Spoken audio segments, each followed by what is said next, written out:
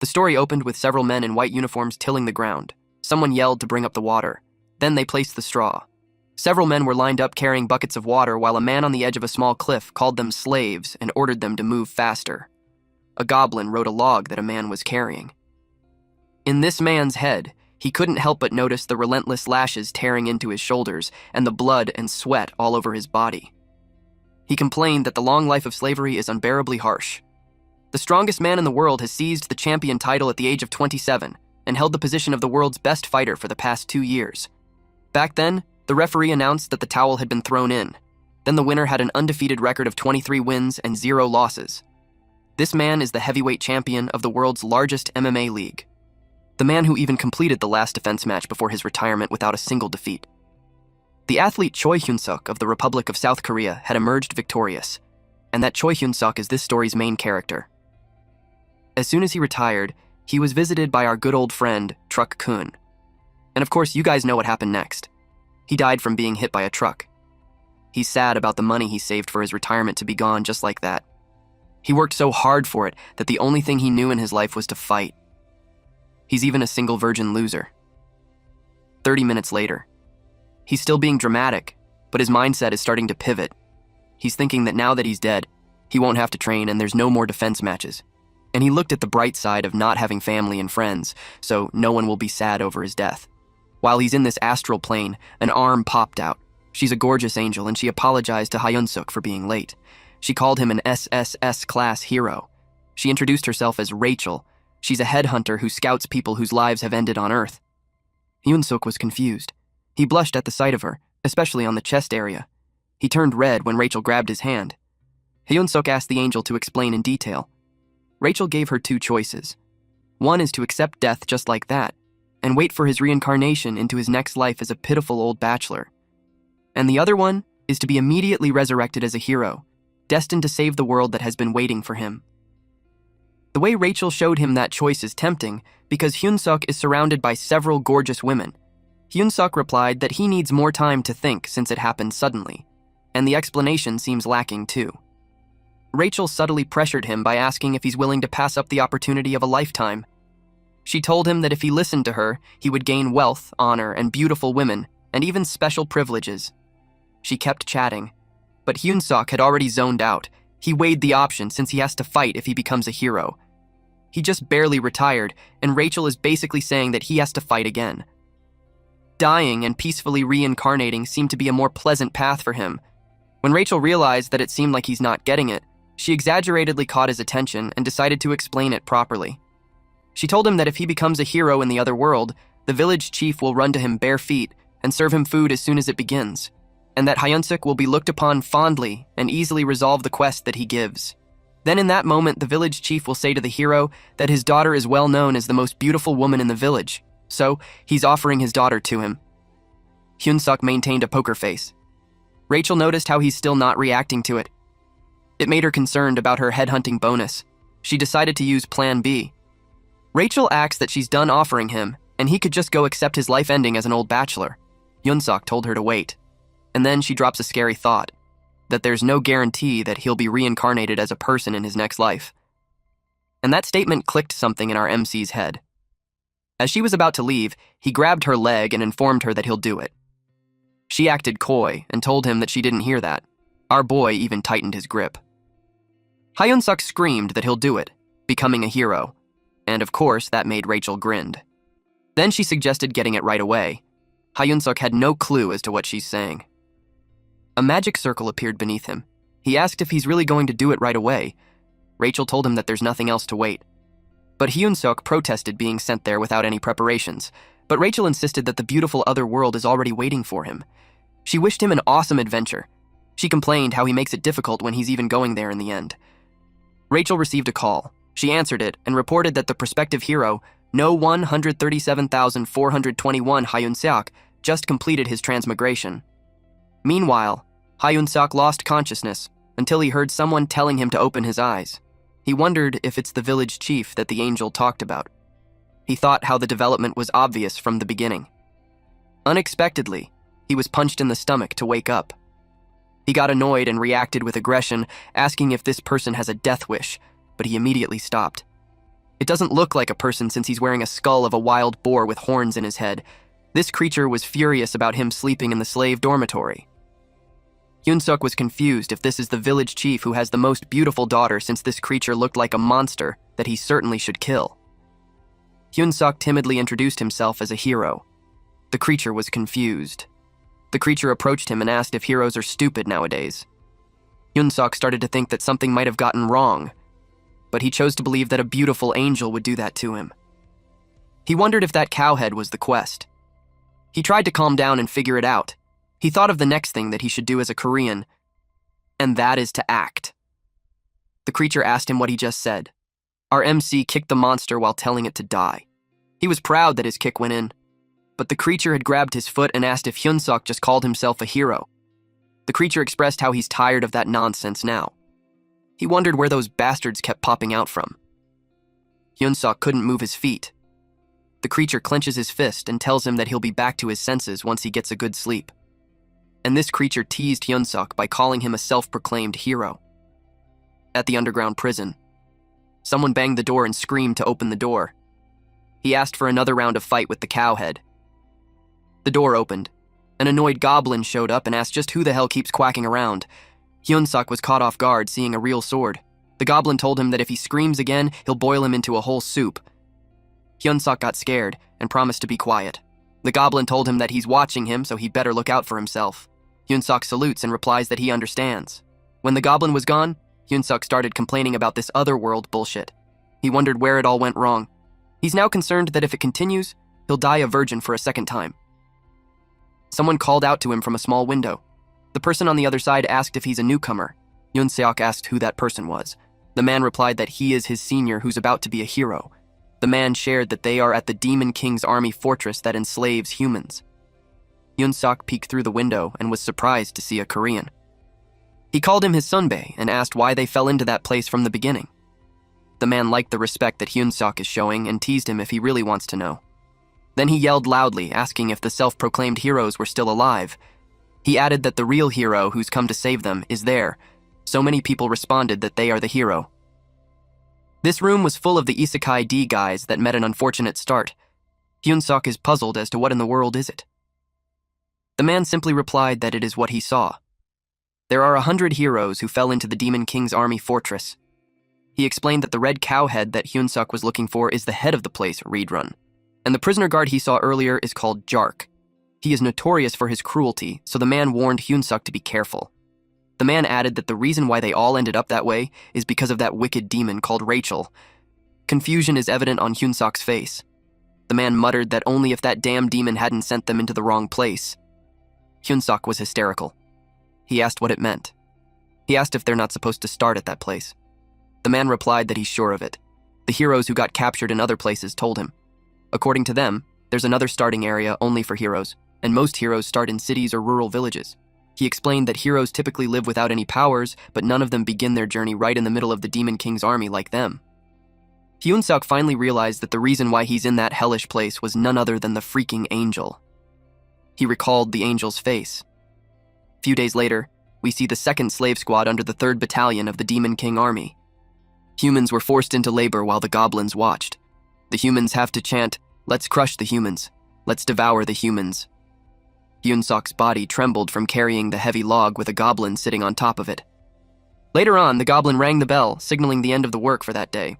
The goblin advised them to go back. Hyun-suk was back locked up in his cell. He commented how prison is actually better. He remembered the angel telling him about special hero privileges. He thought about a popular slogan in that situation, which is status window, and it appeared. It showed his status. Our boy found out a little about his strength and abilities. He also murmured some information. The man overheard and was surprised that Hyun-suk already has stamina 1. Hyun-suk replied yes and shared that his strength is 28. The man had recalled Hyun-suk's background of being a champion before, but he didn't expect him to be different. It was amazing that Hyun-suk has over 30 stats even when he's at level 1. Hyun-suk didn't think much about it, saying that he's a slave regardless. The man was positive that if it's Hyun-suk, he will definitely be able to escape and become a real hero. Hyun-suk doesn't believe him. He pretended to sleep, because Hyun-suk is thinking about how he's stuck at level 1, and that might not be helpful for him to be able to run away. It was already late at night. When the man was finally asleep, Hyun-sok got up and checked his status window. He checked that there are 2 places that seem promising at the moment: mana that grants superhuman strength and the unknown hero point. Hyun-sok knew that those fake heroes didn't know about the hero point, and no one has ever obtained points in the first place. He saw a familiar light. The angel suddenly appeared flaunting her milkers and greeted him for a long time no see. This bitch even pouted a little and teased our MC if she should tell him his needed information. And that is all about hero points. She informed him that hero points are important features to make the hero's life easier. She continued to explain until Hyun-sok grabbed this tiny Rachel in his hands. He looked pissed, and he told her that he didn't care about the hero points or whatever. At that moment, what's important for him is to give her a good beating. A bit later, Rachel was tied up and hanging like bait in a fishing pole. She apologized and explained that she would have never guessed that her magic circles were broken because she spilled a bit of coffee when she had her snack. During that time, soundproofing magic was activated. Then Hyun-sok asked if she received the punishment of becoming his manager. She replied that her role is to be his personal fairy, to stay by his side and help him until he defeats the Demon King. Hyun-sok admitted that he doesn't care about the hero business anymore. She asked what he meant. Hyun-sok told her that he doesn't intend to defeat the Demon King. Anyways, he could just live a normal life there. Rachel agreed that there are a lot of prospective heroes who decide to live like that, but he has an SSS level potential. Hyun-sok pointed out that it doesn't mean that he's obliged to do anything. He admitted that he never felt that it was his mission in the first place. Rachel tries to argue, but Hyun-sok stated how he doesn't want to live while fighting like in his past life. Rachel was taken aback. It made her wonder if he's always been that way. She thought of him as an idiot who knew nothing besides fighting and women. Then it made her worry about her welfare. When she received the order, she complained about being a personal fairy. She thinks that it's not fair for someone like her to experience that. And on top of that, she was told to stay with Hyun-sok until he kills the Demon King. But she was told that the decision is final. Personal fairy is a subordinate to the assigned warrior. One must actively cooperate and go through success and failure with the assigned warrior. She was urged to go and was sent to the demon fortress where Hyun-sok is. She was told not to come back until she had completed her assignment. She screamed loudly to protest. She didn't like that she's getting thrown to the human filthy world. And just like that, she was teleported. Back to the present time, Hyun-sok assumed that a personal fairy has to obey every word of their warrior. With that, he asked her to contribute to his escape plan. She agreed to it. There was a noise from the door, so Hyun-sok immediately grabbed her. The goblins were waking up the prisoners. Rachel protested that she can use her stealth on her own. Hyun-sok noticed that despite the roll call being over, the Jark is still at his door. The Jark told him that Raedrin had called him, at Raedrin's office. Raedrin brought up what he heard. Hyun-sok is working hard these days. Hyun-sok was dumbfounded while the Jark comfortably sat on his shoulders. Hyun-sok couldn't believe that the stinky bastard of a goblin had complimented him. Raedrin admitted that he thought Hyun-sok was simply a crazy human at first, but it was actually nice to see him working hard. That is why Raedrin offered him the position of becoming the head slave. Hyun-sok had no idea what Raedrin was talking about. Raedrin clarified that he's suggesting this because the work speed has become so much slower lately. Rachel wanted assurance that Hyun-sok would decline immediately. She kept pestering him and yelled that a hero shouldn't grovel to the Demon King's army officers. Jark and Raedrin had heard the sound and asked what it was. Hyun-sok screamed to leave it to him and that he'll get those humans to work. Then he exaggeratedly bowed that his head had slammed on the desk just so he could divert their attention. Raedrin was pleased. He admitted that unlike his first impression of him, he had come to like him. He told Hyun-sok to do well and he'll write him a special admission letter to the Demon King's army. He was dismissed.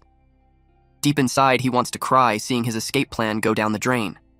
A few days later, the humans were chanting as they worked. Hyun-sok was acting smug as he scolded someone for being slow. He said, "Even my grandma can run faster than that." With this kind of face, he clearly is suited to be with the Demon King's army. The system window displayed that since he has been leading people for a long time, his hidden ability called charisma has increased. Hyun-sok exclaimed that being the head slave is the best. The men who watched him thought that he finally lost his wits. They gossiped about him. Rachel, on the other hand, scolded him since they would be in big trouble if that kept going. He shushed her and told her to trust the process. He even said that a sparrow like her can't understand the intentions of a phoenix like him. When a man fell to his knees, Hyun-sok scolded him. With that, Hyun-sok was notified by the system window that Reed-run's favorability towards him had risen. He's now a few steps away from achieving a goal. Hyun-sok saluted and thanked Reed-run. Rochelle yelled at him, reminding him how he wanted to go on adventures and escape. Hyun-sok scratches his head as he explains that he's just doing as the system told him to do. From what he knew, following a system is part of a hero's duty. Rachel argues that increasing the Demon King's army officials' favorability towards him is unbelievable. She insists that there isn't a hero request like that. Hyun-sok replied that he's telling the truth. Then he asks her if he wants him to read it out loud. Hyun-sok read it as, "You, who have found yourself inside the Demon King's army fortress because of some idiot's mistake." Rachel argues that the way of speech is weird. The system is a kind of program that only uses neutral language. Hyun-sok insists that it's the truth, and that maybe an SSS-level hero system is a bit different. Last night, Rachel made a fuss. She asked him how he could accept the offer so gladly. Hyun-sok squeezed her and told her that he's not the crazy one, it's her. Out of the blue, a system window appeared addressed to Hyun-sok, who had found himself inside the Demon King's army fortress because of some idiot's mistake, might feel as wronged as someone who found out that the toilet had run out of toilet paper. But Hyun-sok was encouraged that he had been given a chance. He has to gain the favor of the Demon King's army officer Reed-run. A true hero must learn how to use their enemy. So basically, the goal is to win Reed-run's favor and earn 100 hero points. Hyun-sok was surprised back then. Hyun-sok went back to work. He asked the slaves to start singing the Demon King's 3rd Army Corps song. Rachel realized that only the higher-ups have the power to change the quest's contents. It made her wonder why they would do that for Hyun-sok. Jark then called Hyun-sok. This Jark instructed him to follow him because Reed-run has called for Hyun-sok. At Reed-run's office, he informed Hyun-sok that the slave's productivity has increased drastically. Hyun-sok replied that it was nothing, then he buttered up at Reed-run, saying that it's because he made wise choices. Rachel commented that cheap flattery won't work. Reed-run flinched. He looked so satisfied. The system window appeared stating that Hyun-sok had reached his favorability goal and the hero quest has been completed. He received 100 points and the beginner hero's store has been unlocked by his first points. Both Hyun-sok and Rachel were surprised that it worked quite well. It's working out well and the favorability quest is done, so Hyun-sok decided to move on to the next part of the plan. He asked if he could start training the slaves. Reed-run inquired about it. Hyun-sok made him paint a picture of a group of worker slaves moving in unison. Slaves who are experts of discipline, doing the job of 3 without a trace of laziness. He added that with these slaves, the construction of the fortress can be done within a week. Reed-run argues that humans are physically too weak to work and train simultaneously. But Hyun-sok continued saying that the commander will sing praises of Reed-run. Without second thoughts, Reed-run allowed it. Back at his cell, Rachel was so dramatic, saying that her hero had gone mad because he groveled to the Demon King's army, and now he's even training the slaves. She felt depressed and hopeless about it. Hyun-sok got annoyed with her for being so loud. He told her that he has a plan. Rachel asked if he's making a fool of her again. Hyun-sok has a great comeback. He asked her if he thinks he's her. Hyun-sok revealed that he's planning to use the slaves to start a rebellion. He explained that the fortress has 3,000 human slaves. The number of soldiers from the Demon King's army is only about 500. Moreover, there's a human alliance base not far from the fortress. In the chaos of rebellion, they can ask for support from the human alliance. After hearing that, Rachel looked at him with sparkly eyes while saying that he's not dumb after all. After that, Hyun-sok checked the reward from the quest. Rachel inquired if he really got hero points and the whole quest wasn't a lie. Hyun-sok replied that it was what he's been telling her. He also shared that now there's even a thing called a hero's store. He decided to take a look. He wished for the item to be something good. Our MC had high hopes since whatever will come out from it is his lifeline. He's excited to finally have a hero skill. The status window showed him skills like Hold Your Breath, F rank, which will help him hold his breath better, and Shit Holding, which enables him to hold his shit better. I think this is a mistake. Shit Holding should have been an SSS rank, especially when you're in a public place. And the rest are cooking, cleaning, and laundry. He's confused and furious about the skills that a hero needs. Rachel laughed and explained that it's because the store is at level 1. She informed him that if he collects more points and levels up his store, he will definitely find something useful. Hyun-sok let out his anger at Rachel and told her to shut up while calling her a swindling fairy. The next day, the slaves salute to the Demon King. Hyun-sok commanded everyone to sing the 3rd Army Corps song. He gave his signal, and they began. The song goes like this. We, the great demon king army, let's defeat humans. Let's eat humans.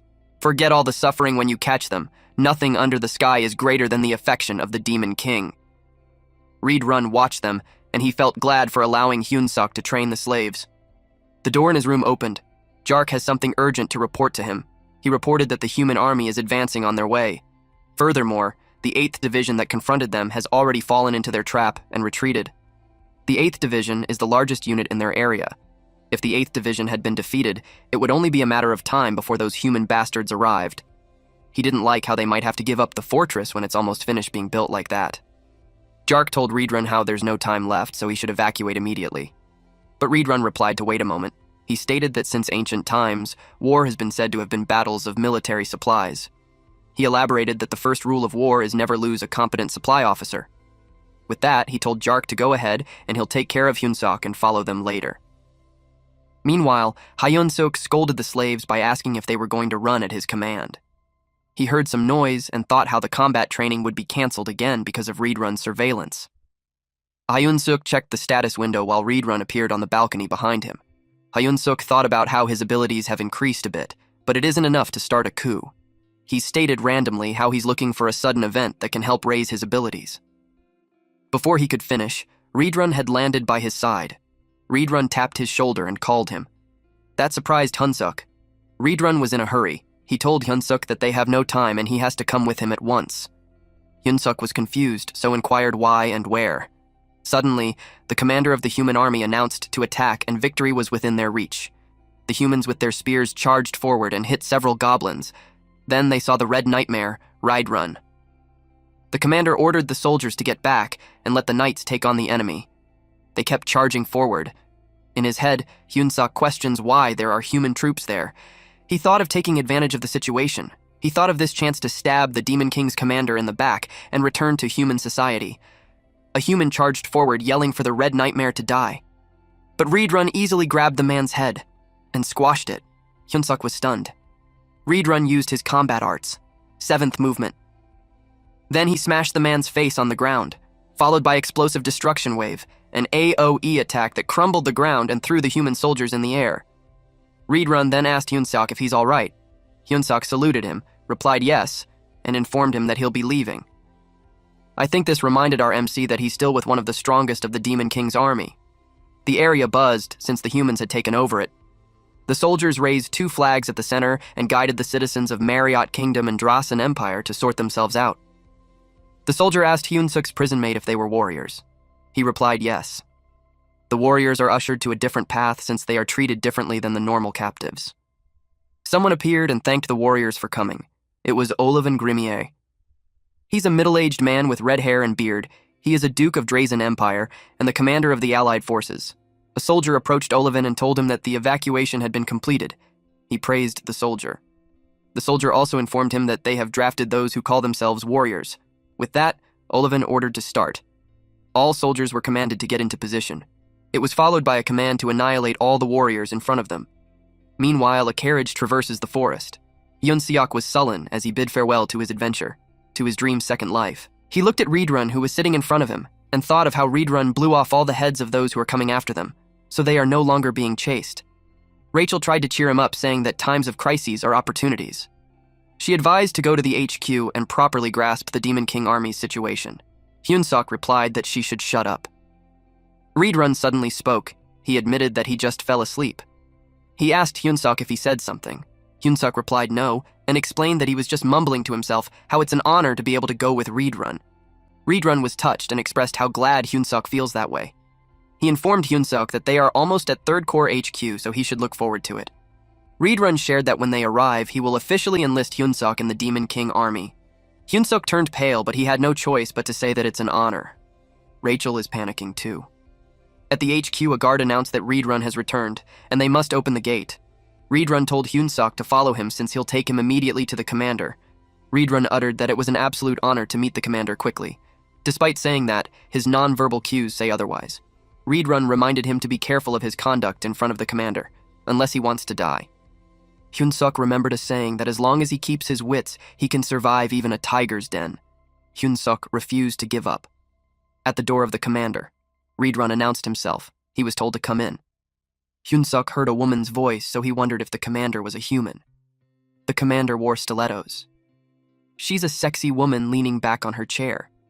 She has long ears and nails like claws, and her eyes are covered while her jaw and neck have a different color. She welcomed Redderun. She noticed that he gained even more muscle. This woman is named Hemis, the Demon King Army 3rd Corps commander. Redrun replied how her beauty has become even more stunning. Hyun-suk blushed because he couldn't believe that a beauty like that is a commander. Hemis thanked Redrun for his kind words. Hyunik internally panicked on what he should do. He wondered if he should also praise her beauty. Redrun communicated how he's ashamed that he couldn't protect the fortress. Hemis replied that it's because of the 8th Division commander, and it's not Redrun's fault. Hemis added that she should have made a bag out of his skin already. At this point, Hyun-suk can't breathe. Hemis added that the 8th Division commander came back alive as a loser. Hyun-suk felt immense pressure, and it was on an entirely different level than the ones he met. He clenched his fist as he hid how much he's trembling. She moved on from that topic and asked about the human that he brought. He reported that it's Hyun-suk, the one he reported before. Then he stated that he brought him to enlist in the official demon army. Hemis got close and commented that he's cute. She let him know that she's looking forward to how he'll perform, given that he's a talent being chosen by Redrun. Hyun-suk was flustered, but he managed to reply that he'll do his best. Hemis commented that with Hyun-suk's body, he won't last long in the demon army. She asked Redrun if he agrees. He did, and he added that Hyun-suk will be devoured by others. Redrun stated that humans joining a demon army is unprecedented. He asked permission to personally train him. But Hemis immediately answered no. She told him that he can't waste his time for a human. Something shocking happened to Hemis's body. She transformed. Her head is like a flower, but with teeth and tongue. Hyun-suk's jaw dropped. He watched her shove her arm inside her mouth. Eventually, Hemis's face returns to normal, while she holds a black dog creature in her arms. She told Hyun-suk that he will be assigned as her pet caretaker. The creature looked ferocious. Hemis introduced him as Bobo, and Hemis finds him really cute.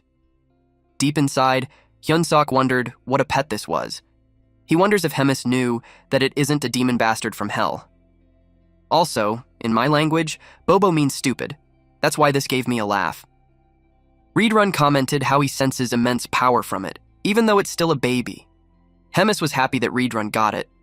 Hyun-suk, on the other hand, looked dubious. Hemis noticed Hyun-suk and asked what his reaction was, and intimidated him while also asking if he didn't like it. Hyun-suk immediately responded that it's an honor to take off Bobo as a human. Hemis was pleased to hear that. She shoved Bobo at him. She advised him that Bobo is growing, so he shouldn't forget to feed him because Bobo gets angry when hungry. She also shared that assigning a new caretaker is too much work now since Bobo has been eating them all at Bobo's house. Rachel was too loud because she was surprised to see that there's a new hero quest. Hyun-suk shushed her because she might wake up Bobo. The system window displayed the hero quest. He is tasked to survive by earning Bobo's affection and wish for a better future. This quest gives 200 hero points. Hyun-suk couldn't believe how he has to earn the affection from a commander's pet now. The door opened. A goblin knocked on it. Hyun-suk immediately greeted this goblin. In Hyun-suk's head, though, having a goblin as a caretaker seems like he's being treated as a snack. He asked about his seniors, and the goblin informed him he has none because they are all dead. And the goblin instructed him that from then on, they will be in charge of preparing a meal for Bobo. Hyun-suk asked if that's all. The goblin replied yes. The goblin was about to command him to get his ass moving, but a shadow loomed over the goblin. It was Bobo, and he looked ominous as he licked the head of the goblin. The goblin was terrified, and he immediately hid and grabbed Hyun-suk's leg. He didn't expect Bobo to wake up, so he immediately offered Hyun-suk to be his food. Hyun-suk got angry. He asked what the goblin was doing, but it just told him to shut up. The goblin knew one of them was about to die. Hyun-seok threw the goblin towards Bobo while telling the goblin that he's the one dying. Hyun-seok offered Bobo the snack, and Bobo was pleased. He chomped on it.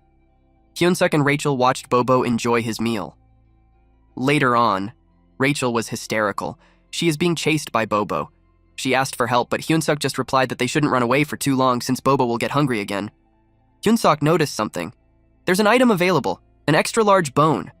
This bone can attract the Canidae type of monster. It charms Canidae monsters, and it can be purchased with 30 hero points. Hyun-suk called Bobo, then showed the bone to him. He threw the bone and Bobo's eyes widened. Bobo was able to fetch it. Rachel was exhausted from flying around. She wished he had found it sooner. Hyun-suk bragged how his brain doesn't miss minor details. He expected the quest to be easy, but to his surprise, Bobo attacked him. It only got the hem of his shirt. But that's when he realized a bone isn't enough, and that Bobo needs fresh meat. Rachel asked Hyun-suk if he's thinking of bringing Bobo outside. Hyun-suk thought about it. He was pressured to think fast if he didn't want to get eaten. Bobo started to bare its fang. Hyun-suk thought of a magic word that can calm an angry dog. He yelled, "Walk!" The wild Bobo changed immediately, and it now looked pleased. Bobo immediately went to hug Hyun-suk while wagging his tail. They are outside now, and Hyun-suk is looking for the kitchen. He couldn't tell which way it was. Bobo was energetic, and Hyun-suk is having a hard time controlling him. Rachel looked around, but she couldn't even smell any food. She saw a goblin and suggested asking it. Hyun-suk approaches the goblin. The goblin was confused seeing the human there. Bobo turned into his feral self again. The goblin was terrified. Hyun-suk explained that it was Bobo's walk time. The goblin asked why a human is with Bobo. Bobo licked the goblin's face. Hyun-suk told Bobo that he couldn't eat him. Hyun-suk explained that he's taking care of Bobo. He asked where the kitchen was. The goblin answered that the kitchen is to his left, then it dashed away. Hyun-suk and Rachel were dumbfounded. When they got to their senses, they burst out laughing. They laughed at the goblin being so scared that it made it questionable if he's really part of the demon army. After a good laugh, Hyun-suk was ready to find meat in the kitchen. Rachel confirmed with Hyun-suk if he agrees with her that he's not going to take care of a dog forever. Hyun-suk asked what she was saying, when it's obvious since Hyun-suk still has a dream he wants to fulfill. He looked at where Bobo used to be, but he's no longer there. Hyun-suk turned pale. It was that time he knew he fucked up. He screamed, "Where the fuck is that dog?" Our MC cried knowing that the dog is a disaster, even if he just looked away for a split second. Rachel looked around their surroundings. Then Rachel pointed to an area. Bobo appeared. Hyun-suk was relieved. He told Bobo how worried he was. Bobo happily returned, but not without blood dripping from his mouth and a full stomach. All of a sudden, they heard screaming that Commander Regis is dead. Someone asked who did it, and they vowed revenge. Hyun-suk was left frozen. Rachel had pointed out that Bobo is the culprit. The goblins appeared, and they started running away. Rachel asked if they were going to die. Hyun-suk told her to shut up and run instead of yapping. They reached the dead end. The goblins had cornered the human that murdered their commander. One goblin announced how he'll hold the human's arm like a chicken wing. Another goblin replied how he wished the commander wasn't fully digested yet, since he wondered how the commander would taste. The other goblin suggested to rip apart both the dog and the human, and they will split the parts. Hyun-suk tried to focus and boost his spirit. Then he yelled, "How dare you!" Our boy was already outnumbered. He needed to improvise right away. He asked if they knew who the brave one was, then he lifted Bobo. The goblin was confused because they all thought that it's just a monster. When they said that, Hyun-suk's anger heightened and scolded them. He informed them that this cute but deadly dog is none other than Bobo. The goblins recalled that it's the pet of Commander Hemis, but they denied it. They thought that it's just a trick from a human. But some were also worried that Hyun-suk might be telling the truth. Hyun-suk asked how they could not tell who Bobo was. It was a shame. The goblin was confused with this human's actions. Hyun-suk told Bobo to activate his beast mode on, and Bobo complied. Bobo was like a ferocious wild animal who was drooling at the sight of food in front of it. Hyun-suk told the goblin that it is indeed Bobo, then he told Bobo to bite the goblin. It roared, then jumped at the goblin. Bobo bit the goblin and the blood splattered. Hyun-suk watched and commented how a dog without a muzzle is bloody. Only bones were left of that goblin. Hyun-suk asked if there's anyone else in doubt of Bobo. The goblins apologized and explained how they didn't know it was Bobo. The system window appeared and informed Hyun-suk that with the excessive charisma, he subdued many demons. His hidden attribute, charisma, has increased. Hyun-suk was happy to get credit for that. Someone appeared behind Hyun-suk and expressed how she was wondering why it's noisy outside. It was Hemis. She realized that the reason why is that a cute newbie is doing interesting stuff out there. Hyun-suk turned pale at Hemis's office. Hemis was amused at how Hyun-suk used her name and Bobo to survive. Hyun-suk bowed down and admitted that he had committed a grave sin. Hemis was confused because she was giving a compliment. She expressed how Hyun-suk is a human after all since he's clever unlike the idiots that she's with, and that he has balls too. Hyun-suk was hesitant to reply thank you. Hemis explained that the demon army tends to solve everything by force, which causes many troubles. Hyun-seok asked about what kind of troubles, and she replied that he would soon find out. She asked him again if he thought about becoming an executive. Hyun-seok was baffled, since he thinks too low of his skills. But Hemis replied that she can't let him keep using her name and Bobo. She informed him that the demon army has a decisive battle that lets him take the opponent's rank. She told him that she would for a month, but after that, he'll have to win against the opponent chosen by her. And every win he gets, she will extend her protection by a month. And if he slowly climbs up the ladder to maybe a battalion commander, he will be useful by then. Hyun-seok asked what would happen if he loses. She replied that he won't be able to have a peaceful death. He would wish that he would have died during the battle instead. Hyun-seok had no choice but to accept, since she seemed like she'd kill him if he said no. Hemis even chose the opponent's spot on. Rachel replied that it seems like she would be saying farewell to him in a month. He called her out for that, especially when she was the one who said that his potential talent is rank SSS. Rachel asked if he doesn't know what potential means. She informed him that it's a possibility but not a definite power. He pointed out how she's a fairy, but she doesn't even cheer for him. Hyun-seok had noticed something. The doors were bloodied. He wondered if it's really the kitchen. He slowly opened the door. Upon seeing Hyun-seok, the monster inside replied that he must be the human that their commander had talked about. The red ogre-like monster introduced himself as Kulkan, and he's the demon army chef. He asked what brought Hyun-seok there. Hyun-seok didn't get inside the kitchen and replied that he wanted to get a snack for Bobo. Kulkan realized that Bobo's caretaker had changed again. Then he refused Hyun-seok's request. Hyun-seok didn't expect that. Kulkan argues that there's no reason for him to help the human. He added that the only order from Commander Hemis was not to lay a hand on him. Hyun-seok asked if there's any way that they would work it out, especially since it's for Bobo. Kulkan said that if Hyun-seok really wants meat, Kulkan is saying that Hyun-seok has to get the meat himself by hunting like the rest of the goblins. The goblins are chopping up goblins on the table. Hyun-seok turned pale. In his mind, those goblins looked more like butchers than a cook, and he had no idea what Kulkan said when he said to hunt it on his own. The next thing we knew was that Hyun-seok faced a giant, ferocious wild boar. He was told that it would be his dinner tonight, so he has to kill it. While standing there, Hyun-seok contemplated on how he ended up in that position. The boar had already killed Morgan. They call it a hunt, but the boar does nothing but to charge non-stop. The cooks vowed to avenge Morgan. Hyun-seok commented how he can't tell who would end up having dinner. Rachel asked what they should do. She suggested running. Hyun-seok replied that there's no way he can run away from a crowd that big, but Hyun-seok couldn't deny how he's in danger. He decided to move. Kulkan called him. Hyun-seok's instinct made him reply that he'll go next, but Kulkan told him that there's no need to, since the hunt was over. Hyun-seok was taken aback because all along he thought they were just mindlessly charging. He wondered how they did that.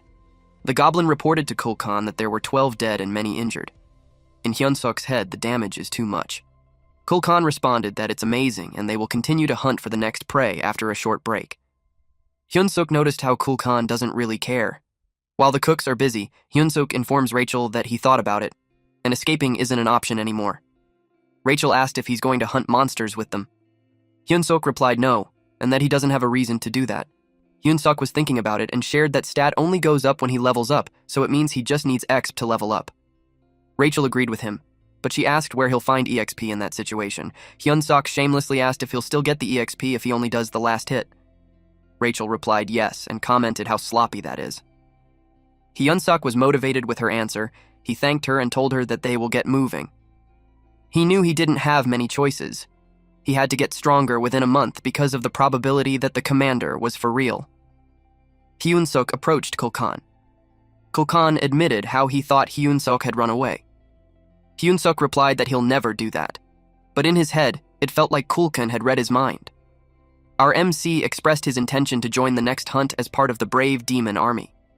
Kulkan glared at him. It made Hyun-seok nervous. He wondered if he crossed the line even if he knew Kulkan liked it when he did that. But Kulkan grinned and replied that he liked it. Hyun-seok thanked him while flattering him. Surprisingly, Kulkan assigned him to lead the next hunt.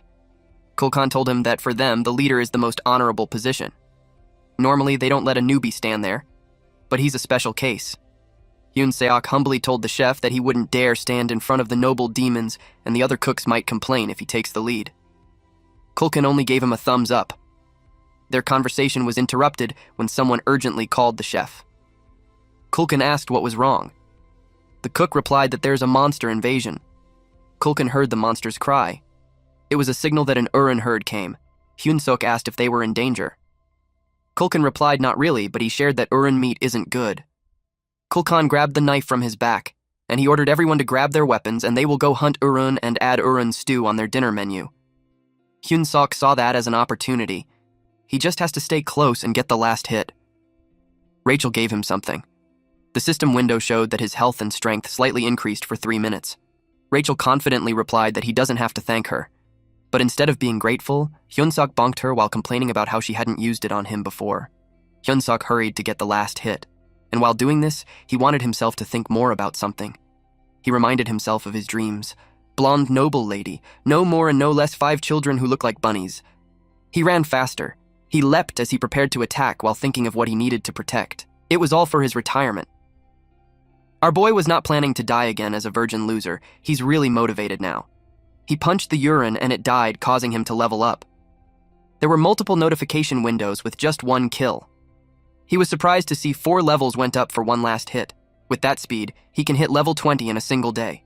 He was happy now that he can finally get stronger. Few moments later, a trembling cook approaches the dead Urin. It lifted its butcher's knife. But Hyun-seok elbowed the cook on the pretense that his elbow slipped. He laughed evilly. He was like a maniac when he announced that every last hit in the world is his. Several moments passed, and a few more monsters were hunted. Rachel asked him if they are done now. She looked exhausted. Hyun-seok praised his buff bot. They had killed every monster, and the cooks seemed to have finished butchering it. But when he checked, the cooks were already feasting on the meat. One cook even asked for a bigger portion.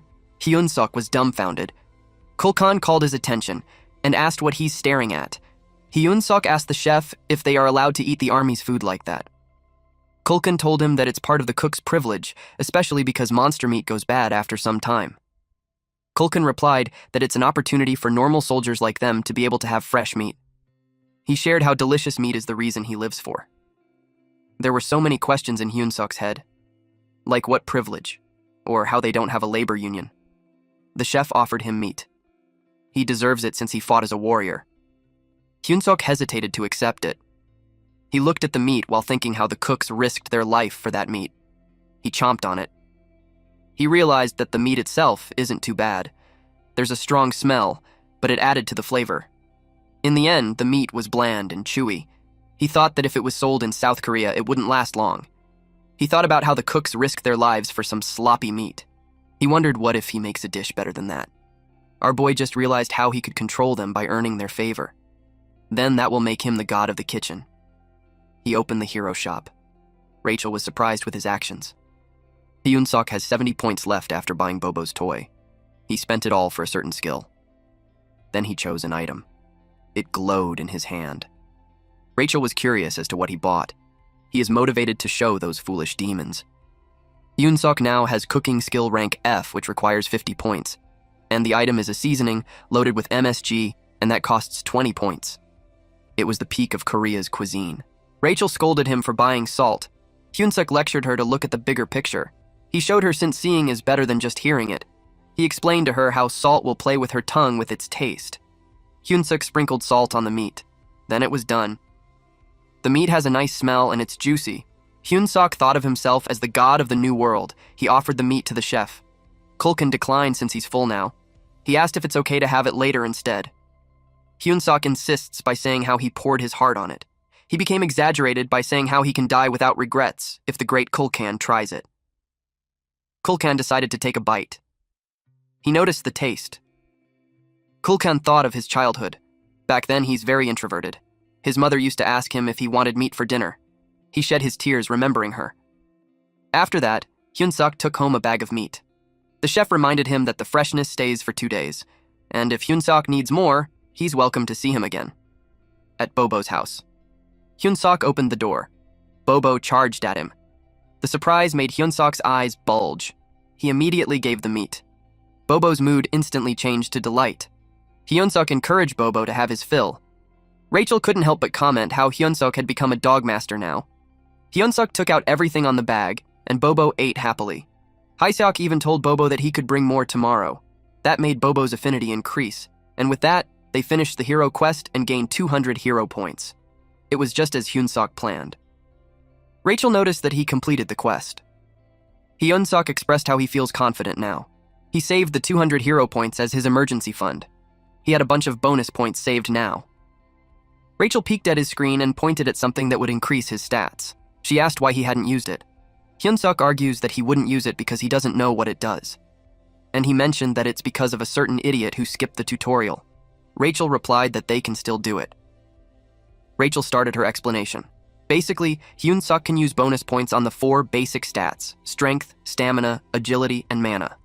Strength increases his power. Stamina increases his endurance and tenacity. Agility increases his reaction and swiftness. And the mana is what he imagined as his magic. Hyunsuk asked what charisma is. Rachel stated that it's a hidden stat, so he can't level it with bonus points. The only way is through right training. She advised to level them equally. Hyunsuk doubted that because he thought it's better to just only increase in strength. Rachel was surprised with that line of thought. She explained that it could be the case at the beginning, but towards the end, mana is very important. It's obvious that a mana-enhanced body is stronger than a pure muscle-trained body. Hyunsuk adjusted his points and asked Rachel if that would do. Rachel replied that it's not bad. Then she instructed him to go to the shop and buy the fundamentals of mana control. Hyunsuk asked what mana control is. She told him that it basically teaches him to control his mana. She estimated it to be around 100 hero points. Hyunsuk looked for it at the shop, but there's none. Rachel was surprised since it's a common item in the shop. Hyunsuk expressed his disappointment. He thought she would have been finally helpful. He even asked her how she could be that useless. Rachel insisted that it's supposed to be there. 3 weeks later. Hyunsuk had reached level 100. It took him longer than he thought. Rachel uttered that the EXP caps increase as he levels. Hyunsuk wondered if there are any heroes working as hard as him. Rachel told him that he's already a sinecure. That didn't sound right to Hyunsuk. He crushed her while reminding her how many times he almost died that day. Rachel explained that it usually takes half a year to hit level 100. She sadly told him that she wants to be friendly with him, but Hyunsuk reasoned that she asked for it. The door opened. A goblin called Hyunseok to inform him that the commander wants to see him. At Hemis's office, she welcomed Hyunseok and commented that he looks better than last time and that he also got stronger. She saw that his mana had doubled.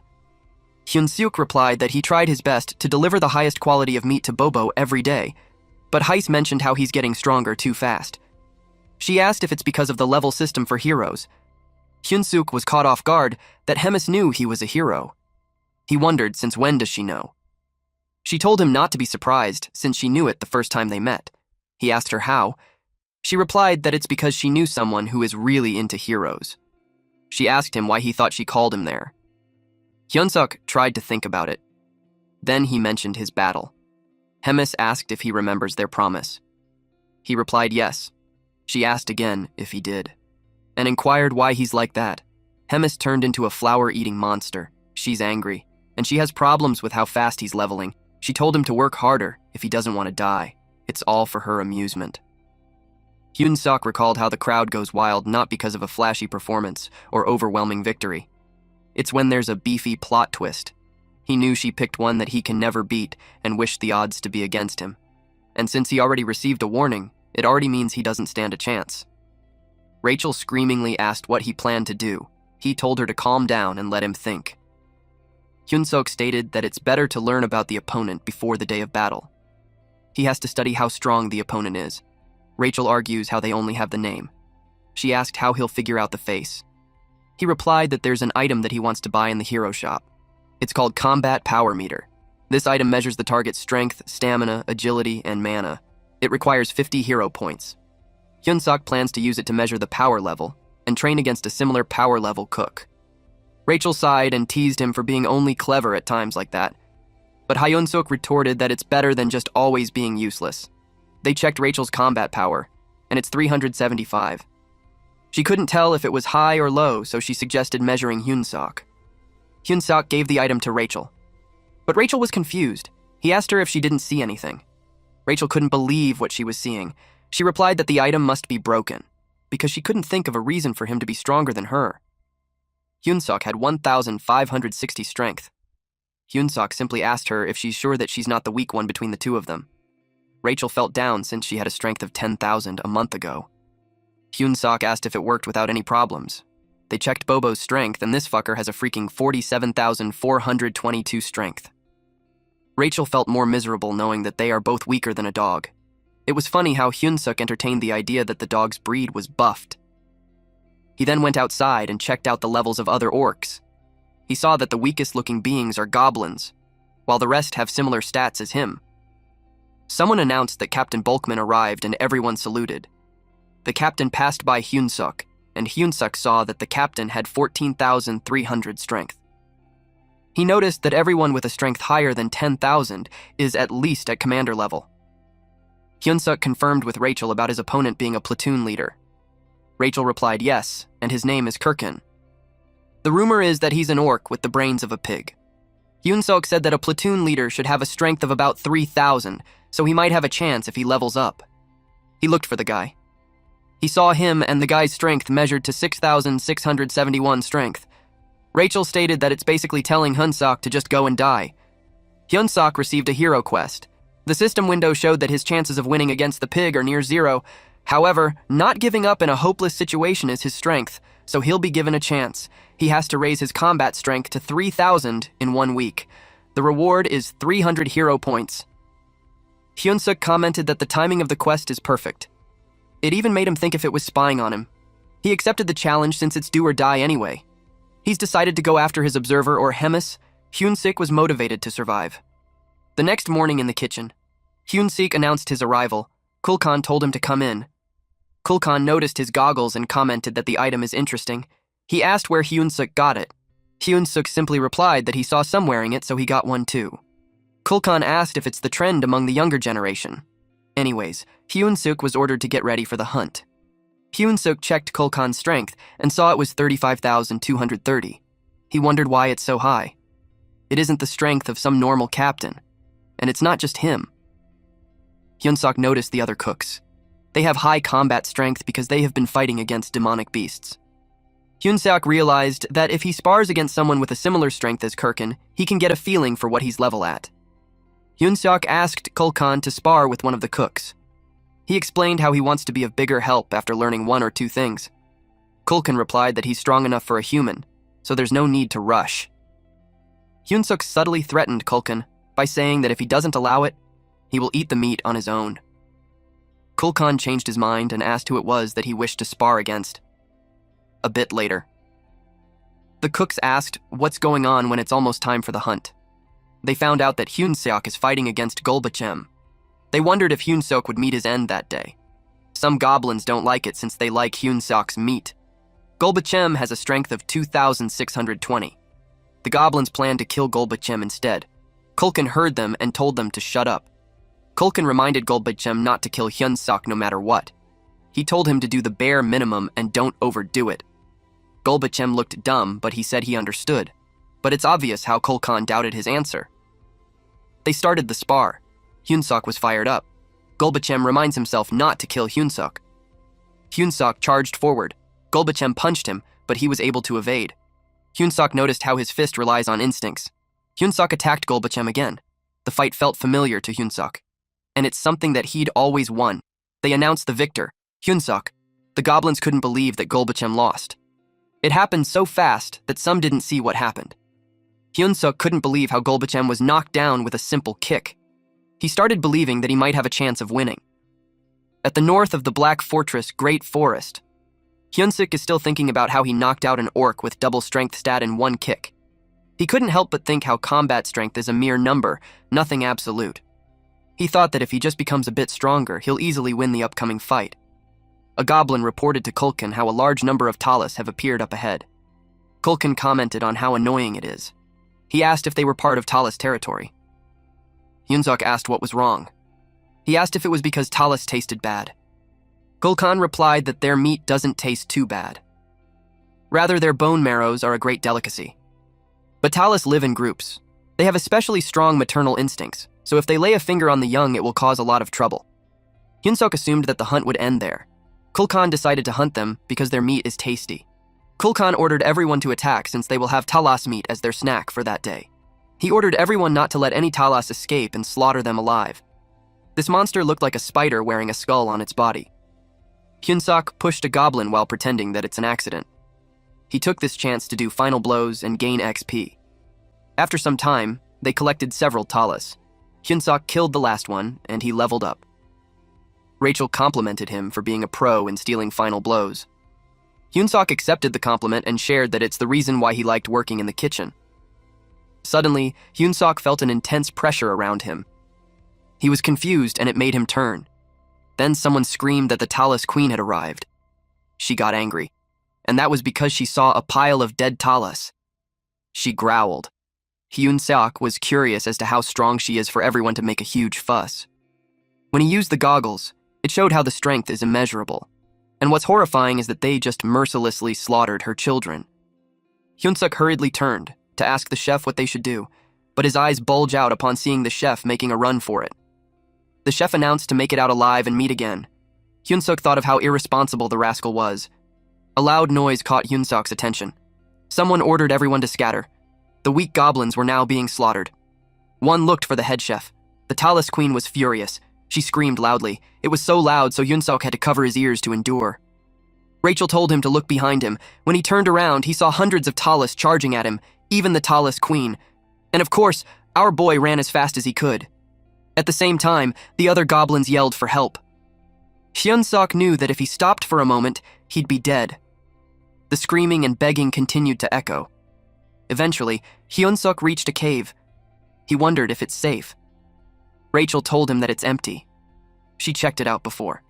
Deep inside, Hyunsuk doesn't trust her, but he thought it should be safer inside than the forest where he's vulnerable from all four directions. He noticed that the cave is pretty deep. He asked Rachel if it's a natural cave, but she doesn't know. She also noticed how high the cave is. She uttered that it's even big enough for the Talas Queen to get in. An idea crossed Hyunsuk's mind. He saw a gooey liquid on the side. Rachel told him that it couldn't be a Talas hideout since the chef told them that there's no group of Talas in the area. But the gooey liquid bothered Hyunsuk. He wondered if those are all spider webs. Then he saw eggs. He realized that it must be a Talas nest. He knew the place won't work after all. Green pair of eyes appeared. It came out as soon as Hyunsuk decided to leave. A fully grown Talas chased him. He ran as fast as he could. Rachel asked if they're heading the right way, but he had no idea since it's also his first time in there. He felt that he stepped on something. Hyunsuk slipped. As panic arose, he placed his hand on anything that he could use as a weapon, and then he threw it at the Talas. The Talas was hit in the chest. It caught the egg. Hyunsuk noticed how it stopped attacking. It might have gotten distracted trying to catch the egg. He asked Rachel why the Talas are acting that way. Rachel speculated that the Talas must have liked what he threw at her since it was round, moist, and smooth. She pointed out that it looked like Talas's egg. Hyunsuk had an idea. He grabbed another egg while telling the Talas that he won't take any more of its crap. The Talas panicked, and that's when Hyunsuk knew his strategy was working. He assumed his stance and threw the egg. The Talas hurriedly tried to catch it. Rachel noticed how its physique is on another level, perhaps because it's a monster. She asked Hyunsuk what's his next choice. Hyunsuk asked her what was there to choose. When there's still over 100 eggs in the area. It went on, and Hyunsuk even had the guts to tease the Talas when the egg cracked. He told the Talas that he could even do a better job receiving than the Talas. Hyunsuk ordered Rachel to bring him an egg, but she told him that it was the last one. Hyunsuk turned pale. He knew he fucked up. The Talas growled loudly. It charged at them. Hyunsuk ordered Rachel to cast a buff quickly. The Talas Queen is furious. Hyunsuk knew that it's already out of energy from trying to catch the eggs. He reminded himself to focus and he would win. The Talas Queen charged at him. Hyunsuk prepared for his killer move. It's called Paradise Reincarnation Shot. Instead of running away, our boy faced the monster head-on and his attack landed. The Talas was defeated. Several system windows appeared to inform him that he leveled up. Rachel asked him if he's okay. Hyunsuk replied that he's not since he felt like he's dying at that moment. He invited her to go somewhere else. Hyunsuk was surprised to find out that Rachel can use healing magic too. He uttered how investing in the mana points was really worth it. Rachel explained that her magic isn't that amazing, since it can mostly just stop blood. He added the point stat and then decided to go back. Currently, Hyunsuk is at level 108 with strength 56 plus 2, agility 53 plus 2, stamina 55 plus 2, mana 53 plus 2, charisma 27. Hyunsuk felt great now that his mana and other stats are balanced now. He didn't know how to use it properly yet, but he thought of it as an investment for the future. Surprisingly, someone in the cave recognized Hyunsuk's voice. It was Kulkan. He was happy to know that Hyunsuk made it out alive. Hyunsuk asked him why he's there. Kulkan shared that he came in after he saw a cave while running away. He uttered how they are both lucky. But Kulkan froze when he found out that it's the talus nest. He saw the things on the ground. Hyunsuk revealed that it's the talus's eggs, and that is where it laid them. When he heard that those are talus's eggs, Kulkan's eyes sparkled. It is a rare, super tasty food that only high-ranking officials could dream of having. Hyunsuk screamed at him to get his act together since they needed to get out of there. Kulkan replied how he expected the talus queen that was chasing them earlier to already be inside the cave. He added that he needs to be at a division commander's level or above to catch the talus queen, so having the egg is his last meal. Suddenly, they heard someone from the entrance. The goblins arrived and saw the chef. Kulkan acknowledges the ones who barely made it. He told them that they are lucky to get a taste of the egg. Hyunsuk contemplated if it's really his last meal. He refused to let that happen, especially not when he hasn't eaten the 5 side dish meal from his wife yet. Hyunsuk refused to die in vain in a place like that. He was determined to get out this time as well. At Hemis's office, someone greeted the commander. She commented how he's stiff and formal as always. She inquired if he had finished the mission he's assigned in. Readrun reported that he successfully captured the next saintess of the Holy Empire as instructed. She was proud of Readrun. He broke through that fanatical cult in just 3 weeks. She pats his head, which made Readrun blushed. All of a sudden, someone knocked on the door. She told them that they're interrupting a great moment. The goblin told her that there's an urgent report about the cooks who went out to gather ingredients since an incident occurred. Hemis simply replied that it happens every day. She asked why there was a fuss. The goblin reported how the scale is large. It explained that the talus queen suddenly appeared, and now most of the cooks, including the head chef Kulkan, are either dead or missing. Hemis asked about Hyunsuk. The goblin reported that he's missing. Readrun heard that, and the idea didn't sit well with him. Meanwhile, inside the cave, the goblins had a toast using the eggs. They are already celebrating their deaths. Kulkan also bids goodbye to them. Hyunsuk smacked him in the head and told him to get a hold of himself. Kulkan's expression says, "What the hell?" Hyunsuk replied that he seemed to have fallen under a wicked spell, so he woke him using his secret weapon. Hyunsuk had a new item. It's called Beast Encyclopedia Demonic Beast Edition. It is an encyclopedia of demonic beasts which contains useful information on nearly all demonic beasts. 50 hero points is required. He searched for Talus, a spider-type demonic beast that lives in groups with particularly sturdy legs. To defeat Talus, they should target weaker areas like the torso and head. Talus's bodily fluids are highly flammable, with its eggs containing a liquid as combustible as a bomb. The caves created with Talus's saliva are also weak against fire, so he has to be careful not to use flame magic inside them. Hyunsuk inquired if Kulkan could use fire magic. Kulkan replied that he can, but only with basic stuff like shooting flames. Kulkan sighed and told Hyunsuk to give up. He informed him that Talus's carapace isn't something his magic can easily burn through. Hyunsuk replied that it doesn't matter since he's not planning to burn the Talus. Hyunsuk gathered everyone and told them that he had a plan. He told them that they needed to survive so they could eat more stuff like eggs. But the goblins thought it was just a useless effort. Hyunsuk tempted them by saying that he will provide them with unlimited servings of luxurious gourmet demonic beast meat as a survival celebration. The goblins were now motivated. Kulkan agreed that if they want to enjoy a buffet, they need to survive first. With sparkling eyes and drooling mouth, Kulkan asked what their plan was. Hyunsuk was happy that he had done it. He told them to remember the plan, and they must not stop under any circumstances. He told them to keep running until they made it outside. Then they move out. They encountered a swarm of Talus. Hyunsuk told Kulkan to get ready with his fire. Kulkan threw the fire at his signal. A portion of the cave exploded. Rachel noticed how everyone swarmed towards the walls. She asked him what he did.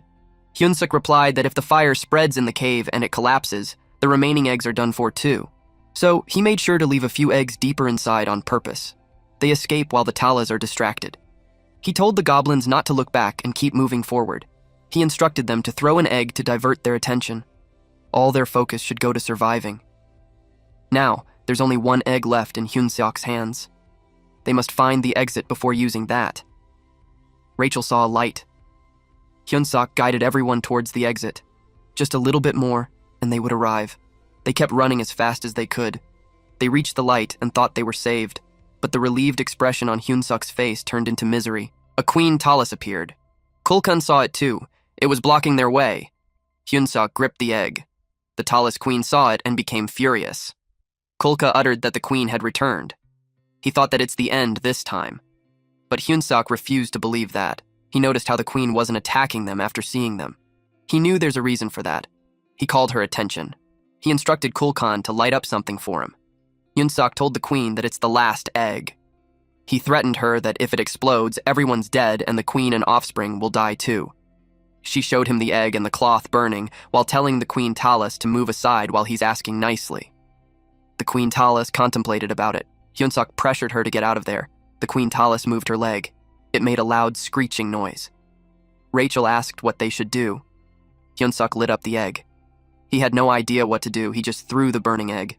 It crashed on the wall, and fire started spreading. They felt the ground shake. The goblins panicked. The cave is collapsing. Hyun-seok ordered everyone to escape. Their priority is to get outside. But as he was desperately running for his life, Hyun-seok froze. System window showed that he leveled up. Rachel asked why he's just standing there. If he doesn't get out now, he will be buried as everything collapses. He saw the queen talus being crushed by falling debris. Hyun-seok was notified of his leveling up again. Several more system windows appeared indicating that he leveled up, like tons of it still followed. I think this is what you call speed EXP farming. Hyun-seok could only say, huh? While having a dumbfounded expression. Then he realized that all the talus must have become his XP when they died from the collapsing cave. He wondered if it's because he's the one who collapsed the cave. He decided to focus on getting out of there first. He asked Rachel to give him some buff. Rachel complied. He came out of the mess, but it will still be challenging to escape with the queen blocking the way. They needed to draw the attention of the queen to somewhere else for a while. Kulkan brought out an egg while yelling that it's for the queen. He told them that he'll offer them an egg in exchange for a way out. Hyun-seok saw that as a chance. He ran as fast as he could and was determined to survive no matter what. The queen spat out green fluid. It's like spiderwebs. Hyun-seok wondered if it's really the end of him. Suddenly, red hands grabbed a trunk. The owner of these hands asked if Hyun-seok is all right. At this point, Hyun-seok is being dragged. Hyun-seok was surprised to see Reedrun. Reedrun was pleased to see him alive like he expected. Reedrun informed him that he will take over. He smashed the Talus Queen using the trunk that he's holding. The Talus Queen made a loud noise.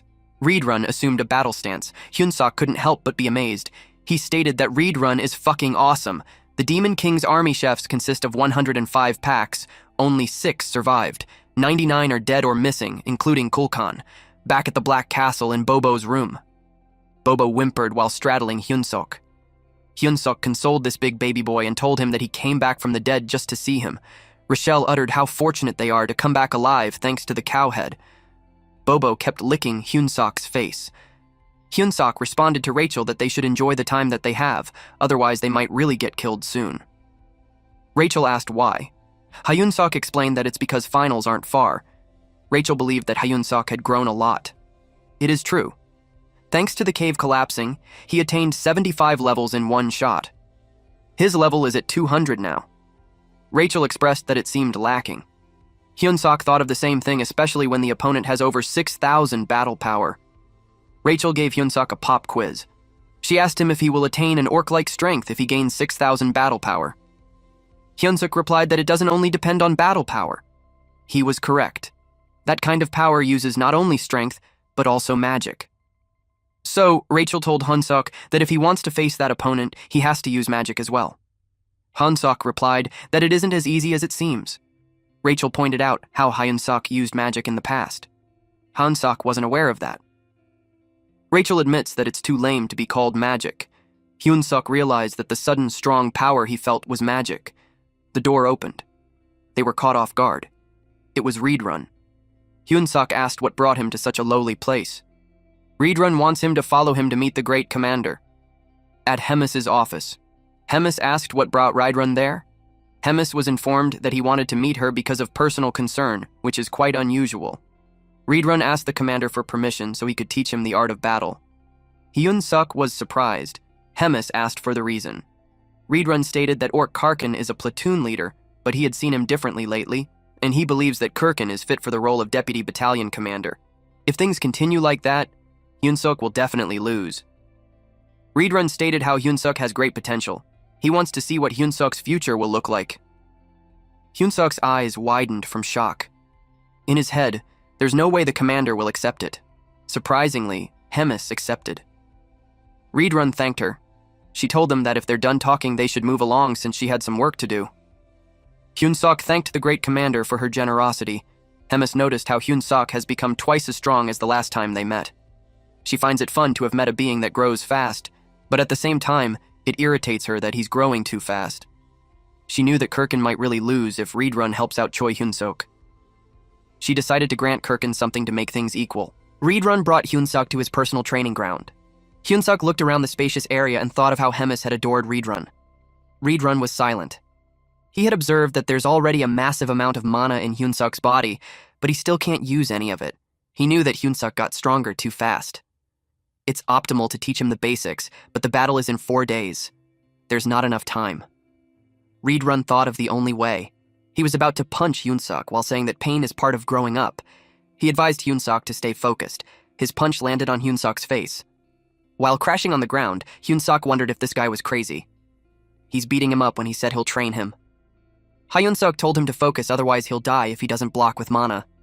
Hyun-suk tried to block Reedrun's leg using his forearm. He leapt back to maintain distance. Hyun-suk tried to kick him. Reedrun finds it strange. Hyun-suk's body strength isn't special, but his reaction time and vision are at the level of an experienced knight. He realized that Hyun-suk's spirit is exceptional. Reedrun is now aware that it's not a coincidence that he couldn't dodge Hyun-suk's kick. It's because Hyun-suk's sense of combat is amazingly trained. On his next move, he decided to trust Hyun-suk's senses. Reedrun reminded Hyun-suk of the bet with the commander and told him that he couldn't beat Kirkin without mana. He told Hyun-suk that it's better to die there instead of losing in front of everyone. Then he punched Hyun-suk and threw him in the air. Hyun-suk realized that Reedrun wasn't joking, that he might die if he gets hit one more time. Hyun-suk thought about his unfulfilled dream of getting married and having cute children. Reedrun chased after him while he's in the air. Hyun-suk had only 2 choices: die or block the attack. Hyun-suk prepared his fist to punch while praying to God. Someone crashed on the ground. The impact was so powerful that it shattered a large area. That was Hyun-suk. Rachel got worried. Reedrun approaches the body. He told Hyun-suk that he had just controlled his own mana. He asked if Hyun-suk noticed that. Hyun-suk raised his hand and made a thumbs up while saying that God answered his prayer. He looked hilarious. Reedrun told him that he'll win if he stays on track. Reedrun grabbed his arm and told him to stay still because he will heal him. But suddenly, Hyun-suk felt pain. He groaned in pain while holding his neck. Reedrun had forgotten that dark mana is like a poison to humans. He forgot that Hyun-suk is a human. He apologized to Hyun-suk while he hurriedly carried him and told him to try to stay alive. There are counters to powers that form in that world. Dark mana counters mana. Mana counters divine power, and divine power counters dark mana. Mana belongs to humans. Dark mana belongs to demons. And divine power is for those who worship God. The Church of Tusis, with the largest congregation, caused wars and brought every other religion under their control. They now became the divine empire called Gatren. Gatren chose who could hear God's voice and treated her as the saintess. Somewhere inside the Demon King's base, someone heard that the saintess is imprisoned in the room. The next saintess of the divine empire captured by the demon army is Abelson Marriott. They gossiped about her, saying she hasn't prayed for days. It made them doubt that she's really the saintess, but they trust that Reedrun wouldn't make a mistake. In Abelson's head, there's no point in praying to God. She felt that her disposition now is better than staying in the church. Reedrun barges in while carrying Hyun-suk in his arms. She called him out for the rude behavior. Reedrun told her that she needs to heal the human. Hyun-suk's head is hurting. He wondered what Reedrun did to him. It was funny how he refused that the last hand he held was a man's hand. He regretted not holding Rachel's hand instead. He opened his eyes and saw a silver-haired beauty. He thought how he must have died again and ended up in some random place. He was under the impression that he actually did something in his last life. Hyun-suk cried and said how he will never forgive the angel. He stated that he would rather become an archmage at the age of 30. He prayed to put Rachel in eternal hell because she is a demon wearing an angel's mask. Then he stated that he has one last wish before he reincarnates, that if the angel is planning to make him a hero again, she should marry him beforehand. Abelson replied that he's pathetic. Hyun-suk's eyes widened from the shock. Reedrun was relieved to see him awake that he just had to grab his shirt. Hyun-suk was in a state of confusion. Reedrun hugged him tightly. Hyun-suk complained that he's killing him again. That's when it dawned on Hyun-suk he's not dead. He turned back to see if the angel was an actual person. He recalled the shameless stuff that he said in front of her. Reedrun asked the Saintess if Hyun-suk is fully healed. The Saintess replied that he's not fully recovered, and Reedrun must have noticed too. That the dark mana is not leaving Hyun-suk's body. She doesn't know what's going to happen to him. Reedrun asked her if she couldn't erase it with her divine power. Abelson stated that Hyun-suk could die if anything goes wrong. The dark mana can fade over time, so she suggested waiting it out. Reedrun apologized sincerely to him and promised to repay it with training and growth. Hyun-suk is being crushed from the tight hug, but he still manages to say that Reedrun doesn't need to give such treatment to a lowlife like him. Reedrun dragged him out, but Hyun-suk told him to wait. Abelson got curious about Hyun-suk since he's a human being trained by a demon. A few hours later, Hyun-suk made it back to his room. Bobo stayed by his side and playfully chewed his head. Hyun-suk thanked Bobo. He heard that Bobo destroyed his home and ate the soldier who came to feed him. Once again, Hyun-suk thanked him for that. Because if it wasn't for Bobo's separation anxiety, he would still be in training. He shared to Bobo how so many things happened that day, that it just made him cry. On top of that, the dark mana is still inside him. He asked Rachel if he's going to die. Bobo continued licking Hyun-suk. Hyun-suk called Rachel again since she didn't respond. Rachel was crying because her hero had been ruined and corrupted. She told him that he's not the same hero anymore. Hyun-suk also became confused as he should be the one crying from all the things that just happened. After a while, Rachel calmed down. She also admitted that all of the mishaps were her fault. The dark mana in our MC's body, and also the near-death experience. She then sarcastically added that it's all because she's a demon wearing an angel's face and a crazy maniac who deserves to suffer in eternal hell. If you guys could recall, these were the things Hyun-suk told the Saintess when he woke up. Hyun-suk knew that he fucked up, so he immediately tried to console her feelings. He even added that there's no buff item like her in this world. Rachel told him to shut up, as he doesn't mean any of them. All our MC could do now was to wait while wondering how he could pacify her. He thought he's going to go crazy. 3 days later, we see Hyun-suk face down on the ground while crying from all the training he had done with Reedrun. Abelson was also there to heal him up after. Hyun-suk praised her for being beautiful as usual. Abelson couldn't really believe this hero. It was like she was disgusted. But even then, she still healed him. Hyun-suk also told her that he has a favor to ask before his battle tomorrow. While scratching his head, he wanted Abelson to pray for him not to die tomorrow. And if it's okay with her, he wanted her to come and watch him fight. That statement caught Abelson off guard. A day had passed, and it was finally the battle that would determine our MC's fate. All of the audience were wondering why would someone even challenge the commander, especially for a mere human. And of course, Hemis and Reedrun were present. Hemis liked the vibe, and she asked Reedrun who's going to win. Our boy Reedrun told her that Choi Hyun-suk will win. He did his best, and his talent is extraordinary. Hemis then leaned towards Reedrun and asked if he wanted to make a bet. If he wins, Reedrun can keep training him. Reedrun smiled, as this was an unusual bet. He then asked what's the catch if Hyun-suk loses. With a cunning smile, Hemis revealed that Reedrun would have to kill Hyun-suk with his own hands. That's the responsibility that he must take for his words. Reedrun felt an uneasy feeling, but he had no choice but to agree. While looking at our MC, Hemis exclaimed that it's been a while since she got this excited. The announcer has also started introducing the fighters. In Hyun-suk's mind, he knew that he's at best condition. He's not nervous either. The announcer exclaimed his name. This is the current stats of Choi Hyun-suk. He's even more confident now because he leveled up a lot and gained a new skill and trait. He knew that he's stronger than before. This is his new skill. The training paid off. Reedrun-style combat. This consists of 10 distinct forms. Although Hyun-suk's proficiency level is only at 8%, he hopes this will be okay. Our boy thought that he had to win this fight and go on a date with a silver-haired saintess. But his thoughts were then interrupted when Rachel shouted on what he was thinking about. On the other hand, his opponent was introduced. This monster was named Kirkin, and he's here to punish Hyunsuk's arrogance. Just by looking at Kirkin, both Rachel and Hyunsuk knew that something changed. He looked different from the first time they saw Kirkin. Reedrun was also caught off guard as soon as he saw Kirkin. Hemis then immediately told him that he can't back down with their bet now. Kirkin growled so loudly that it sent sound waves all over the area. His combat level now was sitting at 10,573. Apparently, Hyunsuk used his goggles to check it. He commented that it really exceeded 10,000 in just a few days. Rachel also couldn't believe her eyes. She thought that this monster must have done something fishy.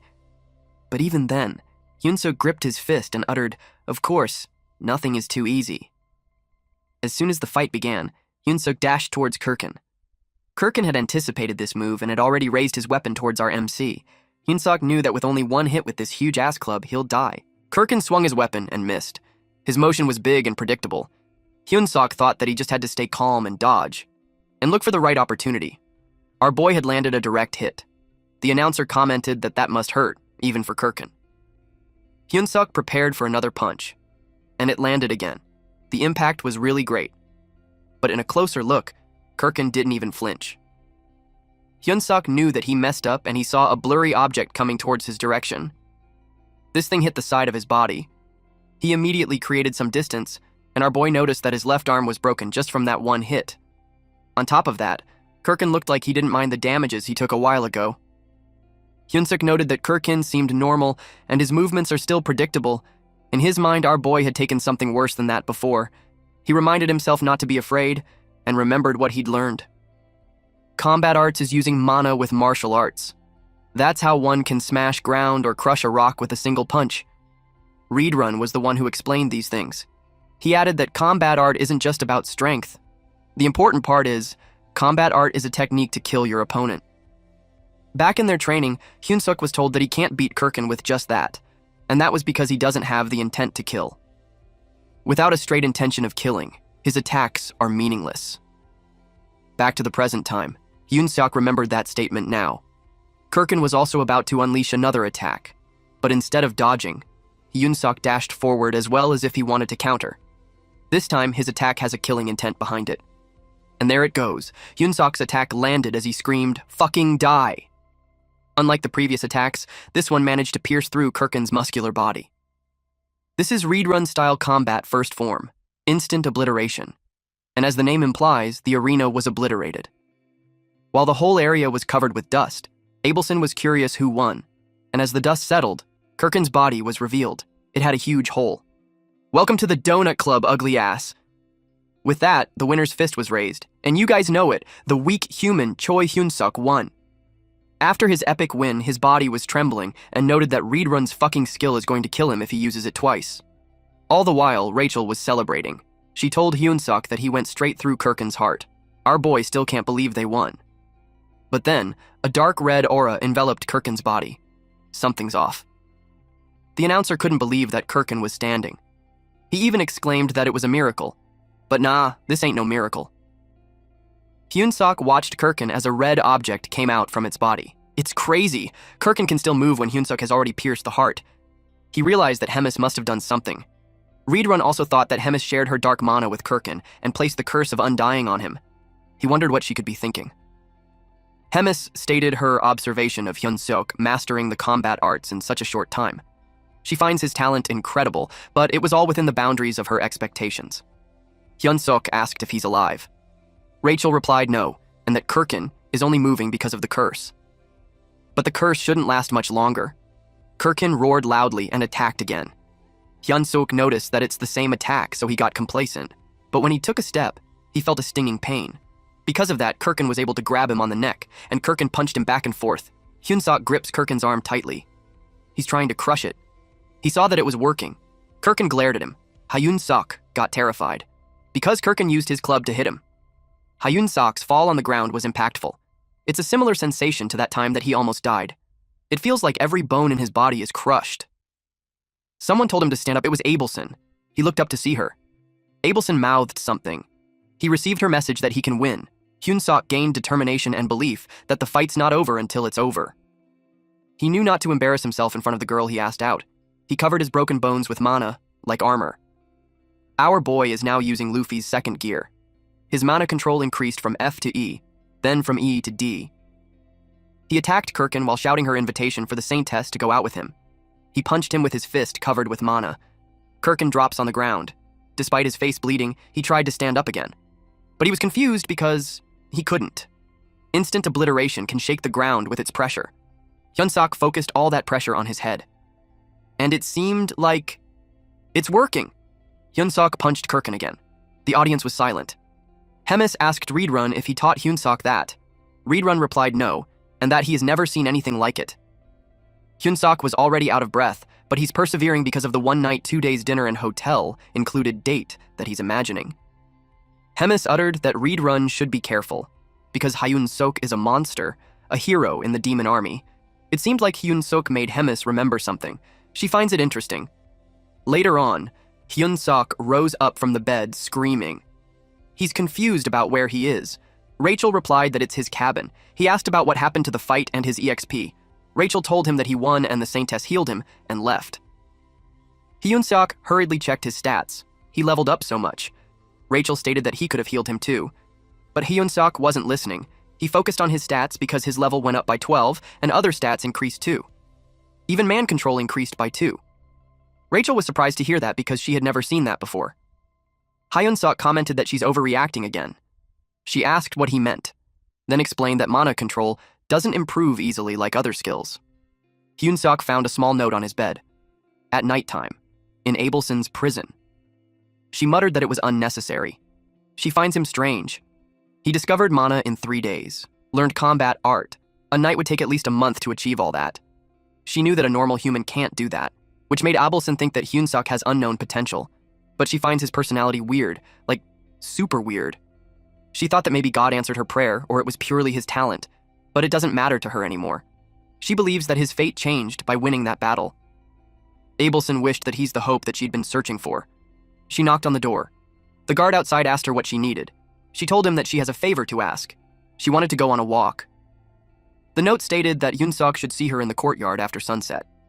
Hyunsuk interpreted that as a rank SSS ask out letter and blushed. It's evident that he's excited too. It was a full moon. Hyunsuk thought of it as a real date. He wondered what he should do first. If he should have asked for his number first, but he realized in that world, it would be like pen pals. Rachel angrily told him to ignore the note and just stay in his room. Rachel complained that he always ignores her words. Suddenly, Hyunsuk grabbed Rachel and hit her. His eyes bulged out when he saw Abelson with her guards. He asked her who those people are. She explained that they are her guards since she couldn't go alone. Hyunsuk was disappointed, but when he thought about it, it made sense since the Saintess was captured by the Demon King's army. The Saintess invited him for a walk. It was a nerve-wracking experience for Hyunsuk because of the big guys following them. He doesn't know what to say anymore. The Saintess asked him if he's a hero. Hyunsuk was surprised. He asked her how she knew about it. The Saintess replied that in their world, only heroes or demons have black hair. Abelson knew he had a lot of questions, so she urged him to ask away. Hyunsuk was pleased with that. He blushed, and even if he was shy, he asked if a man like him was possible. Abelson looked disgusted. They were interrupted when Reidrun called Hyunsuk and ran towards him. Hyunsuk was surprised and a bit disappointed that he ruined the mood. Reidrun informed him that the commander wants to see him, so he should follow him. Hyunsuk can only ask if it really has to be at once. Abelson sighed. She muttered to herself how she's skeptical in trusting someone like him. Hemis informed him that she enjoyed watching their duel. And, seeing how he came back every time without dying, she could say that the great hero's lifeline is truly tenacious. Hemis asked Hyunsuk if he remembers what she still offered him. Hyunsuk still remembers it, that in return for fighting the opponent she has chosen, Hemis will protect him. Hemis probed more. Hyunsuk replied that it included the condition that he will become an executive and work under her. Hemis admitted that the executive thing was something she said for fun since she thought he would die soon anyway, but she changed her mind. Then she brought up how Reidrun stated that Hyunsuk is a talent who can become the commander of the Demon King's army. So this time, instead of a duel, Hemis wanted to try something else. She stated that they can't employ such a talented person as a mere platoon leader. She brought up the topic of the cooking company suffering a devastating blow, which means that there was a big disruption to meat supply to executives. At that rate, they might really end up eating one another. Hyunsuk said that he understands, but he's curious as to why she's telling him. Hemis appointed him as the squadron commander. To be exact, he will be the cooking squadron commander. She told him that he can pick whichever cook he wants. By the day after tomorrow, he should have returned the kitchen to normal. She expected him to deliver that. Hyunsuk could only take a deep breath and responded that he will do his best. Rachel wasn't pleased that Hyunsuk became the Demon King's army squadron commander despite being a hero. She expressed that by being sarcastic and asking Hyunsuk if he was happy. Hyunsuk, feeling annoyed, gave a sarcastic reply that he liked it so much that he could die. He pointed out how Rachel is still holding a grudge. Rachel scoffed as a response. Hyunsuk decided to start the squadron commander's work. He called someone a punk and asked him what he's doing. A creature that looked like Gollum wasn't pleased that he was called a punk. He asked Hyunsuk, a meat-drilling slave, who had finally gone mad. Hyunsuk was irked with being called a slave. He told this punk that he got it wrong. He punched the creature so hard while lecturing him that he should address Hyunsuk as commander. He ordered for everyone to be gathered. The average combat power of the cooking squadron is around 2,000, and the strongest is around 3,500. But Hyunsuk noticed that there were fewer people left. He thought there's around 300, but he saw that there are now less than 20. But he had to do that, or else he would be killed by the commander. He told the bastards to raise their hands if they knew who he was. Those bastards answered that he is Choi Hyun-suk, BBQ machine. One goblin proudly said that they were all wrong because Hyun-suk is a delicious human. In a blink of an eye, that guy was kicked powerfully by Hyun-suk. He stated that he is their commander. He ordered them as the cooking squadron commander to treat him like heaven from then on, and he stated that anyone who knows why there are a few cooks left should stand up and explain. Someone replied that the others went out hunting without orders and got done by demonic beasts. Hyunsuk sighed as he replied that it made sense since those guys always charge first. Then he inquired, who is the best cook there? In chorus, they replied that it's Galram. It was the alien-looking punk earlier. Galram was taken aback. Hyunsuk appointed Galram to be vice commander. He asked them if they had any objections. They replied no, then Hyunsuk dismissed them. The minimum number of people required for a kitchen is 200. Hyunsuk thought of how to gather that many people in one day. He knew he had only one option. The next day. Rachel was surprised to see Bobo with them.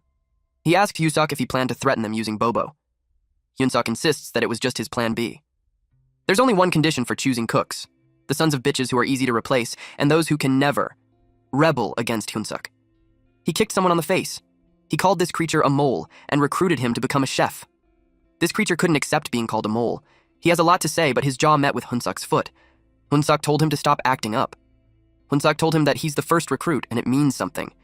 He explained to the guy that the military is all about seniority and downward harassment, so if he joins now, there aren't many people above him. So Hyunsuk advised him to go and bring some juniors to get beaten up in your place. This egghead was confused. Hyunsuk told him to go bring some friends. And he brings 5.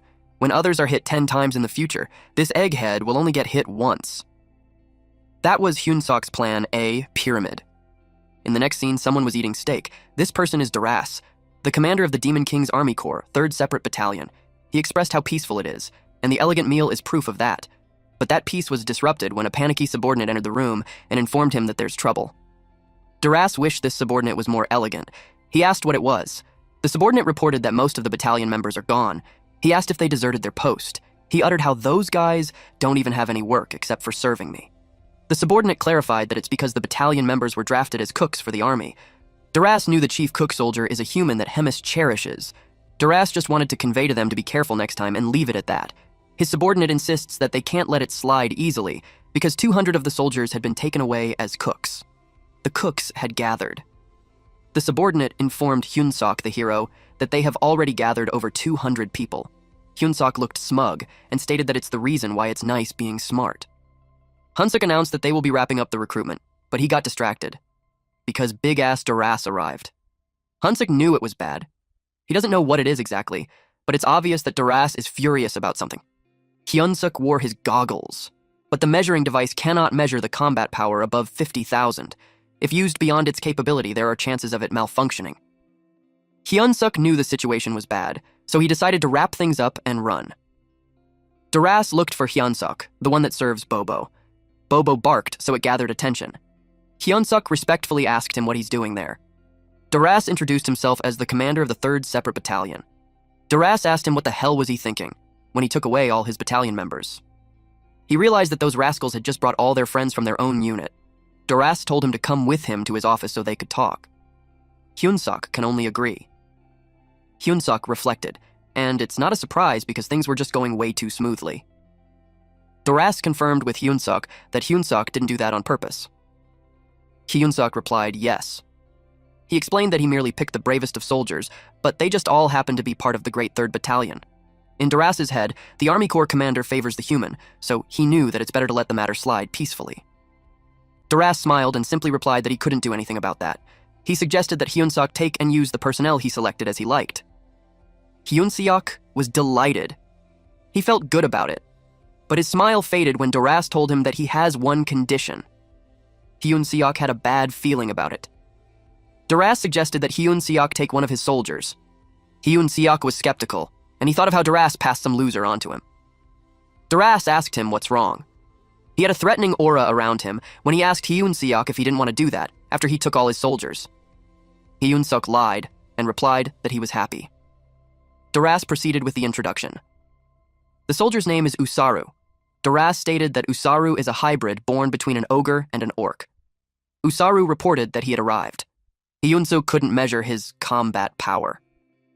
Doras told him that Usaru is so strong, so Hyunsuk better make good use of him.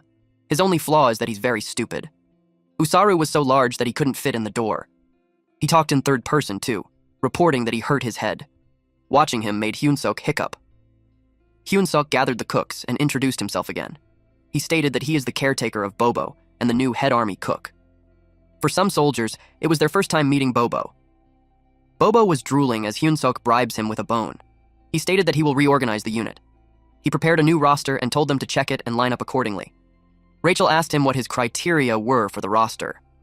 Hyunsuk assumed that the soldiers' intelligence levels were the same, so he listed them in order of combat power. He assigned the weak guys and those with long cooking experience to kitchen duty. They informed Hyunsuk once they were done, and Hyunsuk came to check. The right squad is the culinary unit, and the left one is the combat unit. He assumed that no one has a problem with their assignment, and there is, he urged them to come say it at once. One soldier raised his hand while saying that he has a problem. This guy with a dope haircut stated that he wants to hunt too, because he wants to eat freshly caught meat right there and then. Hyunsuk commented that it's such a headache. He's annoyed, and he tells the soldier to come up. The soldier approaches, and he was met with Hyunsuk's foot. Hyunsuk told him that it's his entrance exam, and since he couldn't hold out, he failed. The soldier cradles his balls while in tears for blowing up his future. The system notified Hyunsuk that, with his excellent leadership and command skills, he reorganized and stabilized the unit. Because of this, his hidden ability, charisma level, has increased as well as his leadership. He inquired if there are other aspirants. No one moved. Hyunsuk cleared his throat. Now that all has been confirmed, he told them to get their weapons. It was time for them to go hunting.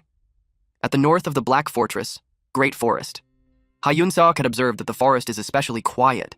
There isn't a single demonic insight. Rachel thought that it was because of Bobo or Usaru. She thought that their strong presence scared them away. Hyunsuk knew it was plausible. Those two are their top soldiers. Hyunsuk couldn't just leave them behind. Rachel suggested luring the demonic beasts with bait. Hyunsuk replied that if they had the meat to do that, they wouldn't have come out to hunt in such a rush. Rachel told him that she's talking about a different kind of bait, not that sophisticated one. The bait she's talking about is the bio bait that will lure the demonic beasts all the way there. And she pointed at the soldiers before them. Hearing that made Hyunsuk sweat, and he couldn't help but ask the Lord on what on earth resulted in the child of his to grow up to be that way. Hyunsuk ordered numbers 14, 3, 143, and 7 to step forward.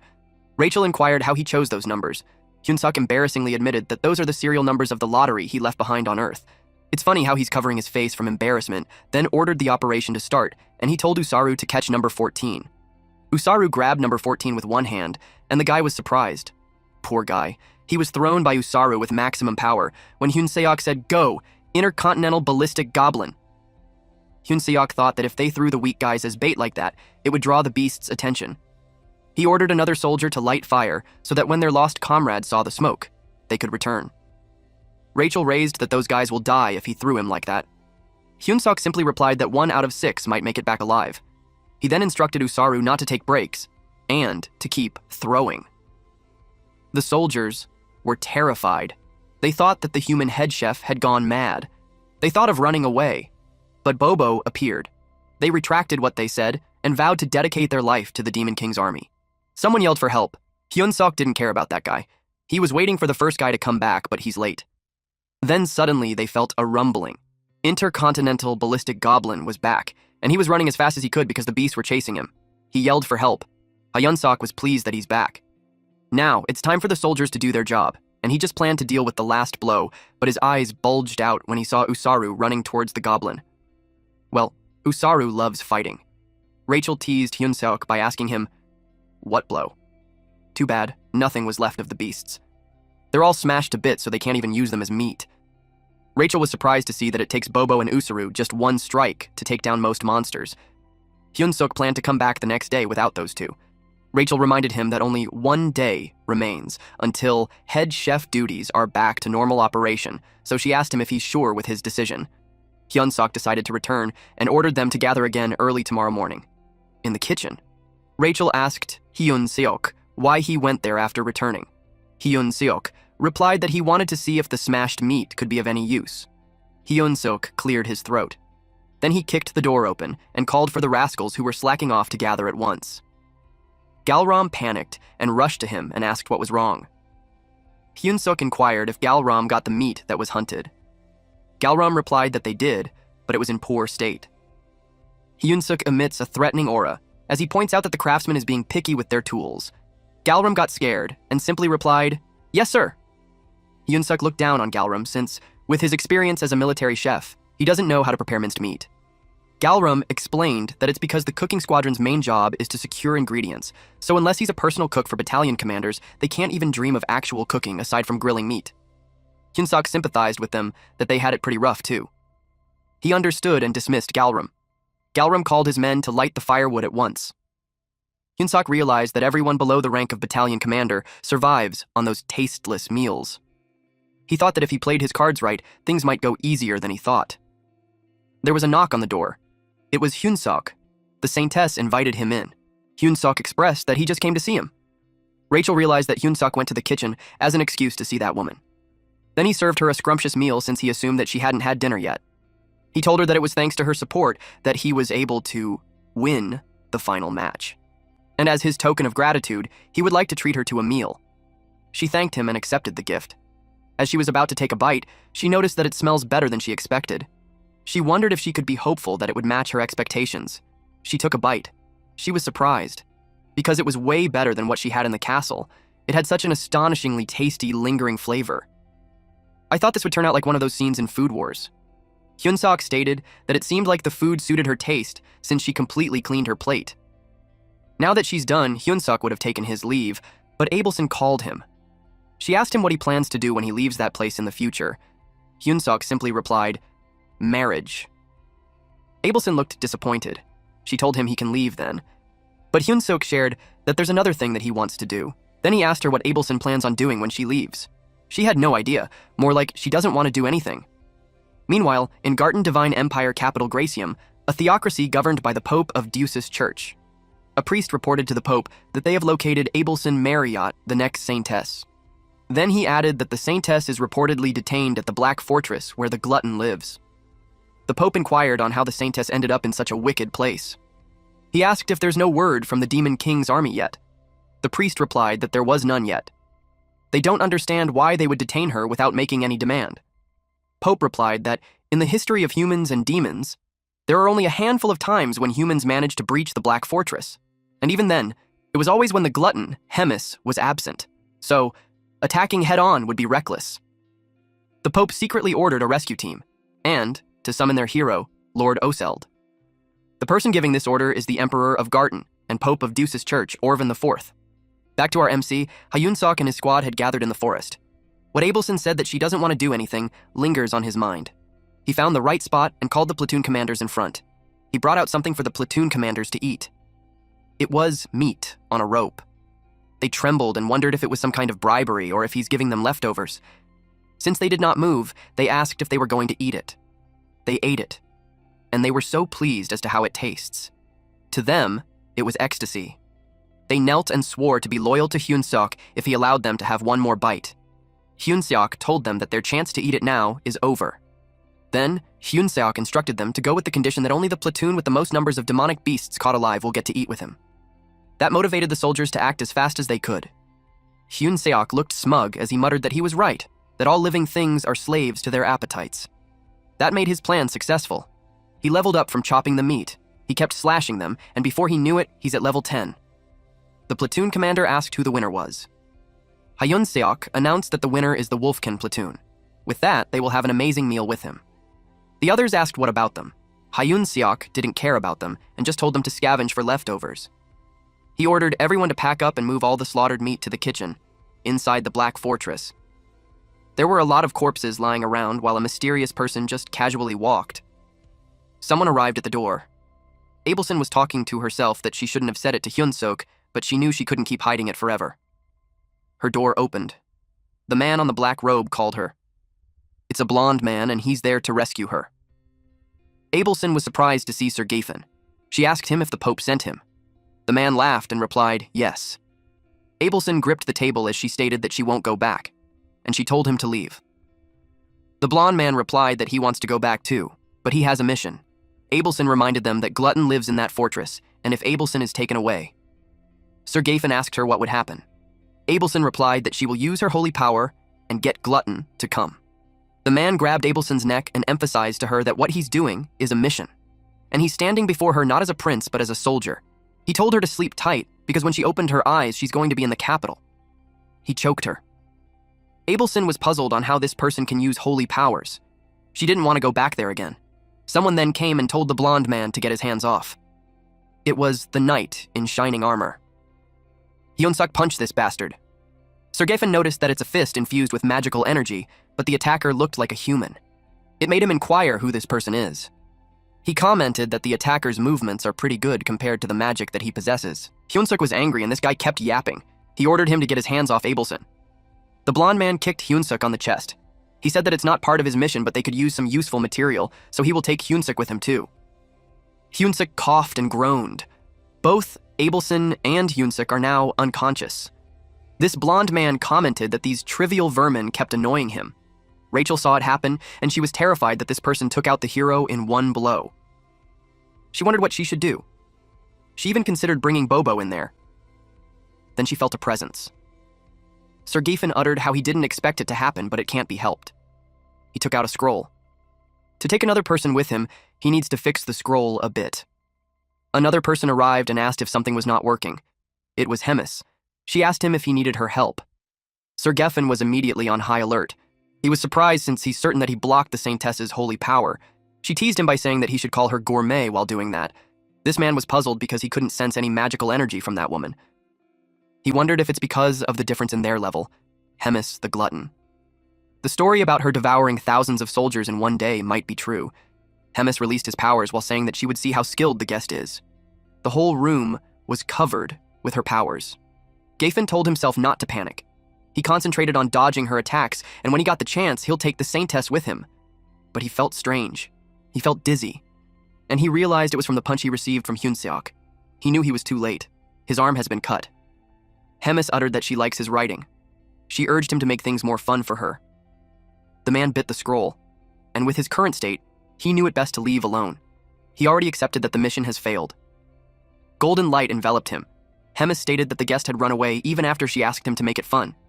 But she's okay with it, because the real fun stuff is just going to start. The glutton, the ancient monster, and the ageless witch. All of these were insults attached to Hemis, the Demon King Army 3rd Corps commander. Through the endless flow of time, countless demons were born and perished. But the Demon King and Hemis are the only two that remained unshaken like huge mountains. However, the infinite passage of time had dulled many things. That's why earlier, Hemis was excited for the fun stuff, feeling that emptiness was far too cruel for any sentient being to endure. The next day, Hyun-seok is getting beaten up. Reedrun told him that his attacks and even the way he wields his magic are still too straightforward. He needs to be more flexible. Reedrun told him that he shouldn't trap himself in a rigid box. Hyun-seok replied that he'll keep that in mind. Reedrun brought up another thing. No matter how strong Hyun-seok becomes, he should remember that there is always someone stronger than him. So, he shouldn't hesitate to use any means necessary to achieve victory.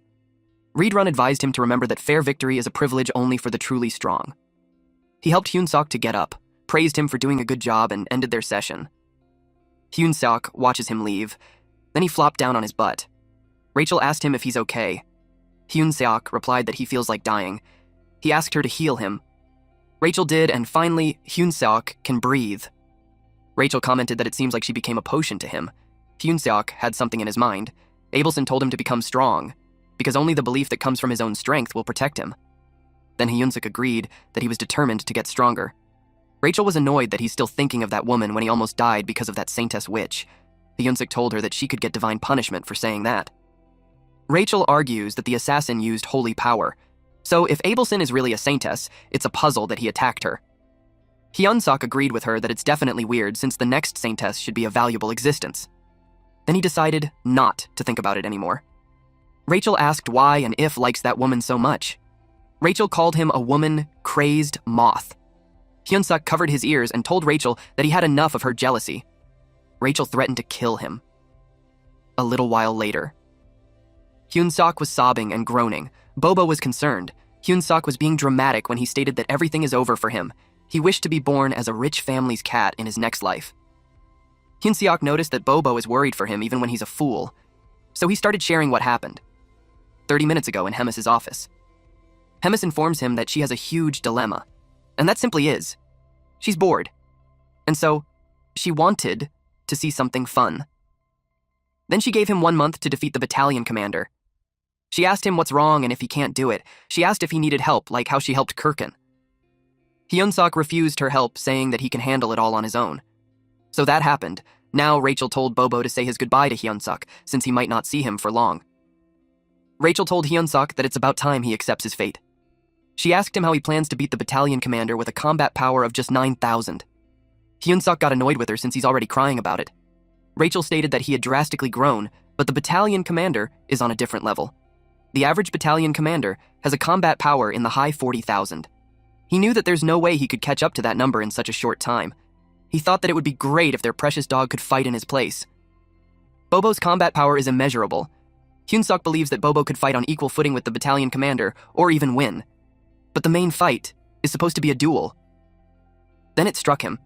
He asked Rachel what the corps commander said. Rachel told him that Hemis said that he would have 1 month to defeat the battalion commander. Hyun-sok was back in his high spirits because Hemis never said that there would be a main fight. Rachel was shocked. So to Hyun-sok it meant that it's fine as long as he defeats him no matter how he does it. In his head, the plan somehow looked like him using a sword, bow, and arrow, Bobo, and poison to assassinate the battalion commander. Rachel asked him if it's okay to interpret it as he wishes.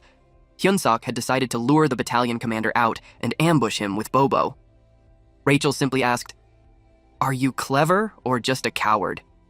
She asked him how he plans to lure him out.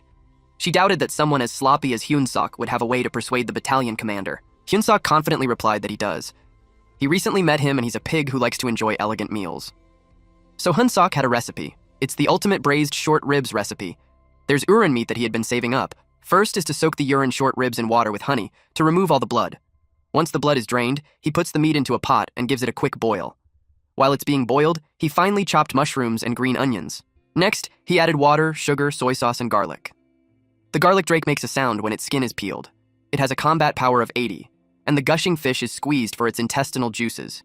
It has a combat power of 30. Then, give it a little mix. Hyun-sok threw everything into the pot with the meat and let it simmer, and after at least half an hour of boiling. Bobo and Hyun-sok raced. Hyun-sok lost and he felt humiliated. Rachel informs Hyun-sok that the pot is burning. With that, the short and tender urine short rib stew was complete. Now, he carefully plates it elegantly in a dish. Then he sprinkled finely chopped green onions on top. And the key to unlocking the battalion commander's heart is the ultimate short rib stew, which is now ready. The table was set. Doras was pleased. He shared that it has been a while since he enjoyed such an elegant, peaceful time. He uttered that passing Usaru onto Hyun-sok was genius. His subordinate entered and informed him that the cooking squadron was there to see him. He immediately replied to his subordinate to inform Hyun-sok that returning Usaru is not an option.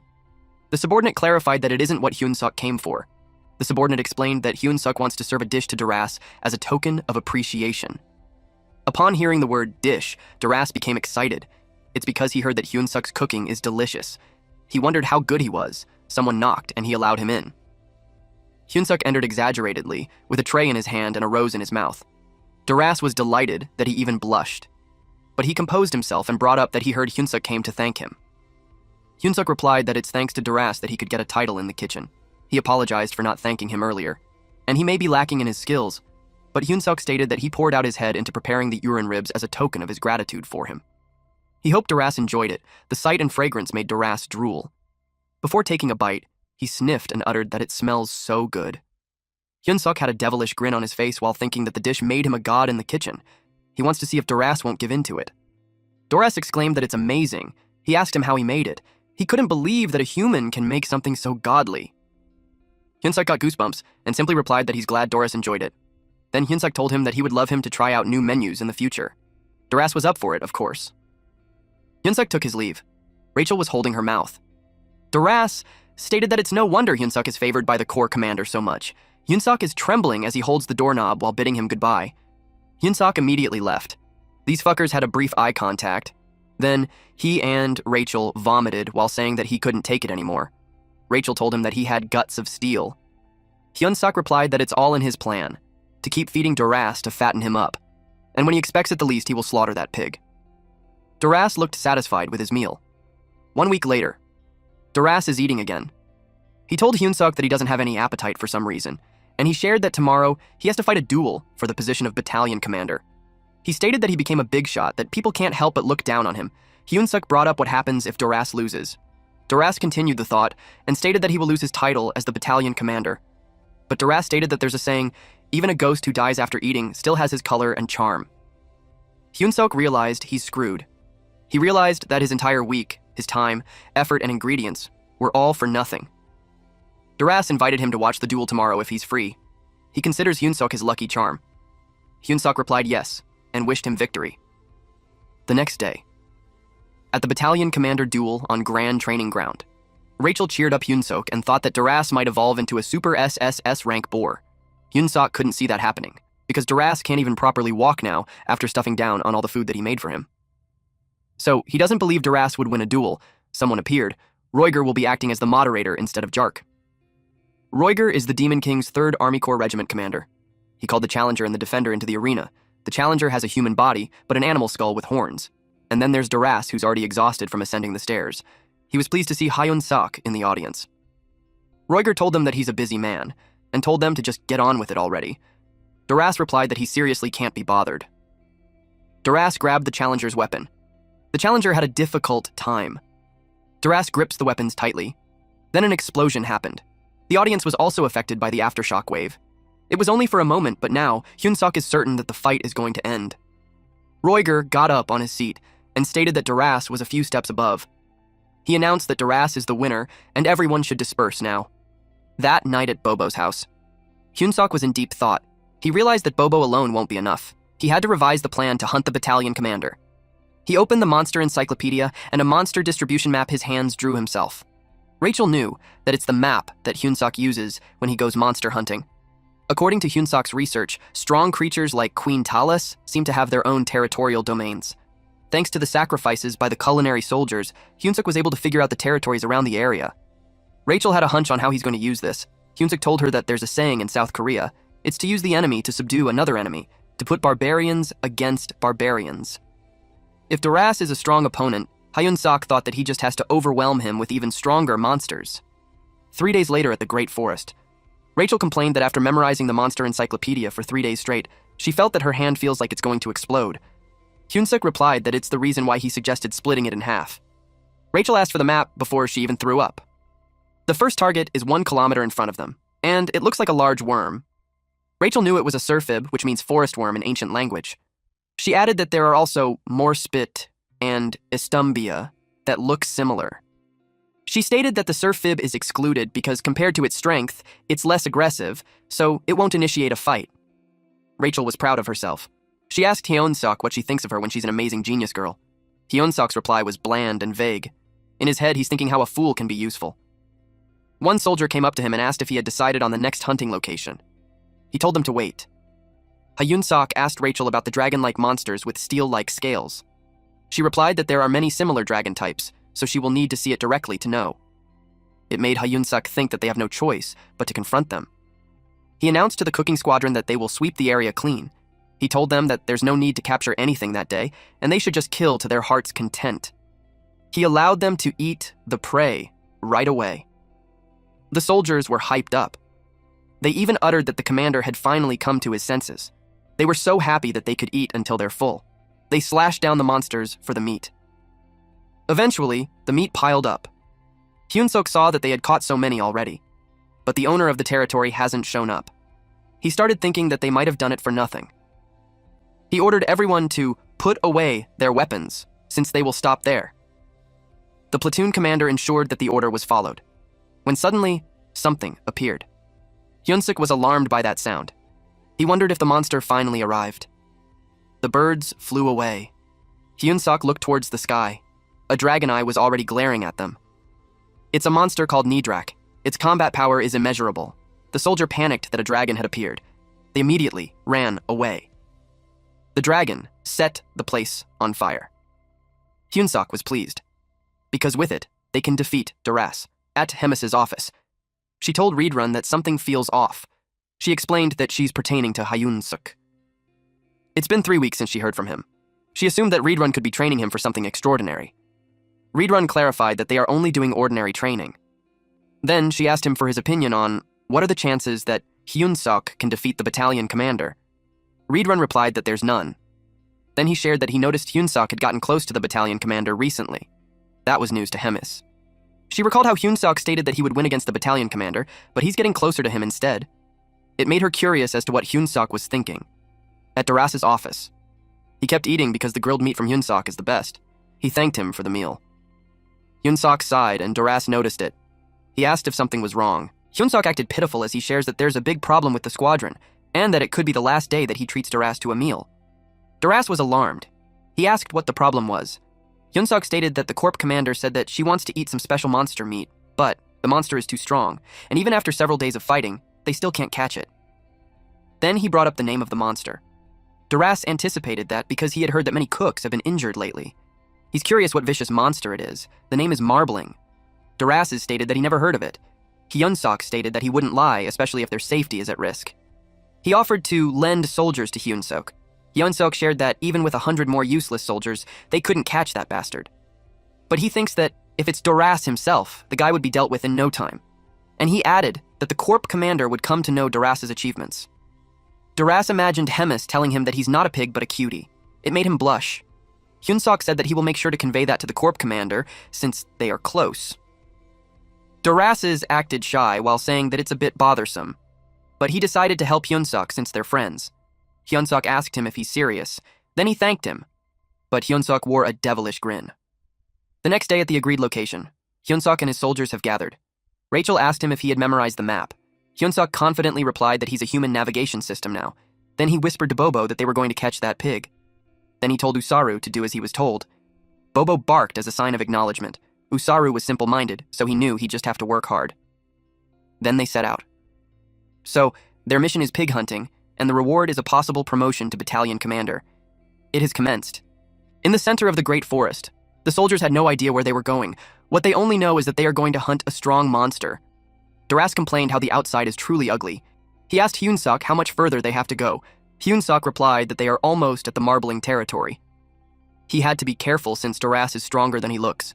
He even brought 500 soldiers from his battalion. He had faith that Nidrak wouldn't lose. The birds flew in distress. Hyun-suk alerted Duras that the bastard is coming. Duras had his game face on. Nidrak growled. Duras asked if that's the Marbling. Duras expressed that it felt like he had seen it somewhere. Hyun-suk simply replied that all the monsters look pretty similar. Duras agreed with him. And to Duras, a monster is a monster. He announced that his battalion will take care of that monster, and Hyun-suk just needs to make sure to tell the corp commander about his achievements. Duras ordered his army to charge while he himself has also made his way towards the dragon. The soldier noticed that its movement had slowed down. It was chaotic. Duras charged again. He used his meatball slash attack. Hyun-suk knew that if it continued, the pig could really kill that monster. He didn't expect him to use his soldiers that way. Duras's soldiers are taking all the hits for him. It is completely different from what Hyun-seok had in mind. Doras told Marbling that he'll end this now. Suddenly, a soldier came running to Doras. He informed him that another monster is coming. Hyun-seok turned pale because he knew that the area was Nidrak's territory.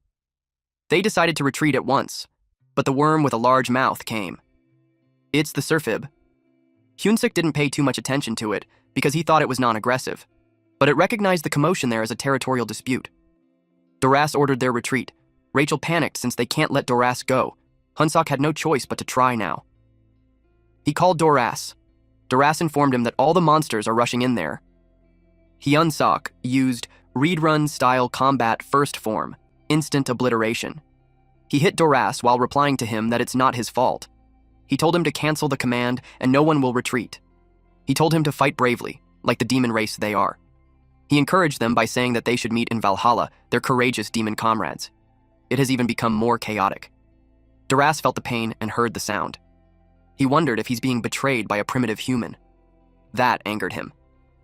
He called Hyun-seok out loud. He decided to risk everything to call Hyun-seok. He used his skill, Full Bloom. Hyun-seok had no idea what he's doing. Rachel told him to run, but Hyun-seok had nowhere to run. Suddenly he was hit by something similar to lightning. He almost died. He had no idea what that skill was, but he could see Doras standing strong in the battlefield. Doras claimed to tear Hyun-seok into pieces while he's still alive. Hyun-seok realized the dangerous situation he's in. He wondered where Bobo and Usaru had gone. When Rachel looked around, she saw that everyone had been caught in Surfib's attack. Hyun-seok thought he was left alone to take down Doras. Doras was extremely angry at Hyun-seok. Hyun-seok saw that he's coughing up blood. Hyun-seok might not have any idea what skill it is, but obviously, Doras is overdoing it. He decided to buy some time first. Hyun-seok ran as fast as he could while telling Rachel to tell him the monster cluster from the monster map she showed earlier. He instructed her to recite everything as she sees it. At 11 o'clock, if Hyun-seok goes straight, he will reach the Warhound habitat. Doras asked him if he really thought he'd survive by running away like that. Doras just charged forward, not minding the monsters on the way. Hyun-seok knew that while regular mobs avoid the strong, if it's a habitat with younglings, it's a different story. Doras stated that the cockroach Hyun-seok is trying to pull some puny tricks, but he was determined, that at the very least, he will be sure to kill him. He used a level 3 technique, the Falling Flowers. Doras has an overwhelming power, because promotion is the strongest weapon of a demon. He was certain that he would end Hyun-seok, but he felt strange in his body. He coughed so much blood. Even Hyun-seok stopped on his tracks and watched him. Rachel stated that Doras' demonic energy is decreasing. Doras realized that he must have reached his limits right after casting Falling Flowers. He knew he had used way too much energy trying to catch demonic beasts. Doras turned back, so Hyun-seok asked where he's going. He replied that he's not happy, but it can't be helped. He told Hyun-seok to wait, and he'll come back to kill him as soon as he recovers his strength. He yelled that he won't forget this humiliation. He thought that if his body managed to recover, but Hyun-seok called out to the pig. He told him that he came there as he pleased, but he can't leave as he likes. He called Hyun-seok foolish for thinking he could be defeated with his fist. Hyun-seok prepared an attack for him. Ride Run Combat Art's 7th movement, the Explosive Destruction Wave. Hyun-seok was surprised that Ride Run held out on that attack. Doras commented that Hyun-seok underestimated him. But then, someone came and commented on something. This one saw them fighting. It was Hemis. She asked what the commotion was in front of her castle. A loud explosion happened. Hyun-seok was blown away and hit the tree. He cradled his head. He was confused as to what happened. Doras begged the corps commander to save him. He reasoned that he hasn't lost yet. He argued that it isn't the final battle yet. Hemis told him to shut up. He asked him how stupid he has to be for a human to beat him up that bad. She told him that they are at war with humans, and the thought of someone like him being a battalion commander in that wartime situation makes Hemis shudder. She planned to end him right there. Hyun-seok approached them as fast as he could, and he told the corps commander that right there and then, he defeated the battalion commander. Hyun-seok kicked Doras. Doras' blood sprayed on Hemis's face. She agreed that they had a bet. She invited him to go with her because it looks like they have a lot to talk about. They talked about it, and Hemis found out that even a Surfib came charging at the end. Hyun-seok replied that he didn't expect that either. Hemis was curious as to what was going on in Hyun-seok's head. She suggested cutting it open to see. Hemis commented that Hyun-seok used her others against her, and it was a sly way of thinking. She doesn't like it, but she decided to acknowledge Hyun-seok's success. But she warned him that there won't be a next time for him. Hemis told Hyunsuk that if he caused trouble or used underhanded methods again, he knew what would happen. At Bobo's house. Hyunsuk laid on the floor, exhausted from the event, but somehow he managed to make it out alive. Then Hyunsuk asked what Duras polymorph was and promote. Rachel replied that it could be a martial art exclusive to the demon race. She suggested asking the cowhead about it. Bobo barked, and Hyunsuk acknowledged that Bobo must have had a rough time being swept by those monsters. But the Corps commander took care of them in one go. Hyunsuk expressed that he felt sorry for Duras because he wasn't that bad of a pig. But Rachel just had to point out how Hyunsuk dealt the final blow to take all the EXP points. Hyunsuk replied that he's sorry. Rachel asked if he truly is, but Hyunsuk had a hand covering his face, and beneath that was a wicked grin. Then Hyunsuk checked on how much he leveled up. He leveled up quite a lot. But he saw question marks in the status window.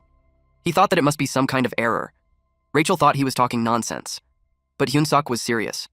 Rachel replied that there can't be an error in the hero system, so she assumed that Hyunsuk was messing with her. Hyunsuk decided to drop the conversation. Then Rachel told him that they should check Hyunsuk's combat power to celebrate his 48 level up. Rachel peeked at the Googles. Hyunsuk's combat power now is 13,936. Hyunsuk was proud of himself since it went up a lot. He stated that it felt like it was just yesterday that he couldn't do anything even against a goblin. Rachel prepared a surprise for him. She brought out a beer. They drank, cheered, and celebrated. And this right here made me think that it's the calm before the storm. Hyunsuk's daily schedule is as follows: sleep, prepare, hunt, eat, cook, train, rest, and repeat. And no matter how strong he became, he couldn't skip the routine. He thought of going to Abelson after his training for that day because there were still some things he's curious about. Reedrun arrived and saw that he came early. Then he congratulated our boy for defeating Doris. Hyunsuk thanked him, but then he immediately went to him because he had something to ask about that fight, so he asked him if he knew the technique called promote. Reedrun knew it was an ancient non-formal martial art. Reedrun explained to him that martial arts were broadly divided into two types: formal martial arts, which involve structured movements, and non-formal martial arts, which have no set forms. Compared to formal martial arts, non-formal ones were extremely rare. Not only are they uncommon, but non-formal martial arts were also passed down in secret. Hyunsuk realized that it's the difference between an attack skill and an enhancement-type buff skill. Reedrun added that promote was an ancient martial art that has been passed down for generations. Any demon who uses demonic chi can learn it. Even so, it is an extremely dangerous skill, so few actually use it. Not to mention the side effects were severe.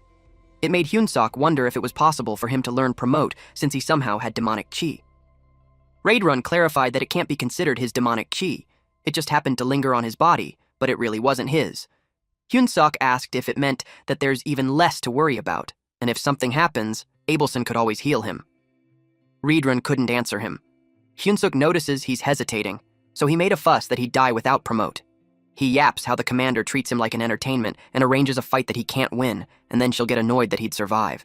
He convinced him to give him a chance, and if it doesn't work, he'll just give up. Reedrun eventually agreed just so he would stop groveling. He immediately got up looking so pleased.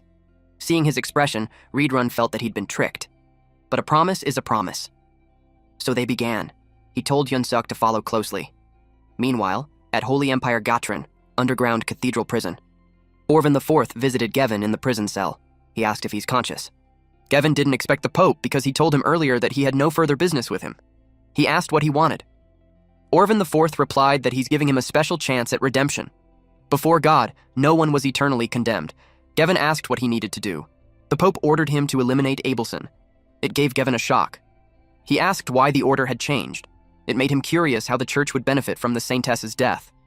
Orvan IV replied that he doesn't need to know that. Gevin was worried because the glutton was in there. But Orvan IV assured him that he'd assign knights for him, and the glutton would be away for a while. So Gevin only needs to succeed this time. Failure was not an option on the path to glory. Back to Hyunsiak at the training grounds, he was in excruciating pain. Abelson tried to calm him down while scolding him and Reedrun for making a human use a demon-exclusive martial art. Hyunsuk's eyes rolled and his mouth frothed. Reedrun argues that Hyunsuk promised he would be fine, and enough time had passed, and there wouldn't be much demonic chi left. She lectured him that they're not priests, so they don't have the right to decide if he's going to be fine when they're not even experts. She clarified that the treatment she performed only contained the demonic ki, binding it in place. But they just went ahead and unleashed it under the excuse of controlling and using it.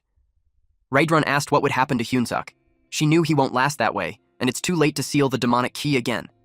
She tried altering his body so it can accept the demonic chi instead. She spreads the condensed demonic chi out with holy power, making it thinner and more manageable. That way, his body can adapt, similar to developing resistance to poison. Readrun asked if that was truly possible. She was honest that she was uncertain, especially when she had never done it before, and there were no recorded cases. There was also a chance the magic will rebel against the holy power and go completely out of control. But if the outcome is going to be terrible either way, the least she could do was try. The holy light was then casted to our MC as Abelson tried to heal him. Later on, Hyunsuk jolted awake. He felt like a lot had happened. As soon as he sat up, Rachel and Bobo rushed to hug him. They were so worried. He had been unconscious for 3 days. She asked if he remembers anything. His memory only lasts until the learning promote. He was surprised when he saw his status panel. It now included demonic chi. He was startled when someone spoke. It was Hemis with Readrun on her side. He hurriedly gets out of bed to properly greet her, but he told him to just stay seated. In his condition, crawling would be the best thing he could do. She heard everything from Readrun. The premise was, a human tried to use demonic ki. She finds it amusing. And then she brought up that the Saintess did a great work, deserving of her title. Hyunsuk got confused why she mentioned her, but to her the binding was boring. So she decided to personally help him out because he was, she quoted what he said, her dying ant experiment. So he should consider it as an honor. Then, a dark, ominous aura entered Hyunsuk's body. He was in extreme pain again after she injected him with her powers. Readrun got worried, but Himos assured him that Hyunsuk would be fine after some rest, and they left to head back to the office. The Demon King had summoned her suddenly, and she had something to assign to him, a few days later at Bobo's house. Abelson completed Hyunsuk's treatment. Ever since the magical energy accident, she had been visiting him every day to heal him. He thanked her for the treatment. She replied that it was nothing because in the end, overcoming it was all thanks to his own will. Then, she muttered that he's her only hope. He didn't hear clearly, so he asked what she said, but she didn't repeat it. Instead, she told him that she'd be going since the treatment was already done. Hyunsuk doesn't fully understand the meaning behind the words Abelson occasionally throws out, and there are so many things he wants to ask about what's happening in that world. But he knew he was just an outsider. He had no choice but to wait until she decided to tell him. Later that night in Readrun's office, Hyunsuk was learning the theory of energy manipulation from Readrun. Readrun noticed that he had been pushing himself. He replied that it was fine since it had already been 3 days since he woke up. As long as he doesn't use magic or magical energy at the moment, he'd be fine. It had been 4 days since Hemis left. Hyunsuk inquired when the Cowden clan's tournament happened. The annual meeting at the Demon King's castle was a regular event, and Readrun had a bad feeling about it this year. Hyunsuk loudly called out his name. He got startled since he was lost in thought for a moment. Hyunsuk acknowledged that he must have been really busy because of his duties as acting commander. He asked if there was anything he could do to help him. Readrun replied that it was fine since the commander would be returning soon. The gathering for that year was called earlier than usual, but it didn't make much difference, so he told him not to worry about him and just focus on his own condition. He noticed how Hyunsuk was getting stronger every day. As magical energy seeped into his body, his physical abilities were also developing. If things stabilize at that rate, he'll grow significantly. While Readrun was thinking, he sensed holy power. That got him alarmed. He immediately stood up, which surprised Hyunsuk. He grabbed his weapon while revealing that he sensed another presence in the castle aside from the Saintess, who possessed holy power, which means someone has infiltrated. He was to check the situation, so he told him to wait there. Meanwhile, 4 men in black robes scurried in the hallway. They got in easier than expected. One of them asked Lord Gevin if it was because the glutton wasn't there. Gevin told him to keep his voice down, because even if the glutton was absent, there's still another monster in the castle known as the Red Nightmare. Readrun showed up and inquired how they learned that Lord Hemis wasn't there. One of the infiltrators was surprised to see the Red Nightmare for the first time. Gevin yelled at them not to panic. He ordered Lucas and Nell to go to the Saintess, while Orca stayed with him to take on the Red Nightmare. Readrun realized their target was the next Saintess, and her holding room wasn't far from there. Fighting 4 humans wasn't difficult for him, but stopping 2 while preventing the other 2 from escaping is. Suddenly, Hyunsuk called him. It seemed serious, so he followed him. He asked if he's okay. He clearly told him not to follow, but he's also grateful. He told him that the target was the next Saintess. He ordered him to take the Saintess and escape immediately. He gave him a necklace. Hyunsuk had no idea what to do with it. He told him to use it as a proof to gather the high-ranking officers within the division and bring them there. Hyunsuk understood and left. Gevin panicked. He yelled at his men to stop Hyunsuk, but Raedrun wouldn't allow them to take the Saintess without Hemis's permission. Raedrun attacked them using his martial arts style, particularly the 7th form, Shattering Strike. While Hunseok was running, a hero quest popped out. It informed him that evil humans had come to kill Abelson Marriott, and as the hero, he had a duty to protect the next Saintess. And who knows, if he endured, love might blossom. Basically, the objective was to protect the Saintess, and he'd earn a reward of plus 1,000 hero points. He got suspicious that the reward was huge. It made him curious about what was really going on. He forced open Abelson's door while yelling that they had to leave at once since humans are attacking. Abelson asked him what happened, but he also doesn't know the details. He just suspected that the guys from last time were back. Someone with a sword weapon had arrived. Outside the room, there were 3 cowhead guards and the 2 men in black robes. The cowhead officers ordered Hyunsuk to just follow Raedrun's order while they held them off there. They told Hyunsuk to take the princess and run. Hyunsuk grabbed Abelson. She panicked, but he carried her and ran. Meanwhile, in Demon King's Army 3rd Legion headquarters meeting room, they talked about the bastard Doris who fell out of Lord Hemis's favor. One of them thought Doris was weak to lose to a lowly human. This demon was Roiger, the Demon King's Army 3rd Legion commander. Hemis instructed him to restore everything before she gets back. He complained why it had to be him. He ended the meeting with a final reminder. But before he could finish, a goblin rushed to give him an urgent report. He asked what it was. The goblin replied that the human cook arrived carrying Raedrun's necklace, and that humans were attacking the castle to kill the Saintess. Roiger thought it was nonsense and got irritated. He came out and Hyunsuk verified if he's the commander. He replied yes and ordered him to report in detail. Hyunsuk explained that Raedrun sensed holy power. Then he rushed, and it turned out humans were trying to kill the Saintess.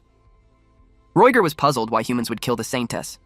Seeing how frantic Hyunsuk was, he told him to calm down and take a deep breath. He heard a faint noise that caught his attention. Immediately, he yelled at them to get down. Humans had attacked them. Roiger commanded to light the signal fire, and since the target was the Saintess, they had to protect her at all costs. Roiger couldn't believe that humans really tried to kill the Saintess. The men in black robes attacked Hyunsuk and Abelson. He yelled at them to protect the Saintess. Roiger tried to reach them using his biological restraint, but they were too far away. He couldn't stop those men. Hyunsuk then used Raedrun-style combat technique Form 7. It was called the Explosive Destruction Wave Technique. He hit a man in the robe. Our boy was determined to protect Abelson. Meanwhile, in Raedrun's match, he choked the man in a robe with Gevin. He couldn't believe that he used his subordinate as a shield. Just as he expected, he was strong. Even considering that divine power is the natural enemy of demonic energy, Raedrun could tell that he's at least division commander level. Now he learned the level of those who were revered as heroes among humans. Gevin commented that the red nightmare that once terrified Drossen turns out to be just a mere demon. Raedrun noticed how Gevin seemed relaxed even though he knew he couldn't win. Gevin was confident since the glutton was absent and the only strongest force left in the castle was just the red nightmare. So his plan was just to keep him occupied and wait. He trusts his subordinate could handle the small fries well enough. Raedrun got furious that he knew that Lord Hemis was absent, and he even assessed the strength of the officers in the castle. It made him curious how much information had leaked. Raedrun got serious in fighting him to end the fight quickly. Gevin challenged him on what he could do when his power was in complete opposition to his. Raedrun lectured him that true strength overwhelms incompatibility. Concurrently, a man who fought Hyunsuk had just learned that there's a hero in the Demon King's army. He didn't expect that there would be 3 fallen humans, Hyunsuk, Saintess, and that traitor. Hyunsuk told this man that he had failed, and soon all the forces in the castle would gather. So, no matter how strong he was, he couldn't possibly fight against a whole legion alone. He encouraged him to stop wasting his strength and surrender, but the man knew he hadn't failed yet. Roiger wondered when did the human cook learn Raedrun's combat aura, but thanks to that, he managed to capture one of them in black robes. But the captured man didn't give up. He offered his body in flames to go back to God. He prayed for power to vanquish evil. Divine magic erupted. It was a technique that burns down one's body. It's not something a sane person would use. It was a high-ranking Holy Knight's divine flame barrier. Even the slightest touch would burn most creatures to ashes. The man in front of Hyun-seok informed him that even the high-ranking demons outside won't be able to easily break through the flames. He told him to just give up on the saintess and surrender. Hyun-seok couldn't understand why he's trying to kill his fellow humans. He could accept if their target was him, but not Abelson, because she's supposed to be on their side. The man was confused by this nonsense. Abelson spoke and revealed that the Holy Empire abandoned God a long time ago. He asked what she meant. She explained that all they want is an obedient puppet. It doesn't matter to them if that puppet is the real saintess or not. The man strikes his sword towards the ground. It was to catch their attention and stop the drama. He challenged the hero to attack him in 10 seconds. He started the countdown. Hyun-seok became serious. He only had a single option left. He used promote first stage, bloom. Abelson got alarmed that he's trying to use demonic energy. His body wouldn't be able to withstand it, but he reasoned that if they stayed that way, they'd both die anyway. He had no choice. He activated the second stage of promote, full bloom. During training, Reedran Had shared to him that promote has 3 stages: blooming, full bloom, and falling petals. Having stages means it's much more dangerous. Until he mastered the first stage completely, he mustn't move on to the next. He heard it so many times that it was stuck on his head, so at the present moment, he felt apologetic to Reedran, because he's going to push himself this time. The countdown was at 4 already. It felt like his heart was going to burst, like his body was screaming at him to stop this madness. Rachel called him insane for using promote. He refused to listen to them and he focused on himself, until he reached the 3rd stage, falling petals. He told Rachel to keep casting a barrier. The man saw him using promote. He realized that he wasn't just an ordinary hero. Hyun-seok was ready to attack. He charges forward. The blackened body was proof that he pushed promote to the 3rd stage. The man had no idea how a human used a demon's combat aura, but he knew that the power would run out in a few minutes. He blocked the attack using his sword. His plan was to wait it out, and it would surely lead him to victory. But then, Hyun-seok moved his fist. The sword grazed him. The man was so caught off guard that he redirected the sword with a flick of his wrist. It was a movement that he had never seen before. He got punched in the gut. He got annoyed that this bastard used a cheap trick. He asked him if he wasn't ashamed of falling into demon temptations. At that point, Hyun-seok could barely hear him. He was reaching his limit, but if he falls, Abelson would die. Reedran had another reminder for him about promote. It pushes the body to its absolute limit. If he used combat aura on top of that, his body would be beyond repair. Even then, Hyun-seok tried to stay still and maintain his form, and that was because of one thing. He's more concerned with the silver-haired beauty with a cold personality crying in front of him. So something like death. It didn't matter. Because our boy really doesn't give a shit. His body was at its limit. But even if he stops, he knew he wouldn't be able to prevent his body from collapsing. So if there's no way to retreat anyway, he just decided to give his best to win. Abelson saw his condition and got worried. Mana and divinity were polar opposites. If she used her divine power rashly on Hyun-seok, his body might explode instantly. She could only pray to God. Hyun-seok assumed a combat stance for Reedran-style martial arts. The man couldn't believe he's laying on top of the aura. He didn't expect him to choose self-harm. His step was so powerful that it shattered the ground beneath his feet. He used Form 1, Total Annihilation. The man anticipated the attack. Hyun-seok punched him, but he blocked it and mocked Hyun-seok for being pathetic. Hyun-seok had a few more shots, so he punched him again. This time he used another technique. It was called Chain Strike Form. Reedran-style martial arts variation Form 1 was Total Annihilation and Consecutive Strikes Form. The man was left dumbfounded. Not only did he layer the aura, but he even transformed it. It was so powerful that the aura passed through the roof and shot up to the sky. The man's eyes rolled back from the excruciating pain. This dude was finally defeated. But then, Hyun-seok staggered. Abelson and Rachel both got worried when he fell on his knees. Abelson caught him and saw his alarming state. He was barely hanging on. She promised to help him. He just needed to hold on a little longer. The only problem is that the hero regained his senses and said that he underestimated him too much. Abelson flinched. Then, the man claimed that Hyun-seok was beyond standards. If he's alive, he'll become a great threat to the Empire someday. So before that happens, he'd end him. But before he could finish his sentence, someone grabbed his head. It was Reedran. He apologized to Hyun-seok for being late. Abelson watched him crush the man's head in his hands. Then he threw the body away. He could tell that Hyun-seok ended up using aura after all. He asked her if she could save him. She was determined to try. She told Hyun-seok not to die. Meanwhile, at the Demon Lord's waiting room, it was the 5th day of the Legion Commander regular meeting. Hemis complained that they came a long way, but snacks weren't good at all. Someone across from her told her not to be picky and eat what was given. She was the 4th Legion Commander of the Demon Lord's army. She was named Park Hyun-ah, a former hero. Hemis wondered when she'll learn some respect. She told her that if it weren't for the rule prohibiting battles between Legion commanders, she would have died 100 times by her hand already. Suddenly, a bipedal hamster rushed inside the room to report urgent news to Hemis. She asked what it was. The hamster told her that the Black Fortress was attacked by the Gatron Empire. The intruders were 4 knights, including a hero level, and many soldiers have been killed or injured. She was quiet for a moment. Then she thought how the Legion Commander's regular meeting was suddenly moved up without notice, and in that gap, humans had attacked. She glanced at Hyun a while, saying that it was truly an amazing coincidence. Meanwhile, at the Black Fortress, Hyun-sok woke up. He was so amazed that he survived again. Rachel attacked him for saying that. He screamed that he's still a patient, and seeing that he's still sick, it made Rachel truly feel that he had survived. Hyun-sok admitted that he definitely thought he had lost. Rachel agreed. He succeeded in using aura, but still, the man survived after being directly hit by him. Then she narrated that a cowhead appeared, saved Hyun-sok, and resolved the situation in one go. After that, the Saintess and the cowhead took turns nursing him every other day, while she and Bobo looked after him from time to time. Abelson and Reedrun both said that it was a miracle that he survived. She nagged at him not to do it again. She was so worried about him that she almost died of anxiety. He pointed his index finger at her. She got scared that he's going to beat her up again. She argued that everything she said was right. To her surprise, he pets her, and he apologized for making her worry. He also acknowledged her hard work. It made her blush. A few hours later, Reedrun and Hemis arrived. He was being lectured by Reedrun, so he's on his knees while Hemis was occupied playing with Bobo. Reedrun lectured him that the successful aura wasn't just his ability. Hyun-suk cuts him off, saying that it was thanks to the mana that Lord Hemis planted in him last time. He had heard this 189 times already. Reedrun acknowledged his talent, but he won't tolerate such reckless behavior again.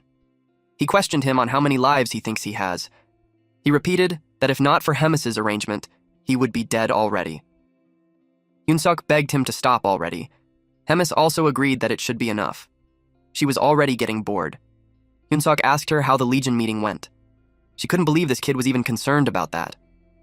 She replied that it wasn't important when her little ones were getting beaten up in their main base. She just came back without any care for the meeting. Hyun-suk couldn't believe her. She admitted that the Demon Lord might be a little angry. That gave both Hyun-suk and Reedrun a chill in the spine. But to Hemis, it isn't what's important at the moment. It was true that she planted her mana in him, but for a mere company commander-level human to use it like his own was something else. She couldn't help but find Choi Hyun-sok interesting. Just a little flashback. Hemis asked the Demon King if he remembers the time when they escaped to that world, and he decided to join hands with someone. She always followed his will because she knew what he was trying to protect. Demon King Tegrad asked what it was she's trying to say. This is also the first time we get to see the current Demon King in this world. Back to Hemis, she expressed that he's putting her in a difficult situation. The Demon King then called her arrogant. It sounded like she's refusing to obey him. He told her that she might have lived so long to the point that her senses had dulled. She knew he would react that way. She didn't want to argue with him, so she decided to take her leave. However, before she exits, she questions him if he's certain that it was really her who had dulled with time. It was her final piece of advice to him as his longtime companion. With that, she bid him farewell. At the present time in Bobo's house in the 3rd Legion, Hemis and Reedrun were leaving Hyun-sok, and then our boy wished them to return safely. While they were walking, Hemis congratulated Reedrun. He asked what she meant. She was saying that he took down a hero-class human all by himself and suggested that it was time for him to leave and aim for a higher position. He appreciated her words, but to him, it isn't the right time yet. She asked why. He replied that he still wanted to watch Hyun-suk grow a bit more, and he wanted to continue learning under her to improve himself. That statement made her smile. She decided to change the topic and talked about how the castle was completely wrecked by human invasion. Reedrun apologized for that. She commented that they weren't even on the front lines, yet everyone had gotten lazy. So, for the entire 3rd Legion she wanted to, they're going to hold a Grand Commander Selection Tournament. The next day, Hyun-suk was in deep thought. Even after upgrading the hero shop to intermediate, he still has 950 points left. It felt like a waste to leave them unused, so he checked for something worth buying. He even got an extra 1,000 points from clearing that quest. Just because it was intermediate doesn't mean the selection was great. He noticed that there were new items and other categories shown. He considered getting a new gear, but the armors were too plain and not very cost-effective. And with his experience before, a squad leader just simply crumpled it like paper last time. Accessories had a bunch of different effects, but he finds it hard to sort through it. He started by upgrading his combat power analyzer first. This item measures the target's overall combat power by analyzing strength, endurance, agility, and magic. It displays the target's combat power and requires 150 hero points. He saw an item which had an aura and magic generation. It made him curious. Rachel explained that it's not an item, but more like a unique creation system. For example, if he turns his kick into a skill and levels it up, the same kick would become stronger. He commented that she sounded like a salesman. 500 hero points were deducted to him, and the aura generation had started. The system monitored and recorded magical and physical movements for a set period. The start and end points were determined by the user. He was impressed how it turns an action into a skill. It got him moving. The system started to record his movements and magic flow. He started with a kick. The recording was complete. It generated aura, optimized body balance, and magic flow. Then it auto-tuned balance. He was amazed with the technology. He was relieved that his life was finally turning into a proper isekai power fantasy. But the system gave a warning. Then it notified him that the aura generation had failed. He was told to follow the procedure. He couldn't believe it. He followed exactly what it said, and yet it isn't working. Rachel speculated that the system can't recognize a bugged user who uses demonic energy. The hero system has the strongest security in the world. It's now the server's fault. It was on him for using demonic energy. It made him annoyed, so he grabbed her and shook her. He was already pissed enough, but that situation added fuel to the fire. Then the system even teased him for wasting 500 hero points. He yelled at it to give his points back. Later that day in Reedrun's training hall, Hyunsuk begged Reedrun to help him. Apparently, our boy wanted to develop his own aura. Reedrun had to think about it, and eventually agreed to help him. He already planned to train him for that day anyways. He told him to follow him so they could begin at once. And so the training began. He continued to train and pushed himself to the limit, even to the point that Abelson had to patch him up. But he was glad that he completed it. Even if his body trembled after all the hard work, he completed the hero quest and surpassed the limits of a hero and broke past the existing framework. A special reward has been granted to him. His combat power was being calculated. He was glad to finally have his own aura and a modified Reedrun-style martial art. He called it Noblesse. A few more days passed by and the tournament day came. Once again, their host was Jacques. It was a massive tournament that would select 1 regiment leader and 13 battalion leaders. There were over 1,000 participants. The tournament consisted of 3 matches and will be conducted in a completely different format from the commander selection battle. The first highly anticipated match was in an hour. The participants had been anticipating the match. It was the outlaw of the roads called Killer Run. Then, while Hyunsuk was stretching, he was approached by Hyuna. She had been watching him for quite some time now, and it made her certain that he's human. He has this black hair and a combat power scanner. He looked like a normal hero on the outside, but there's a strange demonic energy coming from inside him. It made her consider that he's one of the spies. Reedrun interrupted them and told her to step aside for a while, even knowing that she's the 4th Legion commander, Park Hyun-ah. He explained that Hemis had a direct order for the mess hall captain. She can't believe there's a direct order for that guy. She backed off and left to respect that. She couldn't fathom that the cowhead and the dog-snouted freak kept a human by their side, not as a prey, but they also gave him a position. She got thrilled after realizing that she could get something useful out of that visit. When she's gone, Reedrun informs Hyunsuk that Hyuna may be weird, but she's really a 4th Legion commander, and like him, she used to be a hero. She came there by the Demon King's order to observe the tournament, but Hemis used the word surveil, so he advised him not to get too close. Hyunsuk could tell something was definitely up. He replied to express that he understood. Then he asked what the message from Hemis was. Reedrun relayed that Hyunsuk must make it to the top 8 of the tournament. If he doesn't, she'll send her to the 2nd Legion's lab as a rare material. 2 hours later, the tournament began. Roiger, one of the hosts, explained the rules. The first tournament was a simple race. It was to reach the goal by any means necessary, and just for that day, they would be forgiven if they accidentally killed their rivals. A goat-faced man named Holgot emphasized to Hyunsuk the part where killing someone was fine. He warned him not to stand next to him if he doesn't want to die. Hyunsuk replied that he got it, just right after that. The host announced the beginning of the race. A flying squirrel laughed at his opponents as he looked down on them while flying. While a goblin tried to choke Hyunsuk by accident, Hyun-suk yelled at Rachel to put up a shield. He got attacked from all sides. He knew that if they continue that way, they'll barely make it to the top 100. Holgot saw that Hyun-suk made it that far, so he attacked him.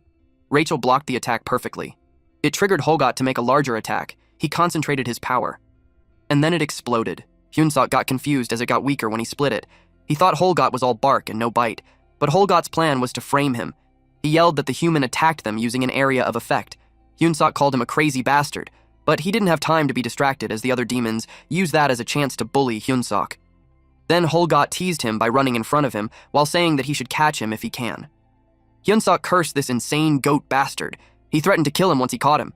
He asked Rachel how many were ahead of them. She reported that there are already 76 people who have crossed. It means 24 more to go. She was surprised when they got hit from behind. A hobgoblin tackled them. It wasn't looking good for Hyun-suk. He remembered Reedrun saying that the aura techniques he learned so far weren't suited for him, a human. Promote and his martial arts were made for demons after all. That's why he needed to create his own technique. He had completed that earlier. The demonic energy gifted to him by Hemis fused with his human magical power. It was his own aura technique, a power that only him can use. It was the color purple, which had always been a symbol of nobility. That is why he called this power noblesse. At the present moment, he activated it. His magic control rank increased from D to C.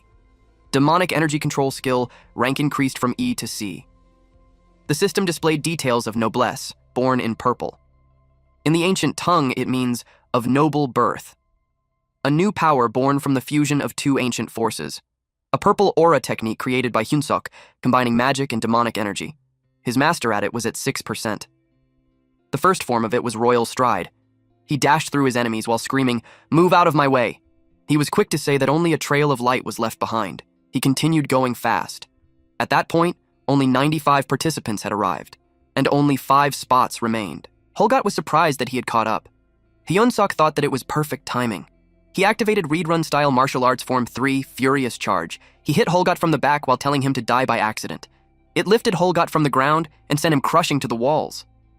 By then, the 99th and 100th passed through, and it was both Holgot and Hyun-suk. Hyun-suk was relieved that he had made it while Holgot was annoyed at him for doing that. Roiger kicked him to stop while telling him that the match was over. Hyun-suk watched them with a smirk on his face. The 100 participants who cleared round 1 will compete again in 3 days. After that, they were dismissed. That night in the forest near the Black Fortress, Hyun-ah asked Hemis if she's certain that she would want to release something in the tournament. Hemis greeted Motum since it had been a while. A portal opened, and a gladiator came out. He replied that it had been exactly 97 years, 3 months, and 11 days since he met her. He asked what she would want him to do. Motum is Hemis's devotee. He had a combat power of 198,532. Motum was instructed to take all the participants' flags, but Hemis doesn't want him to just blindly steal it, so she told him that if he sees someone decent, he should go easy on them a little. Hyuna heard that and told her that she had gone soft. Mouth is what she calls Hemis. Hemis explained, by asking her why she thinks demons were losing to humans. Hemis pointed out that it was because they insisted on fighting fair and square. Demons always try to solve everything with brute strength. If they lose power, they lose the fight. If they lose the fight, they die. They had accepted that as the natural way of things. But humans were different. When they're at a disadvantage, they avoid the fight, and they know how to come up with tricks to offset overwhelming power. That was why the Demon Lord's army kept losing to weak humans. Hemis advised her to study. The day of the second tournament came, and the rules were explained. Teams were formed with 4 members each, randomly assigned. Each team was given 2 flags. After 48 hours, the 10 teams with the most flags move on to the next round. If a team has no flags at the end, they are disqualified regardless of ranking. Hyun-suk could only cry when he found out he was teamed up with Holgot, and Holgot even plans to use him as bait to ambush others. They were Team 9. The members were Holgot, Ikigli, Fedison, and Hyun-seok. There were 25 minutes left, and they currently have 4 flags. They only need to wait for the round to finish. At this point, Hyun-seok was already getting annoyed with his arrogance. The ranking showed that the first place was Team 5 with 9 flags, second place was Team 8 with 7 flags, third place was Team 24 with 5 flags, fourth place was Team 9 with 4 flags, and on the 5th place was Team 1 with 3 flags. Team 9 was surprised that they jumped to 4th place. Then, they became 3rd. While watching the screen, Hyun-suk heard a metal clashing, so he got alarmed. Motum approached them. Hyun-sok realized that he could be the one messing up the scoreboard. Holgot asked what his deal was. They looked down on him thinking that he's a golden goblin, so they attacked. Hyun-sok yelled at them not to rush in, but they thought he was just a coward, so they told him to shut up. Holgot wanted to steal Moten's flag, but they all got sent back after being hit. Moten had gotten their flags. Hyun-ah told Mouthy, Hemis, to forget whatever she's hoping for because there's no way those guys could even beat Motem with their level of skill. Hemis remained silent. There was just 11 minutes and 32 seconds left. Team 9 fell to 25th place with 0 flags, 59 seconds left. Hyun-sok told the armor to stop. Then he told his teammates to charge at his signal. He warned the goat to be especially smart about this. He knew that the ones who got their flags stolen earlier were reckless. He commanded the goat to use magic. Holgot was annoyed that Hyun-sok had been ordering him around, but he did as he was told. It caused an explosion, and the smoke made Motem lose visibility. Following that, Hyun-sok called Ikigli. Ikigli flew above Motem, already knowing what to do. It dove towards Motem. Of course, Motem watched it coming. He was amused with this pincer attack. They were the first team to use tactics like that. He finds it refreshing. But he was still able to stop Ikigli by grabbing his neck. All of them were too slow and too straightforward for him, and their magic was weak too. Hyun-sok ran towards him. While he was near, he called the centipede. It rose from the ground and wrapped itself around Motem. Hyun-sok concentrated his power on his foot. Then he activated Noblesse Form 1, King's Step. He was glad to have snatched the flag. Motem grabbed him while admitting that it was such a nice combo. It wasn't bad at all for something improvised, but that's as far as it goes. He smashed Hyun-sok's face on the ground. 15 seconds left. The power Hyun-sok used was something that he hadn't seen before. He asked what that purple aura was. They were almost out of time with 10 seconds left. Hyun-sok replied that if he wanted to know it so badly, at this point, it was all or nothing for him. He suggested that Motem takes a direct hit to find out. He used Mana Burst Devour. A bright purple light engulfed them. There were just 5 seconds remaining. Hyun-sok staggered backwards. At 2-second countdown, Motem was almost falling, but at 1 second, he steadied his footing. The host announced that the match was over. Motem couldn't believe Hyun-sok released a manga like that. It was like a suicide move, but the impact was too weak. The host started the flag count. Hyun-sok called this tin can and told him to look behind him. Holgot was able to grab 1 flag. Motem hadn't even noticed when the hell did he get there. Of course, Hyun-sok wouldn't just blow himself up without a plan. He calculated everything all along. It has been a hell of a meeting. The host announced a tie on the 7th place for teams 4, 15, 21, and 1 more team. Hyun-sok hoped never to meet Motem again. The host confirmed that Team 9 officially cleared round 2. Hyun-sok's new skill was Mana Burst. It was a technique using the explosive nature of colliding mana energy and magic power. It collides mana and magic within the body and releases it outward as force. His mastery of it was at 11%. After the tournament, Hemis asked Motem what he thought of Hyun-seok. Motem saw that even if Hyun-seok was a human, he was able to use demonic energy mixed with mana. It's the first time he ever saw something like that. She asked what else he noticed. He replied that Hyun-seok was talented and quick on his feet. Plus, he had the guts and judgment to back it up. And if Motem was being honest, Hyun-seok was better than most demons he ever saw. Hyun-seok was the new wind they needed to stir things up. Hemis acknowledged that it would be fun in its own way. Meanwhile, at the Holy Empire of Garten, Orvan IV received the news that Gevin failed even after all that. He lost a hero-class talent so meaninglessly. His subordinate asked what he plans to do about the Saintess. He replied that no matter how popular the Saintess was, she's still a princess from a minor kingdom. He announced that Abelson's claim to the new Saintess title would be revoked. He ordered him to announce that she was a heretic who colluded with the Demon King's army. Then he proceeded to the next topic.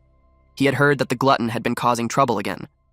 His subordinate shared that she had been restructuring troops and changing leadership. They were also planning to select new officers based purely on merit through a tournament. Orvan IV asked if there's any way to interfere. The subordinate replied that they tried to ask the Demon King's help, but he refused. It seemed like the Demon King didn't want to make an enemy of the glutton. Orvan IV thought of sending one of their legends. He wondered if Kinley would be able to fight the glutton evenly. The subordinate responded that they have received a report that Hyun-ah, the traitor, was currently at the Black Fortress. She's also an early-stage legend tier fighter, so facing both of them at once would be tough. It was such bad timing for her to show up all the time. Orvan IV had to confirm if the Demon King wasn't siding with the glutton. His subordinate suggested that they call off the operation, but Orvan IV sternly called him out and asked him if he had forgotten how the Church of Ducis and the Drasan Empire rose to become the two superpowers that split the continent. It was thanks to the necessary evil that was the demon race. He reasoned that evil must exist for good to shine all the brighter, that brilliance leads the ignorant masses to faith, and faith was the source of Garton's national power. Until recently, they manipulated wars by pulling the Demon King's strings, but if the demons evolve or change too much, they would be harder to control. Orvan IV remembered from the spy that the next tournament match location had changed. Cardinal Elrond confirmed that. It would be held in Inamosit, the forest known for its beast monsters. That was quite far from the Black Fortress. Orvan IV took that as a blessing from God. He ordered the cardinal to gather the heroes to use that opportunity to test their capabilities. Back at the Black Fortress, Hyunsuk noticed that since he mixed demonic energy with mana, his skill window became a mess. Rachel knew that before, he was just relying on his read-run-style martial arts. Now, his modified read-run-style martial arts had been added to the skill list, and demon consumption and noblesse had been registered separately too. At the moment, Hyunsuk was at level 466 with 170 strength, 165 agility, 170 mana, blank demonic energy, 74 charisma, with 5 abilities and 5 skills too, such as read-run style martial arts, modified read-earn style martial arts, promote, demon consumption, and noblesse. His command skill rank went up too. Because of this, whenever he follows orders from the commander, subordinates' performance improves too. It was pretty useful. Rachel commented that he's steadily climbing the ranks of the demon army. Hyunsuk wondered if there were any items sold to boost his stats further. To his surprise, Hyuna replied that it wasn't possible at his level. She appeared behind him. The shock made him scurry away from her. She told him to shut up and stop screaming. Then she demanded to know how many hero points he has. He replied with 1,300 points. Then, she asked his store grade, to which he replied that it was intermediate. It made her laugh and called him a noob. He asked the veteran for guidance instead. He wanted to know what she bought when he was at his level. She saw right through him. He was trying to mooch off from her experience. She replied that she would reveal it to him if he answers everything she asks. He happily replied yes. Since he already has a fighting spirit, she advised him to upgrade his store and buy subspace. It was basically a better inventory. It was a great bang for his money. Then, it was her turn to ask. She wanted to confirm if he's a hero. He replied that technically he was. Then she asked why he's in the Demon King's army. He simply answered that it sort of happened that way. Her third question was about how he mixed mana and demonic energy. He responded the same thing. After that, she summed up that he's a hero, but he just happened to join the Demon King's army, and also just happened to mix mana and demonic energy. That annoyed her, so she punched him. He reasoned that she's on the same boat, too. After a while, she made him his human chair. She invited him to the 4th Legion and offered to personally train him. He immediately replied no.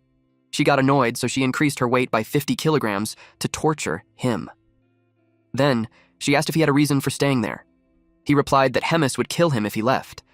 She asked what his next goal was. Then he replied that it was to marry a rich, blonde noble lady and have 5 kids. It wasn't what she's expecting, so she was done. She realized he was hopeless. Also, she knew that there's no way Hemis would let him go. She left so he could get some rest. She didn't hear it. But another reason was, he got attached living there. The day of round 3 arrived. Hyunsuk puts on his glove and tightened his belt. After preparing, he told Bobo to take care of the house and promised him that he'd come back as a champion. After arriving at the stadium, they'll be teleporting at Inamosit. They headed out. To Inamosit, the land of monsters. The next thing we knew is that Hyunsuk leveled up. The rule was 1 level per mob kill, and during this time, he already leveled up 4 times. He targeted a dryad, a plant-type beast. Most individuals were female, and they helped other plant beasts exchange pollen to reproduce. He saw a purple orb in the air and wondered if that was the double exp field. In the 3rd round, they had to survive in the beast forest. The tournament would end once 10 of the 24 participants were eliminated. Each participant was given 1 magical tool. The purple orb that Hyunsuk saw was the military tracking orb. It is a tracking magical orb created for Hemis's entertainment. It displays all participants' locations every hour. It was also equipped with a GPS function. Rachel saw the Demon King's army had pretty solid magic skills. She didn't expect them to use such a complicated ritual. Hunsok just decided to collect the herbs and get out of there before someone shows up. But unexpectedly, he got hit by something. It made him drop the dryad. The one who was searching for him finally found him. It was Holgot, and he came to him to settle things once and for all. Meanwhile, Roiger was on top of a branch, complaining. It was because he was stuck playing guard dog in front of the teleportation gate in Inamazit. The goblin underneath the branch told him not to be too rough. It was the only gate connected to the castle, so it would be trouble if it breaks even by chance. Roiger knew that well too. But he still thinks it was too much because he thought no one would even come to a backwater place. But then, an unknown character stepped right in the forest. Roiger sensed him, and that got him on his feet. There was a presence. He thought that maybe they were a group of humans out hunting beasts, but he didn't sense any strong magic from them. If they attack first and get exposed, it could be bad. Inamosite was a vast place, so he thought running into each other was slim. He decided to just leave them be. Meanwhile, Holgot spoke to Hyunsok and said that he should tremble before the power of the great Holgot and beg for human mercy. Holgot suggested that if he doesn't want mercy, he should just run away.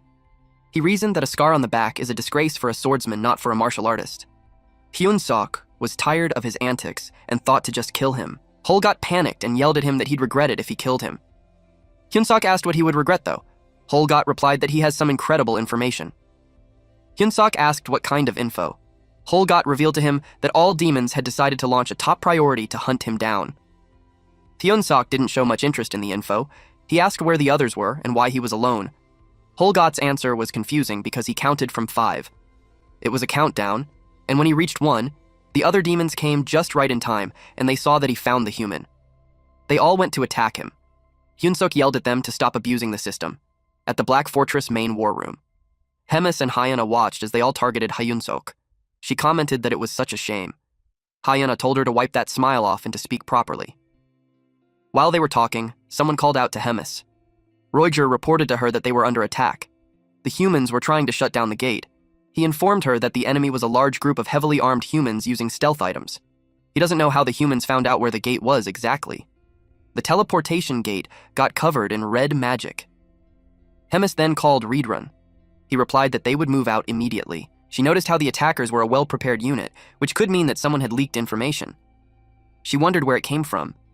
Yana noticed how she gripped tightly on the armrest as if she was holding back her anger. Meanwhile, in Inamusit, Hyunsok hid behind the bushes. He couldn't believe they rigged a sacred ranking battle. He was annoyed that abuse wasn't being caught. He questioned what the admins were doing. Rachel shushed him, because the demons were nearby. They thought he wasn't there, so they just settled to wait for the next tracking update. And then they were gone. Hyunsok was relieved. He was scared to death. He questioned how they're supposed to keep surviving. Rachel suggested making a monster war, so they focused on leveling. She asked if he had something in the shop that would help. He wondered about it too, so he scrolled at the shop. He looked for a revolutionary item that could save him from all this abuse. While he was laying on the ground doing that, someone saw him. It was a man wearing black robe, and he asked him if he's the rumored hero. Immediately, Hyunsok jumped to his feet. The man removed his hood. There was an army behind him. These guys looked like they were just being controlled by someone, and were hypnotized. They didn't even have proper expression on them. Hyunsok could tell something was off with them. The leader introduced himself as Andrew Taylor, the hero. After that, the system window appeared and displayed a hero quest. Since Hyunsok encountered the Wicked Hero group, he had to survive at all costs, and a bonus objective was to defeat them. His reward was 1,000 hero points. Hyunsok greeted him and treated him as his senior. He bowed at him and introduced himself as a rookie. He asked what brought them to that place. Andrew replied that they were demon hunting. Hyunsok flattered them by saying it was an admirable goal and justice would be returned. He got up and planned to leave on the pretense that he's going to defeat some demons too, but Andrew unsheathed his sword and let out an air slash while Hyunsok was trying to get away. Then he informed him that he's also out there to take out human traitors. While doing so, someone appeared and yelled that he found the human.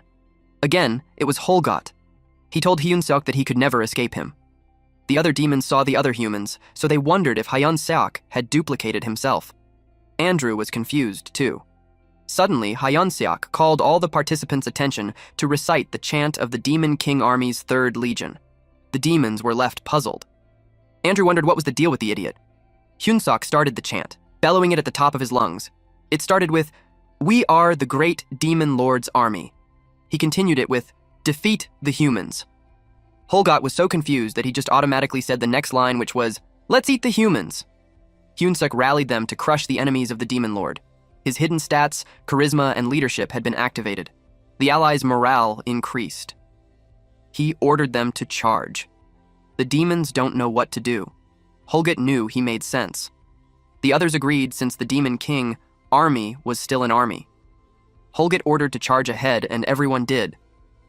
It was all Yoon Seok's plot, and he vowed to remember his comrade's brave sacrifice. Then he dashed away.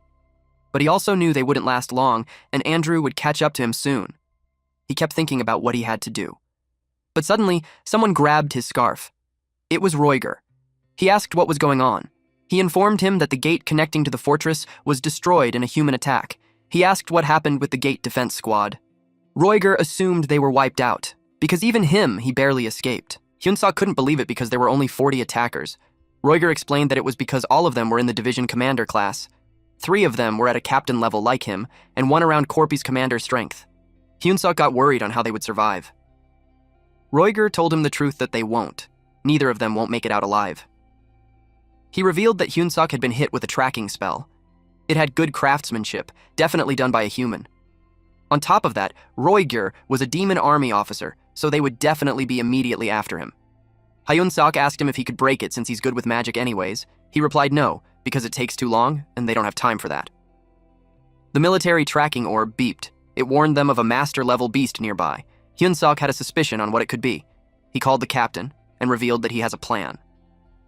A few minutes later, one of the robed men reported that the demons had been dealt with, but the traitor hero had escaped, so they hurriedly moved out. They were in a rush.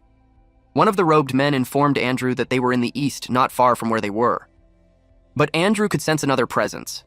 He could tell it was Plokalade.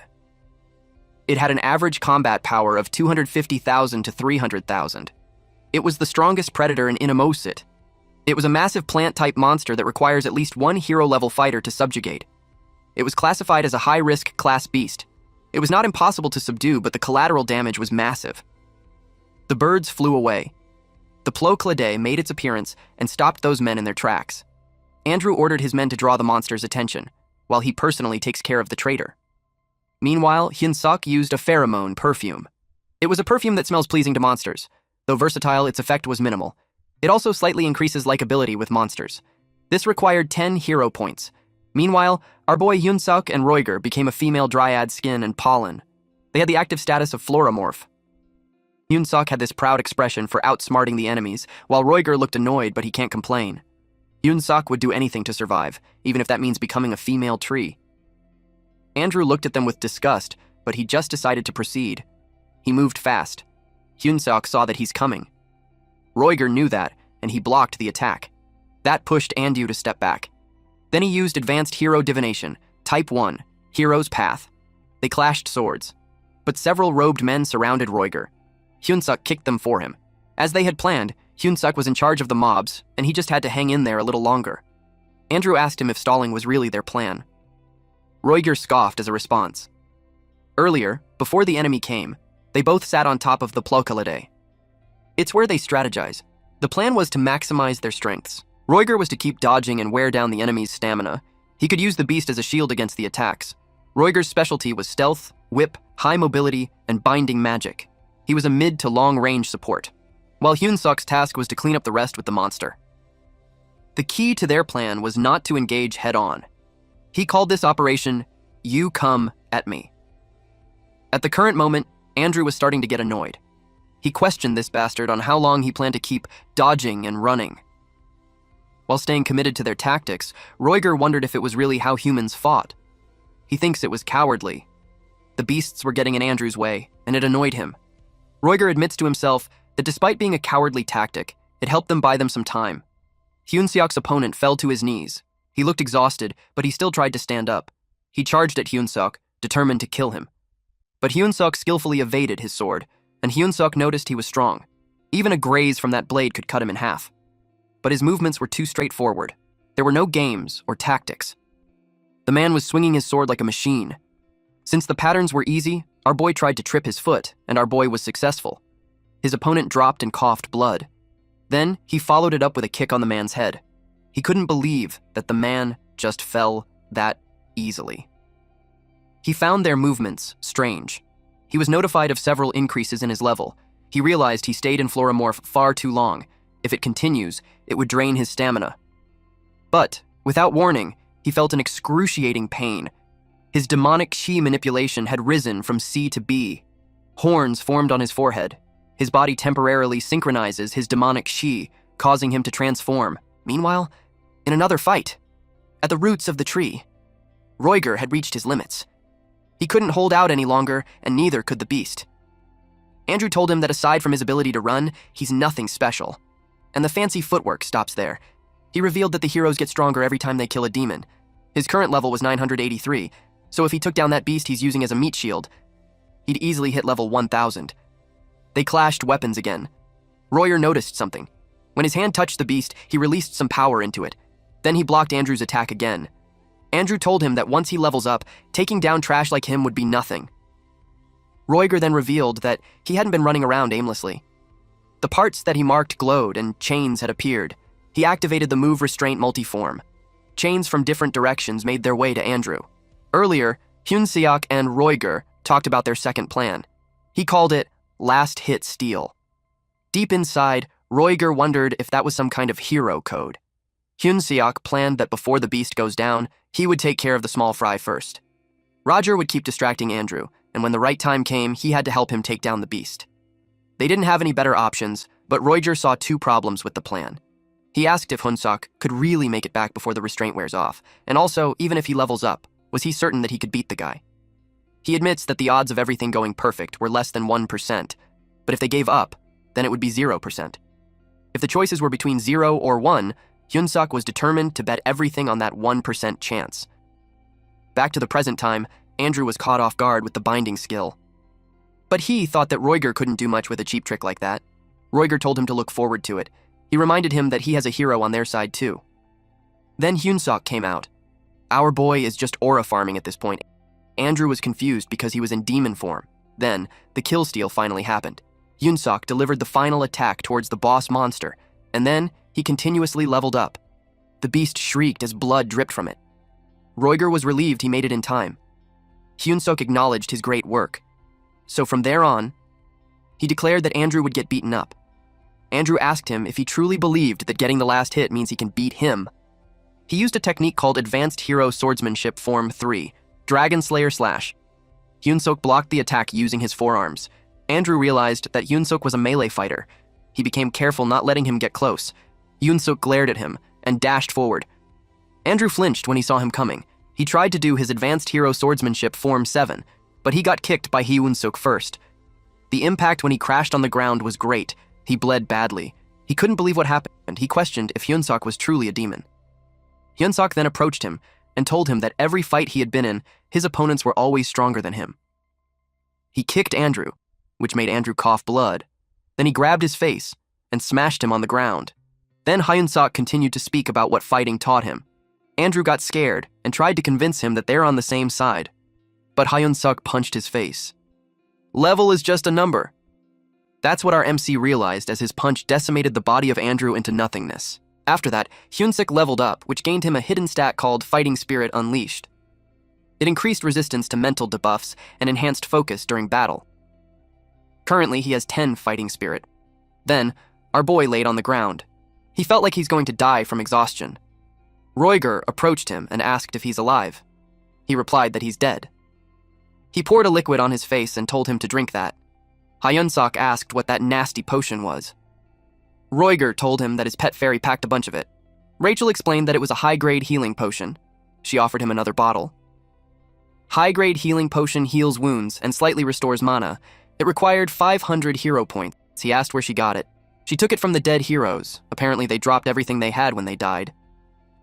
Hyunseok commented that the heroes in that world were so weird. Rachel asked why. He replied that heroes were supposed to be righteous. They save the world and defeat evil. But there, even if they killed another hero, there was no penalty.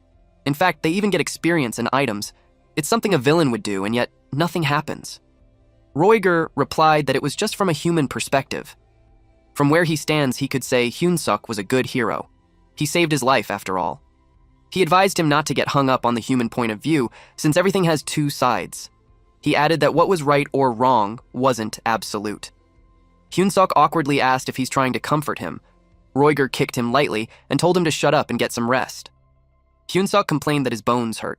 Also, he informed him that he requested backup before communications were cut so someone would be there soon. As if on cue, a portal appeared, and Reedrun showed up. Roiger kicked Hyunsuk to get inside. When he reached the Black Fortress, he announced that he's back. But what he saw made his jaw drop. It was total chaos. His house was burning. Then they felt a presence. Hemis showed up. Hyuna told her to stop throwing a tantrum already. She also insists that she wasn't a traitor. But whether she's a traitor or not, it doesn't matter to her. What matters is that she's pissed. And she wanted to crush anyone siding with the Demon King. Hyuna called her crazy. She emphasized that everyone knew she wasn't the enemy. Then, a loud explosion happened. Smoke covered the area. Someone came and called Hemis. He was a messenger from the Demon King. He relayed the order to stop already. His name was Osgus, the Demon King's 5th Legion commander and head of the Cowden clan. She was impressed that he knew and came all the way there.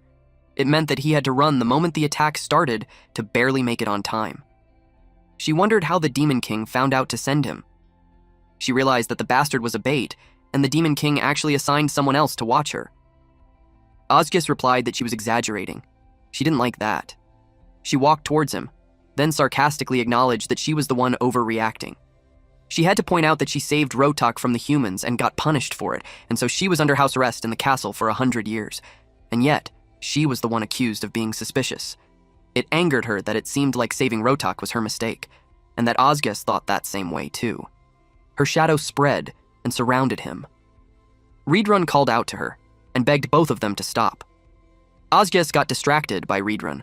Luckily, Hemis decided to stop there. She told him to thank his nephew, later that night after his treatment. Hyunseok was in bed, pondering on what happened. He realized that the Demon King's army was a mess too. Abelson heard that he was appointed as a battalion commander. She asked if he really planned to stay in the Demon King's army. After what happened, he basically burned bridges with Gatren, and he doesn't think he could live with humans anymore, since he got horns and demonic power now.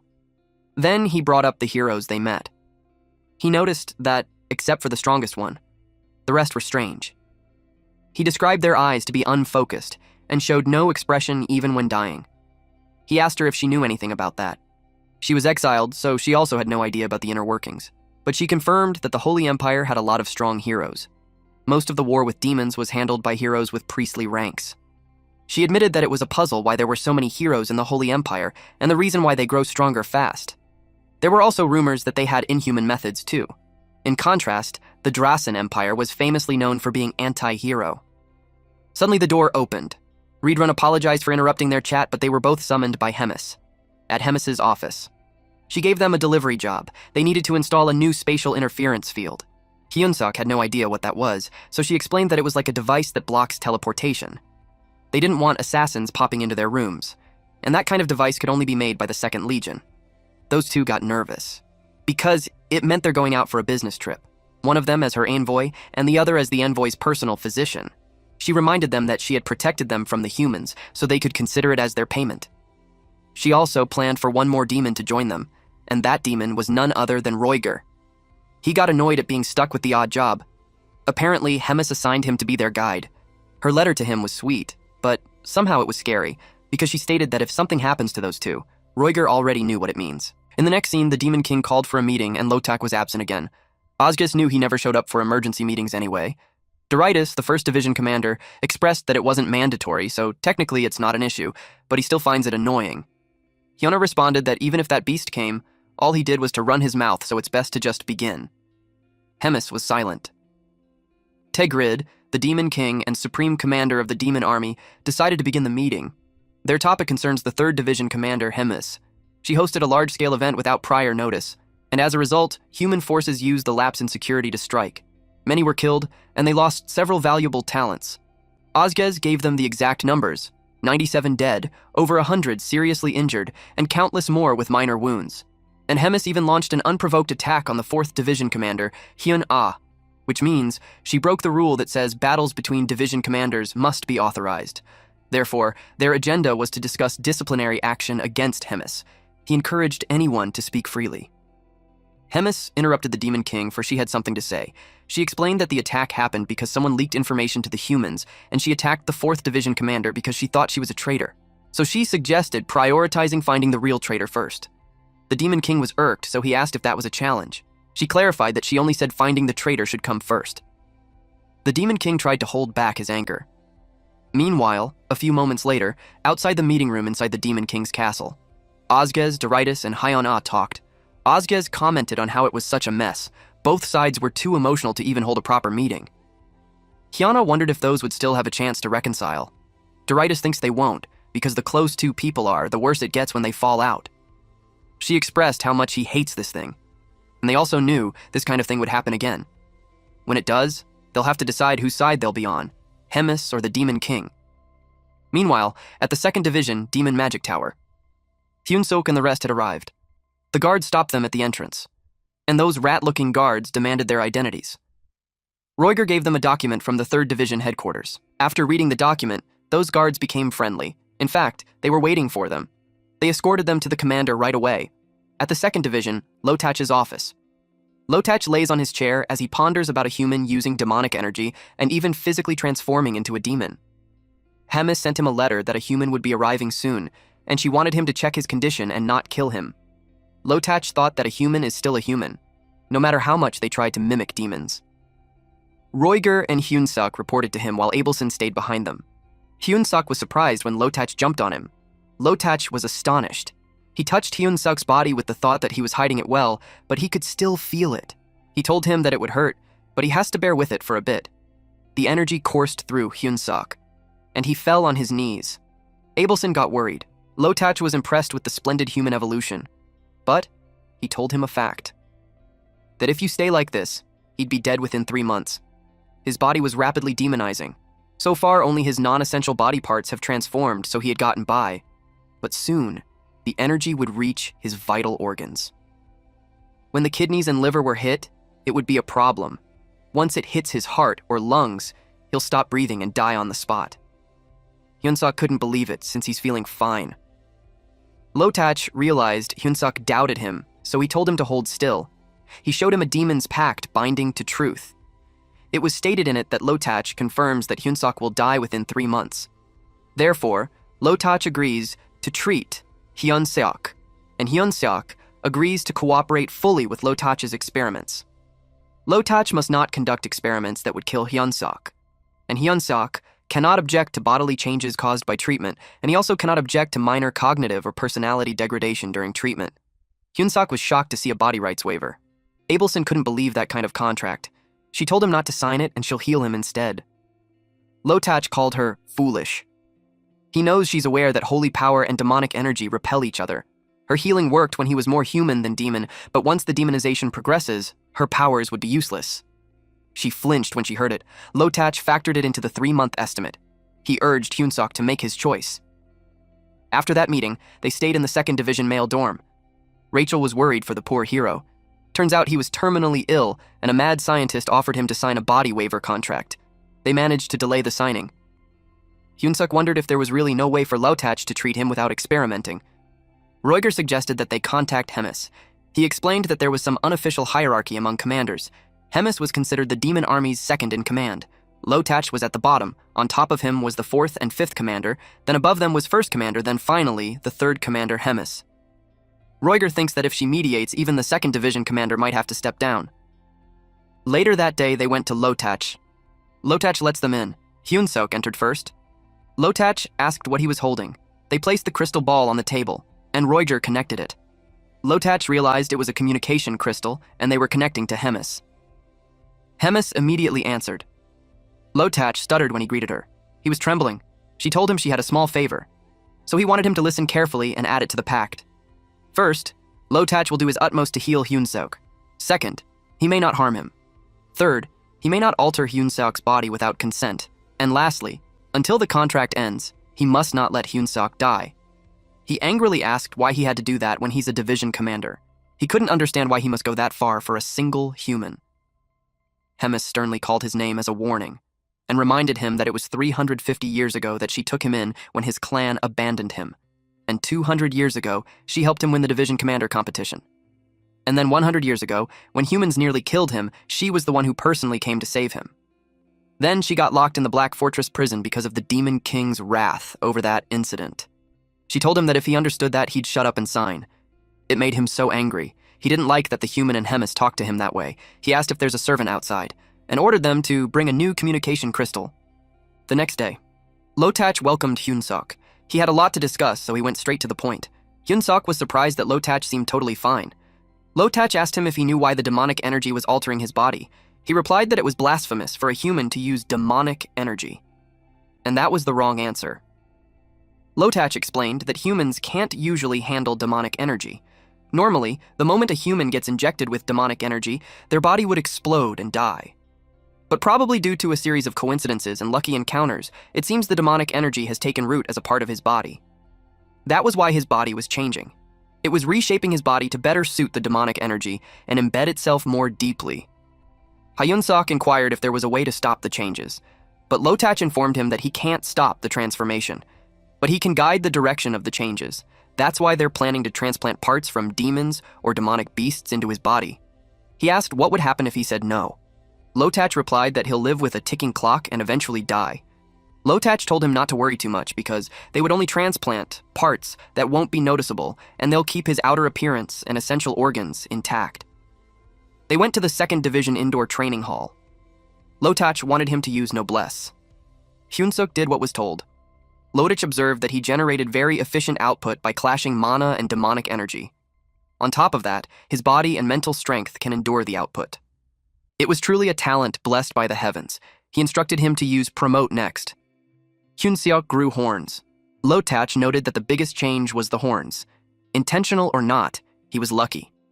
It was a very efficient adaptation to protect internal organs. It made him badly want to study and clone him. If it weren't for Hemis, he would have dissected him already. He thought of mass-producing the ability through chimeras so no one would look down on him. But to do that, he needed an oath scroll first. Since he'd been quiet, Hyun-sok called his name to get his attention. Hyun-sok asked what he should do after promote. He told him that they'll stop for now since he gathered everything he needed. Then starting tomorrow, he'll begin fixing his body and abilities one at a time. After that, Hyun-sok grew horns, ran around the training hall, coughed blood, and was placed on the operating table. It became a cycle, but he'd get up fine afterwards. He had a lot of discussions with Lotach too. Eventually, he complained that he's dying. But at that point, his demonic energy control and mana control was at B level, and his master of promote was at 28%. Lotach told him to stop being dramatic. His body and aura were much more stable than before. After that, they were done for the day. Hyun-sok left the room feeling exhausted. After he shut the door, Lotach unveiled the communication crystal. He asked the other side if she could talk. The other side asked what's going on. Lotach wanted to get the answer for his proposal. He was talking to Hyuna and had proposed to team up to take the 3rd Division down. Hyuna couldn't understand why. She doesn't get along with Hemis, but that wasn't the case for him. Hemis raised him like her own. He replied that they parted ways long ago. That was then she shut down his chimera research, when it had huge potential. She told him that no matter how strong the chimeras are, if he, the handler, was weak, they're useless. She told him that he was just too weak. He asked Hyuna if she was in or not. She replied that even if they had parted ways, he could just ignore her like before. There was no need to go far as to take her down. It's what he did until recently. But now, there was an interesting subject in Hemis's hands, and he thought that if he could replicate this subject's ability, it would lead to something massive. She asked if he's talking about the human guy, Hyun-seok. She wondered if his talent was worth going against Hemis for. Lotach admitted that it was worth more than that. He knew that no matter how strong Hemis was, she couldn't handle 2 division commanders at once, so he invited her to work with him. She agreed to it. 2 versus 1 would be tough to handle. She told him to contact her once the detailed plan was ready. He told her he'd do that.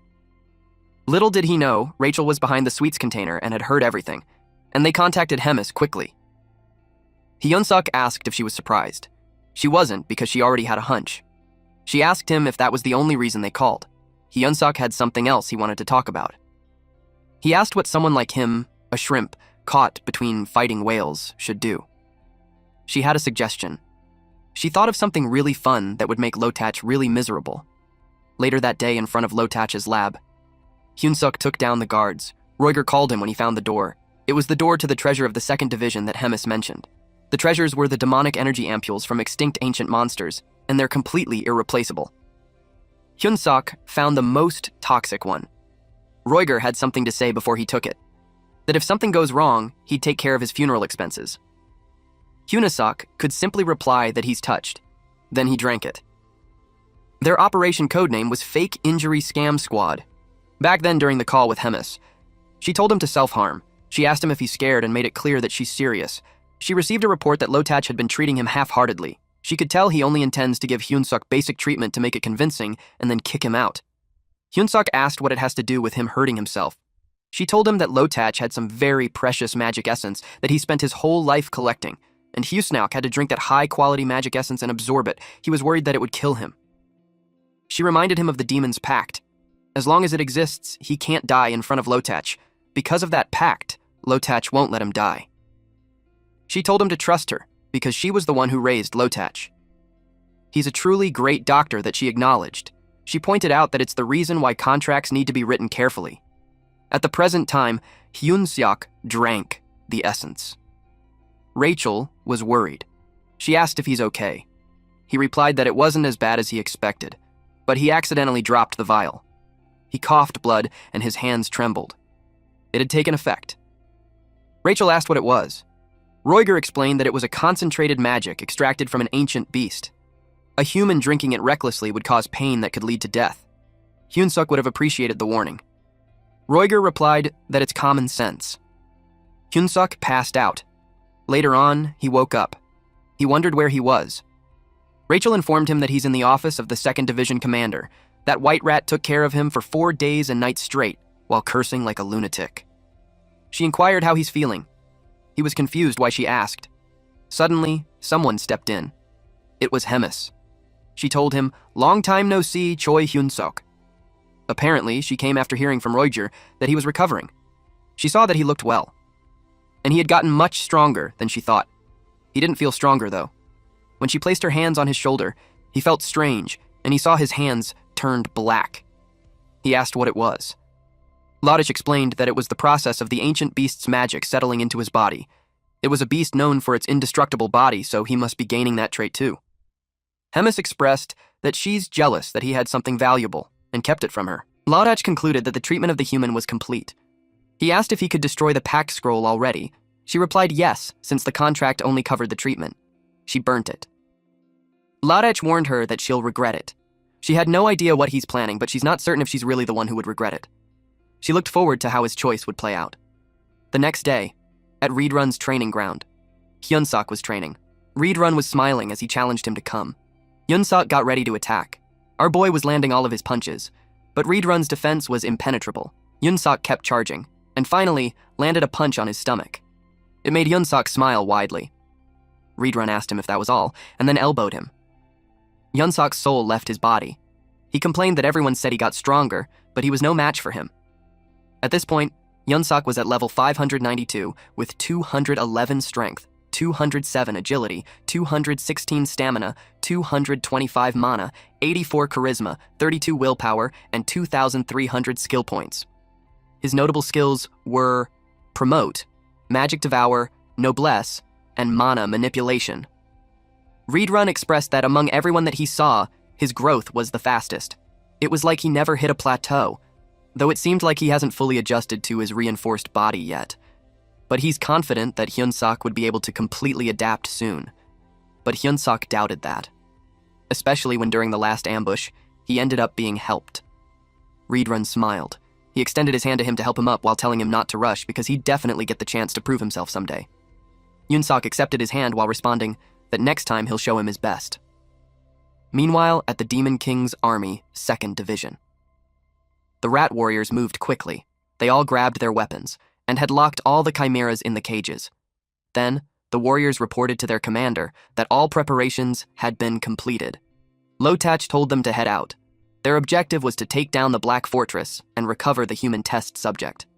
Lotach was determined to crush them and take everything with his own hands. Back to these two, just right after Hyunsuk accepted Reedrun's hand, an explosion happened. The building behind him was on fire. The bell rang as the soldiers yelled that it was an attack from the Skeben clan. The 2nd Division had invaded them. Skeben clan resembled rats. They had an average height of about 1.5 meters. Due to their size, they're weak in combat, but they're smart. They fired cannons at the 3rd Division's base. Hyuna commented that the 2nd Division's power was insane. It was no wonder that they're so confident. A rat warrior reported to Lotak that the castle wall had collapsed. Just as Hyuna expected, they haven't fully repaired the fortress. Lotach ordered them to advance with the chimeras at the front. Then he ordered Gaildao to capture the arrogant human experiment.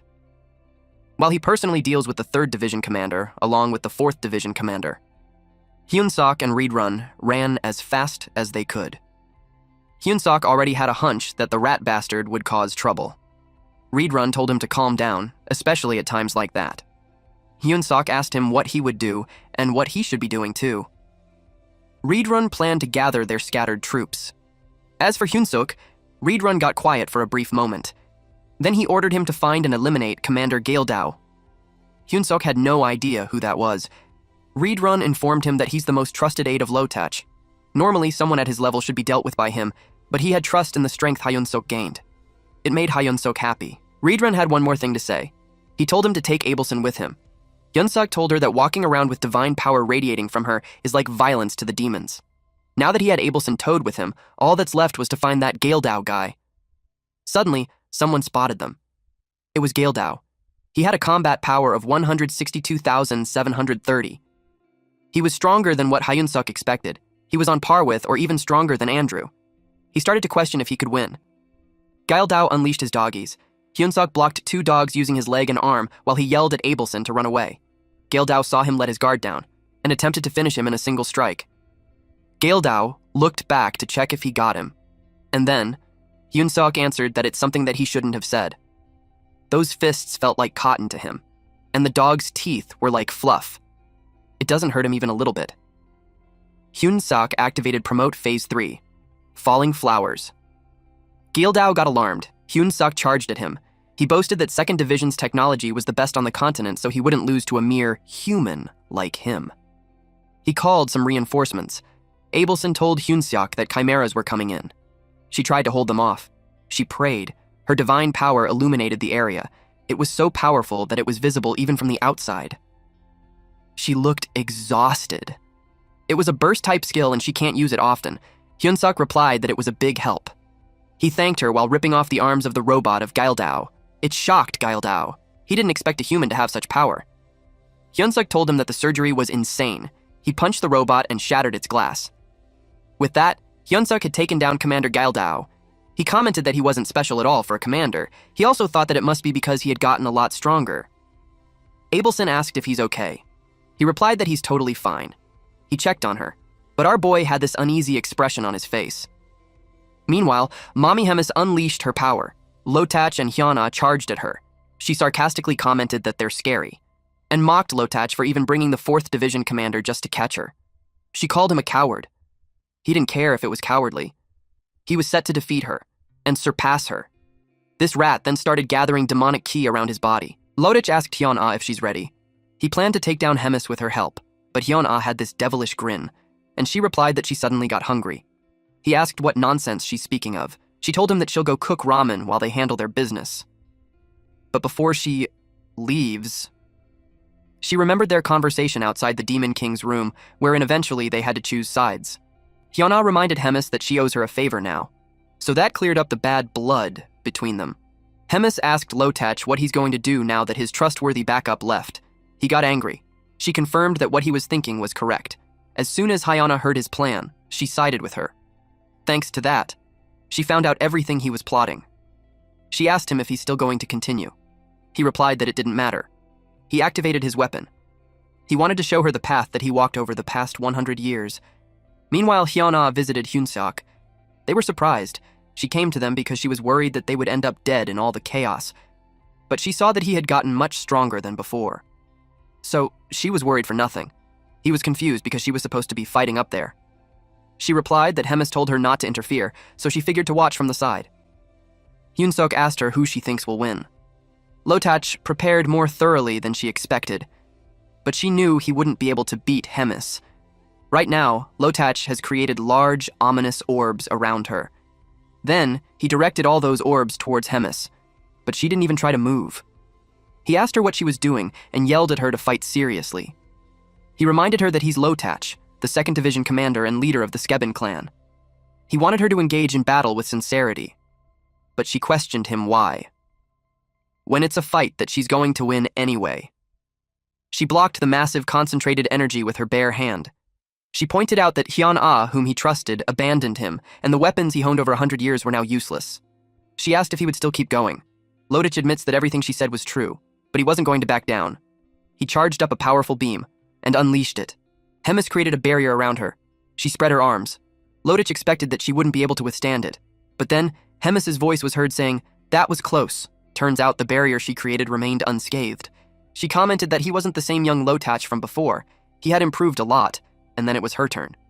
She created a large magic circle and unleashed shadows from it. Lotach was surprised to see that technique. The shadows targeted him. It grabbed his limbs and ripped it apart. Blood splurted everywhere. He was barely conscious. At this point, he still tried to call for Hemis. She asked if he's begging for his life now. Lotach asked if she sees him as a pathetic, pitiful, and weak Lotach. Back then, he was enthusiastic about becoming strong like her. He wanted to become a powerful demon that no one could look down on, and he wanted her to watch over him. Then another scene was shown where Lotach reported to her that the Chimera would definitely be a powerful technique. She asked how long he planned to rely on such petty tricks, because no matter how powerful the Chimera was, the one who controls it was still weak, so it would be meaningless. She told him that he's weak, so she had no choice but to take care of him. At the present time, Hemis was silent. Then she expressed that time was cruel. At first, it felt like a bond that would last forever, but eventually, people changed, and they made choices they regret. But still, she was thankful for him for making it fun. There was a hint of affection in her voice. She grabbed his head and covered his eyes with her fingers. She thanked him and wished him to rest in peace. The next day, the fortress echoed with loud, surprised voices. They had just learned that Hemis plans to move. According to her, the place was too damaged to fix and live in. Hyunsuk and Reedrun agreed. Reedrun asked where they were going. She chose Gardrak Castle, where the 8th Division was stationed. He was about to stop her, but she didn't let him talk since she had made up her mind. She ordered him to write a letter on her behalf to tell the 8th Division commander to vacate immediately. When they left her office, Reedrun was puzzled why she chose the 8th Division of all places. He couldn't figure out what she was thinking. Hyunsuk inquired what was wrong with the 8th Division. Reedrun explained that it was right next to the human territory. It was a frontline battlefield. Hyunsuk could tell it was a dangerous place, but since it hadn't fallen, he assumed that the commander was competent. Reedrun revealed that it wasn't necessarily like that. He confirmed with him if he knew where Hemorn Fortress was. But Hyunsuk had no idea. Reedrun could only sigh. Then he told him it was where they first met, and they lost that fortress and had to retreat significantly. The one in charge back then was none other than the Commander Grat of the 8th Division. Hyunsuk was astonished that he managed to survive despite Reedrun's wrath. Even in the chaos, he managed to protect their main base, the Gardrak Castle. Hyunsuk commented that at least he knew how to defend his home, but Reedrun argues that it was uncertain whether he really protected it or used some other means. At Gardrak Castle, Grat, the Demon King's Army 8th Division commander, received the letter and got furious. Reedrun told him to vacate the castle because the 3rd Division was going to use it as their headquarters. He started wondering if the old witch Hemis suspected something. He had no choice even if he wanted to hold on to it a bit longer. He used the communication crystal and announced himself. The other person on the line replied that it was the first time they had met since the battalion leader selection, and that person asked what he wanted. He had an urgent proposal. Meanwhile, at the Holy Empire, someone talked about the failure of Gevin, followed by Andrew. Orvin IV was slightly disappointed since they had faith in Andrew. He suspects that Hyunsuk had done it again. Cardinal Elrond replied, yes. Hyunsuk had shown an unusually fast rate of growth. Orvin commented that it's very bad. Cardinal Elrond suggested that they focus on resolving the conflict with the Drasen Empire first. Even if Hyunsuk's growth was extraordinary, he's still just an individual. If Hyunsuk was just a normal resident of their world, he would agree. But Hyunsuk was a hero. He told Elrond that he could only say that because he doesn't understand what a hero is. So it was quite a naive remark. He wanted to cut him down before he took root and began to bloom in that world. He asked if there had been any word from their informant. Elrond replied that there was a recent message. It was stated that they would cooperate to eliminate Hyunsok, the Red Nightmare, and the Gourmet all at once. Orvan IV asked how they would manage that. Elrond explained that the 3rd Division plans to relocate its base to Gardrak Castle. Orvan IV commented that it was an exciting offer. He questioned why Elrond hadn't shared that important information right away. It was because Grat demanded 10,000 lives as offerings, the return of several strongholds, and a 5-year non-aggression pact as conditions for his cooperation. He admitted that he hesitated because the demands were far too excessive. Orvan IV asked why Grat would ask those conditions. He replied that it was because there's a vacancy for the 2nd Division commander due to recent internal conflicts among the division leaders. He must have been aiming for that position by taking advantage of the rift between Hemis and the Demon King. Orvan IV agreed that killing 10,000 and reclaiming territory would certainly earn him major credit. Elrond replied that aside from the territory, 10,000 was just too many. He questioned just what Grat thinks of the lives of their imperial citizens. But Orvan IV accepted the conditions. It truly surprised Elrond. Orvan IV saw it as a golden opportunity to eliminate several threats at once, and a chance to plant their insider deep within the Demon King's fortress. For that opportunity, he was willing to offer not just 10,000, but 100,000, even millions of lives. But a large sacrifice had to be prepared thoroughly, especially when they couldn't afford another failure. He ordered the summoning of the legends from each region.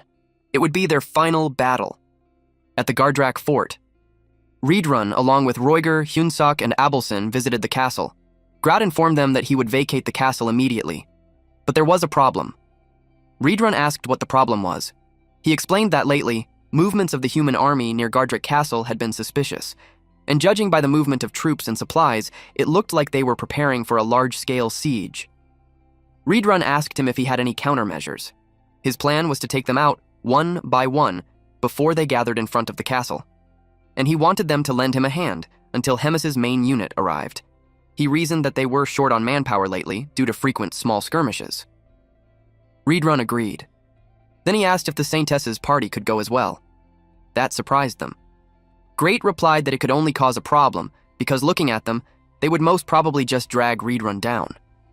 Those 3 seemed to be offended by that.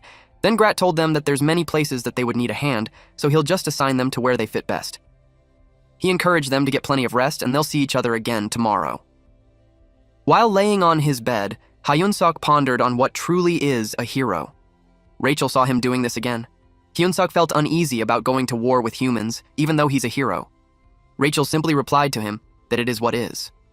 Hyun-seok searched for the fairy who used to lecture him about a hero's true duty. She played dumb on what her duty was again. He reminded her that she kept saying to defeat the demon lord, and also to protect humans. But Hyunsok had been thinking lately that there was more to it, that maybe a hero wasn't someone meant only for humans. And they might not be unconditionally righteous either. Abelson replied that the hero exists for the wishes of all. It caught the attention of those 2. So she elaborated that according to ancient texts, heroes exist for the happiness of the absolute majority. Hyunsok recalled the time when Roiger told him that from his perspective, Hyunsok was a good hero. It made him ask Abelson if she thinks that the majority also includes beings other than humans. She replied that it might. Abelson clarified that humans assume that human happiness equals world happiness. But from a broader view, human happiness might not be the same happiness of all intelligent life. It meant all living beings, which made Hyunsok comment that it was a wide scope. Abelson laughed and replied that it's exactly why the world needs a mutant hero like him. Hyunsok pondered on the statement, happiness of the majority. The next day, they were assigned to each task. For Riedrun, he was to act solo based on the advanced scout info. He was tasked to either assassinate or engage in combat. Roiger was assigned to the scouting team. He has to engage in combat if he encounters any enemy. The 8th Division main force would enter after Riedrun's battle ended. Hyunsok, Abelson, and Bobo were placed at the rearmost position to guard supply facilities. The Gardrak Fort Rear Mess Hall. Hyunsok expressed that they came there as instructed, but it made him more uneasy. Rachel asked what it was. He replied that he finds their positions strange. The difference in assignments were way too extreme. Rachel had no idea what he's saying. Abelson explained that Riedrun was in a very dangerous place, while Roiger was also deployed with the scouts while they were in a very safe place. Rachel suggested that it could be because they were with the Saintess, and being safe was a good thing. But it was strange since they took all the manpower, even Reedrun and Roiger saying they were short, and yet they left him to guard the mess hall. Rachel realized he was right. Even though he's basically at the commander level, it was questionable that he's there. And it's not like Abelson couldn't get a bodyguard of her own if needed. It truly bothered Hyunsuk, so he left. Rachel asked where he's going. Hyunsuk knew Bobo could handle a place like that on his own. He had a bad feeling, so he headed out. Abelson wanted to go with him. He told her he won't stop her, but he wanted to make sure she's all right. He offered her to stay since Bobo was staying too, but she insists that she could be useful. If she enhanced herself with divine power, she could move as fast as a high-ranking knight. Then, she won't be a burden like she used to. Hyunsuk clarified that it's not what he's worried about. Abelson asked what he meant. Hyunsuk told her to forget it. He agreed as long as she's fine. They were at the exit, when the guards blocked their paths. They were ordered by the division commander not to let them leave the place. Hyunsuk replied that he really has to go to the bathroom. He promised to go quickly. But the guard sternly replied no. The division commander specifically said they must stay there. Hyunsuk wondered why they were trying to stop them. He got a bad feeling about it. He wished Reedrun to be safe. Meanwhile, Reedrun faced a human. A red-haired guy told him that he's good at fighting. Even if Baron was a rookie hero, he still withstood both of them. Baron argues that had he not let his guard down, he could have handled it alone. The red-haired guy scolded him for being loud when he just recently became a hero. He told them to end the fight. He called the Divine Magic unit to march forward. Reedrun was surprised to see them. It was an ambush. With this event, he confirmed that the traitor was really the 8th Division commander. Concurrently, the guards panicked as the hero and the Saintess escaped. They also had no idea what to do with the dog. The dog was still in the mess hall, so they left it alone. Hyunsuk ran as fast as he could while wishing that Reedrun to be safe. In Reedrun's battlefield, there were 2 heroes and several knights heavily armed with magic tools. Reedrun thinks it was a bit too much just to catch one person. The red-haired hero agrees with him, but they knew that he's the subordinate that the gourmet values the most. Reedrun realized that the real target was Hemis. He told them that things won't go as they planned. The red-haired hero told Baron to fall back. They needed to wear down Reedrun and wait for the right moment. Then he ordered the 2nd Night Division to hold their positions. That confirmed that they were serious about it. Baron ordered the 1st Night Division to prepare to intercept. Reedrun was furious. The red-haired hero ordered them to stall him until Baron recovers. Reedrun was determined to show them the power of the Red Nightmare. His hair turned to fire. He emits a powerful force from his body. He punched the air, which defended himself from the incoming arrows. They couldn't believe the wind was blown just from his pressure. The archers were hit back by the arrows. The red-haired hero tried to boost their morale by saying that they could overwhelm the enemy with numbers. He ordered them to hit him with the harpoons like they were hunting bulls. Reedrun clawed at them. He used his Reedrun-style martial art form number 7, Explosive Destruction Wave. Reedrun then jumped up high. Then he moved fast as he charged at the soldiers. He defeated them with a single hit. Baron was furious that he's acting cocky just because of his strength. His emotion made him reckless, so he charged ahead. The red-haired hero tried to stop him, but it was too late. Baron tried to hit Reedrun. Reedrun didn't expect him to return sooner. He was about to stab the hero's stomach, but the red-haired hero pulled him back and blocked Reedrun's claws. He scolded the brat for not listening to stay put. Reedrun gripped his sword. Then an explosion happened. When the smoke vanished, those two retreated. Baron couldn't believe that Reedrun was just at commander level. The red-haired guy wondered what the intel department was doing. The demon commander right in front of them had exceeded all of their expectations. They couldn't even scratch Reedrun. But underneath all that, our boy Reedrun knew he had used too much demonic energy. He might not last longer. Then, the red-haired hero blew his whistle. It was for the 2nd Night Division to proceed with their attack. He charges too while scolding Baron for not moving yet. Baron followed sooner while arguing with him not to order him around. Reedrun used the strike and break technique again, but unlike earlier, Baron refused to be knocked out again. Reedrun watched him. He grabbed the sword and pushed away the other. But as for the other weapons, they all landed. Harpoons stabbed him on his back. 2 more were lodged at his back. He stayed still as he continuously bled, but an unusual light started coming out from the weapons. The red-haired hero revealed that it was a magic tool that absorbs demonic energy. Most demons couldn't even move after being hit once. A few moments later, Reedrun fell on his knees. The red-haired hero declared that the battle was over. But just to be safe, he told them to shoot a few more harpoons in him, and they would capture and transport him. Baron took one harpoon from a soldier because he wanted to land the final blow. He wanted to do that for a glorious tale. He didn't expect the Red Nightmare to be that hopeless. Turns out he was just another demon after all. But then, Reedrun started speaking. He still struggled to move. Baron teased him, saying that he couldn't hear him clearly. Unexpectedly, Reedrun moved while declaring that he's the Red Nightmare of the Demon King's army. He swung his arm, and that obliterated the ever-so-humble Baron. Reedrun's attack was so powerful that it sent waves on the other side of the battlefield. The red-haired hero saw what happened to Baron, so it made him wonder how a dumbass became a hero. Baron laid on his pool of blood. The red-haired hero admits to himself that losing Baron hurts, and the knights with him were practically monsters. But he knew that it was the Red Nightmare's final outburst. He ordered the survivors to grab the magic tool and come forward. They have to reset the perimeter formation. Unexpectedly, he was punched on the face. Our boy Hyunsuk had arrived. He was extremely furious. He vowed to kill every last one of them. Hyunsuk sent the red-haired hero flying. Reedrun was surprised to see him. He asked him why he's there. Hyunsuk tries to take out the harpoon while explaining to him that something felt off, so he came. He asked Reedrun if he's all right. Reedrun was honest that he couldn't say yes. He thanked him for coming. The red-haired hero was back standing. He heard about Hyunsuk, a hero from the demon faction. Their soldiers were completely wiped out. At that rate, he knew he'd lose the Red Nightmare. But he didn't want to let him get away. The hero would rather die if that was the case. That's when Hyunsuk and Reedrun were surprised. The red-haired hero blocked their way while emitting divine power. The guy claimed his body belonged to the gods. Hyunsuk was familiar with that incantation. It could be the flame barrier from before. The red-haired hero finished the incantation. He asked for absolute strength to punish evil. Then, his divine power shoots up to the sky. Reedrun was aware that it wasn't a technique that anyone could use. It was a divine invocation. That's why it was hard even for experienced holy knights to handle opponents like that. The red-haired hero told them not to compare him to the weak tricks of lesser men, because what he possessed was the true power of a god. If the demons have promote, then the holy knights have divine invocation. It grants overwhelming power, but at a deadly cost. Anyone who uses divine invocation would die. The red-haired hero acknowledges that Reedrun was well informed. He confirmed that once the user's divine power runs out, they die. It was a skill that grants immense power in exchange for their life. But he won't let them escape even if it costs his life. He attacked Hyunsuk.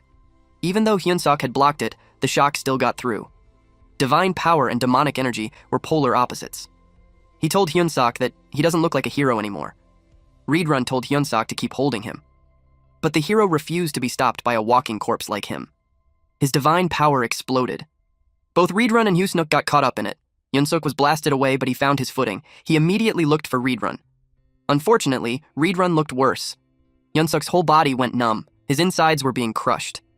If that was bad for him, a human, he knew Reedrun would be suffering more. But he knew that once the hero used up all his power, he'd die. Which means he would avoid large-scale attacks like before. Hyunsuk thought of stalling for time, or provoking the guy into overusing his power to collapse. But he's worried that Reedrun won't hold on much longer. But to his surprise, the hero coughed blood. He burned through his divine power faster than he thought. His ears were ringing, and his vision was fading. But his opponents were demons using demonic energy, so even if he lost his sight, he could still feel their presence. Hyunsuk called out to him. He replied that he's about to die, and asked what he wanted. Hyunsuk noticed his eyes and asked if he's blind. He replied yes, but it didn't matter because he could feel his demonic energy even with his eyes closed. Reedrun told Hyunsuk to stop him. Our boy realized that the hero was highly sensitive to demonic energy. He asked if that was the reason why. The hero was confused. A staff with divine power flowed while Hyunsuk talked to the hero.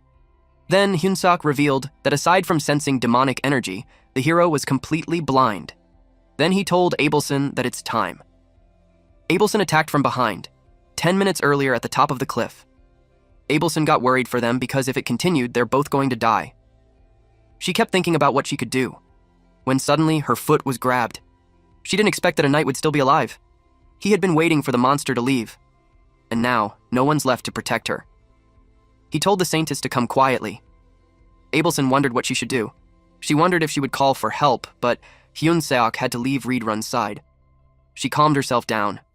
He was already in a difficult battle, so it won't do him any good to call him there. Everyone had sacrificed so much for her already, and she had been relying on that while doing nothing. She realized that it's what Hyunsuk was worried about. After realizing that, she felt okay. She was able to come to her senses. She fought back against the Holy Knight. Also, she got prepared to act without getting in anyone's way. It is for the one she calls the hope of the world. She was able to defeat the Holy Knight. Meanwhile, at the other side of the battlefield, Grat yelled at the Holy Knight army on why they're being attacked too when he handed over the Red Nightmare as promised. The Holy Knight called him a vile demon scum and wanted him to shut up. They blamed him and his tricks for losing 2 of their heroes. They also called him shameless for daring to strike a grievous blow to the Holy Empire with his cunning schemes.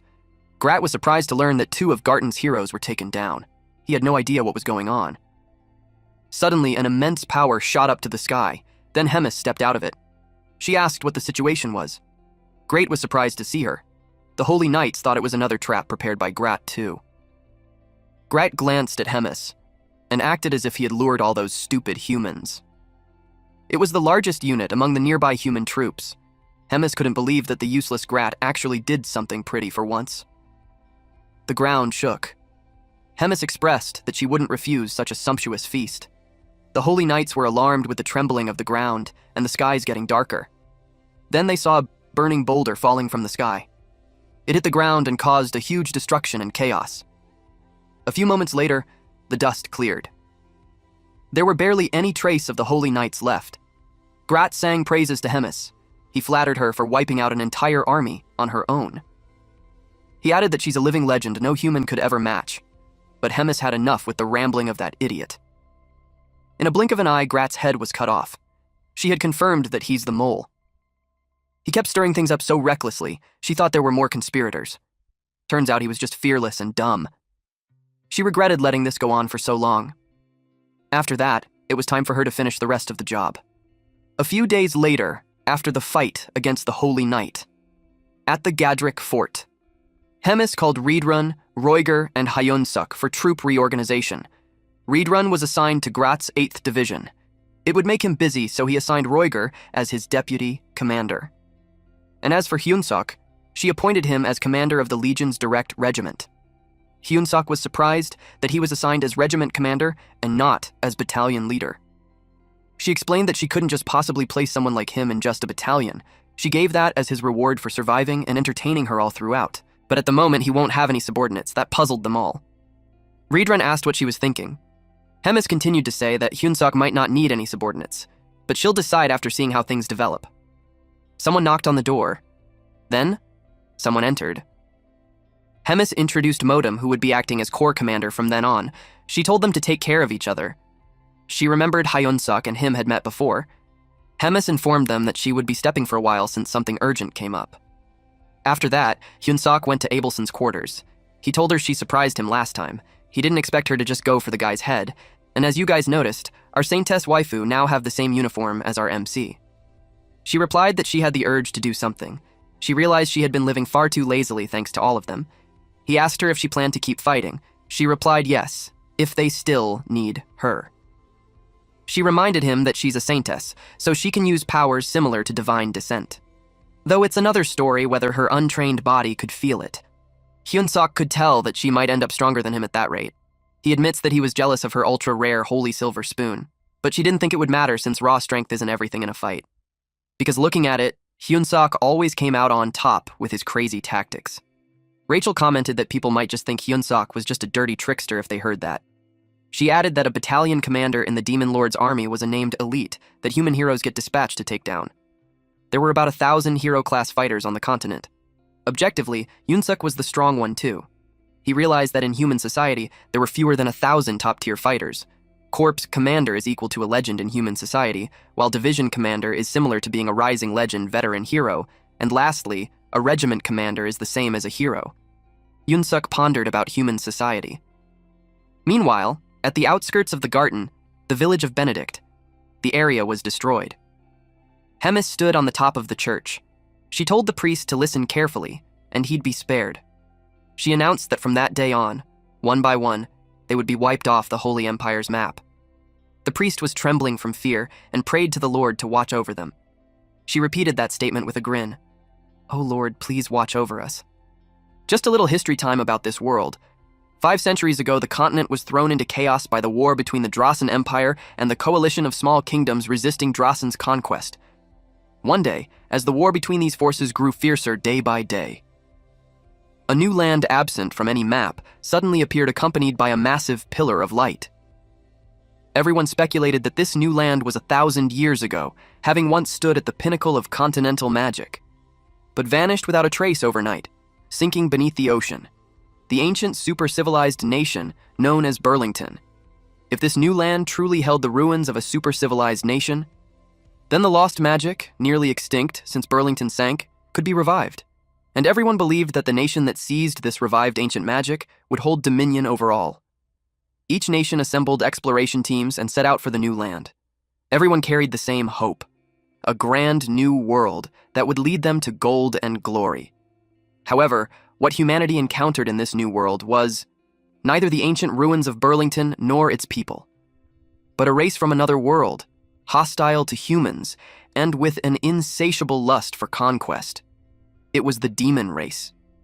Faced with this otherworldly enemy, Dronzer and the coalition of the kingdoms set aside their differences and, united under the cause of protecting humanity, began a long, drawn-out war against the demons. In this new age of turmoil, the first to seize the advantage was the demon race, thanks to their inherent aggressiveness as species and their overwhelming physical abilities compared to humans. Also, they have the ability to wield demonic chi, the violent, innate power unique to their race. Just as dark clouds began to loom over humanity's forces, even the clergy, healers, priests, and other non-combatants declared they would join the battle. And people soon learned that holy power was highly effective at driving back demons. The clergy's struggle became the spark that spread religion across the continent, and from the beginning the Holy Kingdom of Garten had already established Deuces as its state religion. The surge in believers in neighboring nations led to their unification with Garten, transforming it into the vast holy empire of Garten. 2 centuries later, the spread of faith, the exponential growth of battle-ready clergy thanks to Garten's support, and the sudden emergence of otherworlders known as heroes who were friendly to humanity, all led to humanity's forces completely escaping their disadvantage, reaching parity with the demons, and soon after, securing absolute dominance in the war. And the person who contributed the most to the fight against the demons was the reigning pontiff of that era, known as the First Legend, the Pope, with his overwhelming personal power, alongside the holy knights trained specifically for battle, and by boldly deploying otherworldly heroes, drove the demons to the far ends of the continent. Thus they regained a brief period of peace. Back to the present time, at the Kingdom of Circe, they held a continental conference. Orvan IV told all the members that they were facing a new threat, the Man-Eaters. He asked them why they had faced such a threat again. He revealed that it was because they failed to completely uproot them back then. Duke Olavan, the acting emperor of Dronzer, was one of the members of that conference. Orvan IV continued to say that it was because they prioritized rebuilding ruined cities over exterminating the demons. The king of Circe and Princess Ian, and Valter Marriott, the king of Marriott, listened to him. Orvan IV continued to say that it wasn't wrong since, after all, the livelihood of the people was the most important matter for a nation.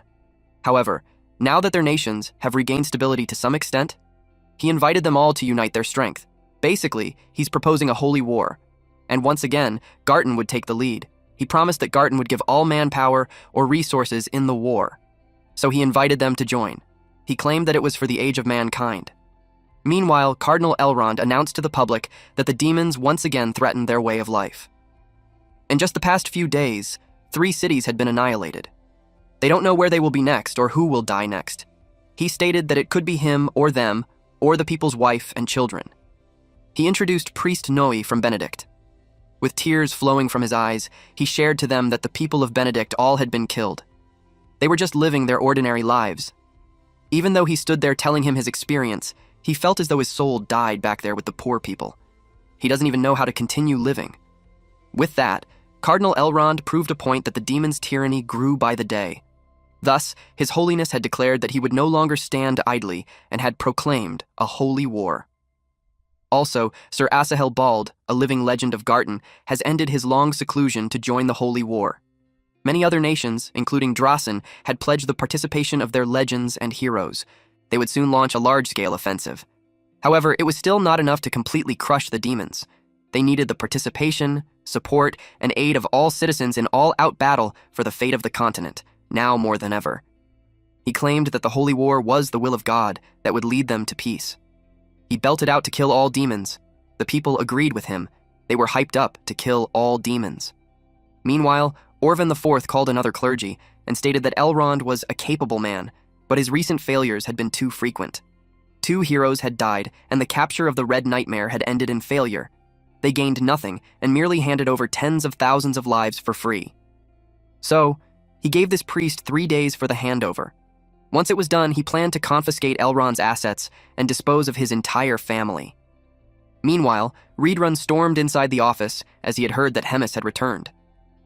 Hemis was amused that he forgot to knock. She teased him for missing her so much. He raised his tone when he asked her what she was thinking of attacking a human city alone. She clarified that it wasn't a reckless act. She had done it for the future of the demon race. If she steps in, humans would have no choice but to bring out their legend card. No one below the level of a legend could stand against her. The legends each nation possesses were the very measure of their national power, so if she took out even one of Garton's legends, they could buy themselves some time. Reidrun doesn't understand, though. He asked why they needed time. She replied, "Time for the hope this new wind has brought us to grow."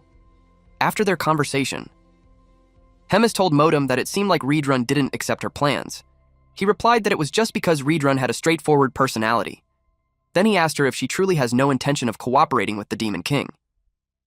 No matter how capable she was, the plan was far too dangerous. She replied that she and him were already finished.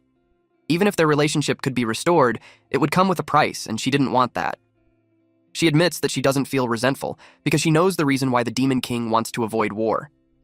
Not too long ago, she used to think the Demon King kept making foolish choices because of unnecessary sentiment. She used to question him on why it would matter if subordinates, comrades, or even family dies. She saw that it was natural for them to die when they're weak. The strong trampled over the weak to seize victory. She knew that they were the one who brought that natural order of the world. So she questioned why the Demon King suddenly became a foolish idiot. She kept clashing with his cowardly attitude, and in the end, she was unable to endure it and lost her temper, and stomped out after giving her final advice to him. She told him to wake up and return to the strong, cold-hearted man he used to be.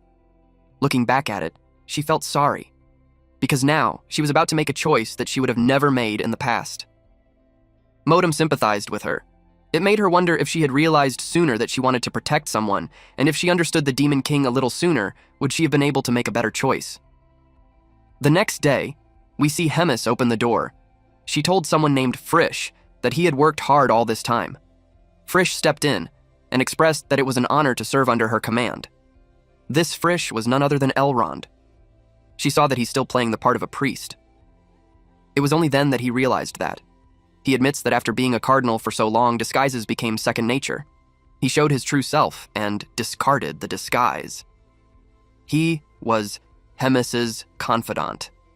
It had been so long since she saw him in that form. Then she gave him a letter.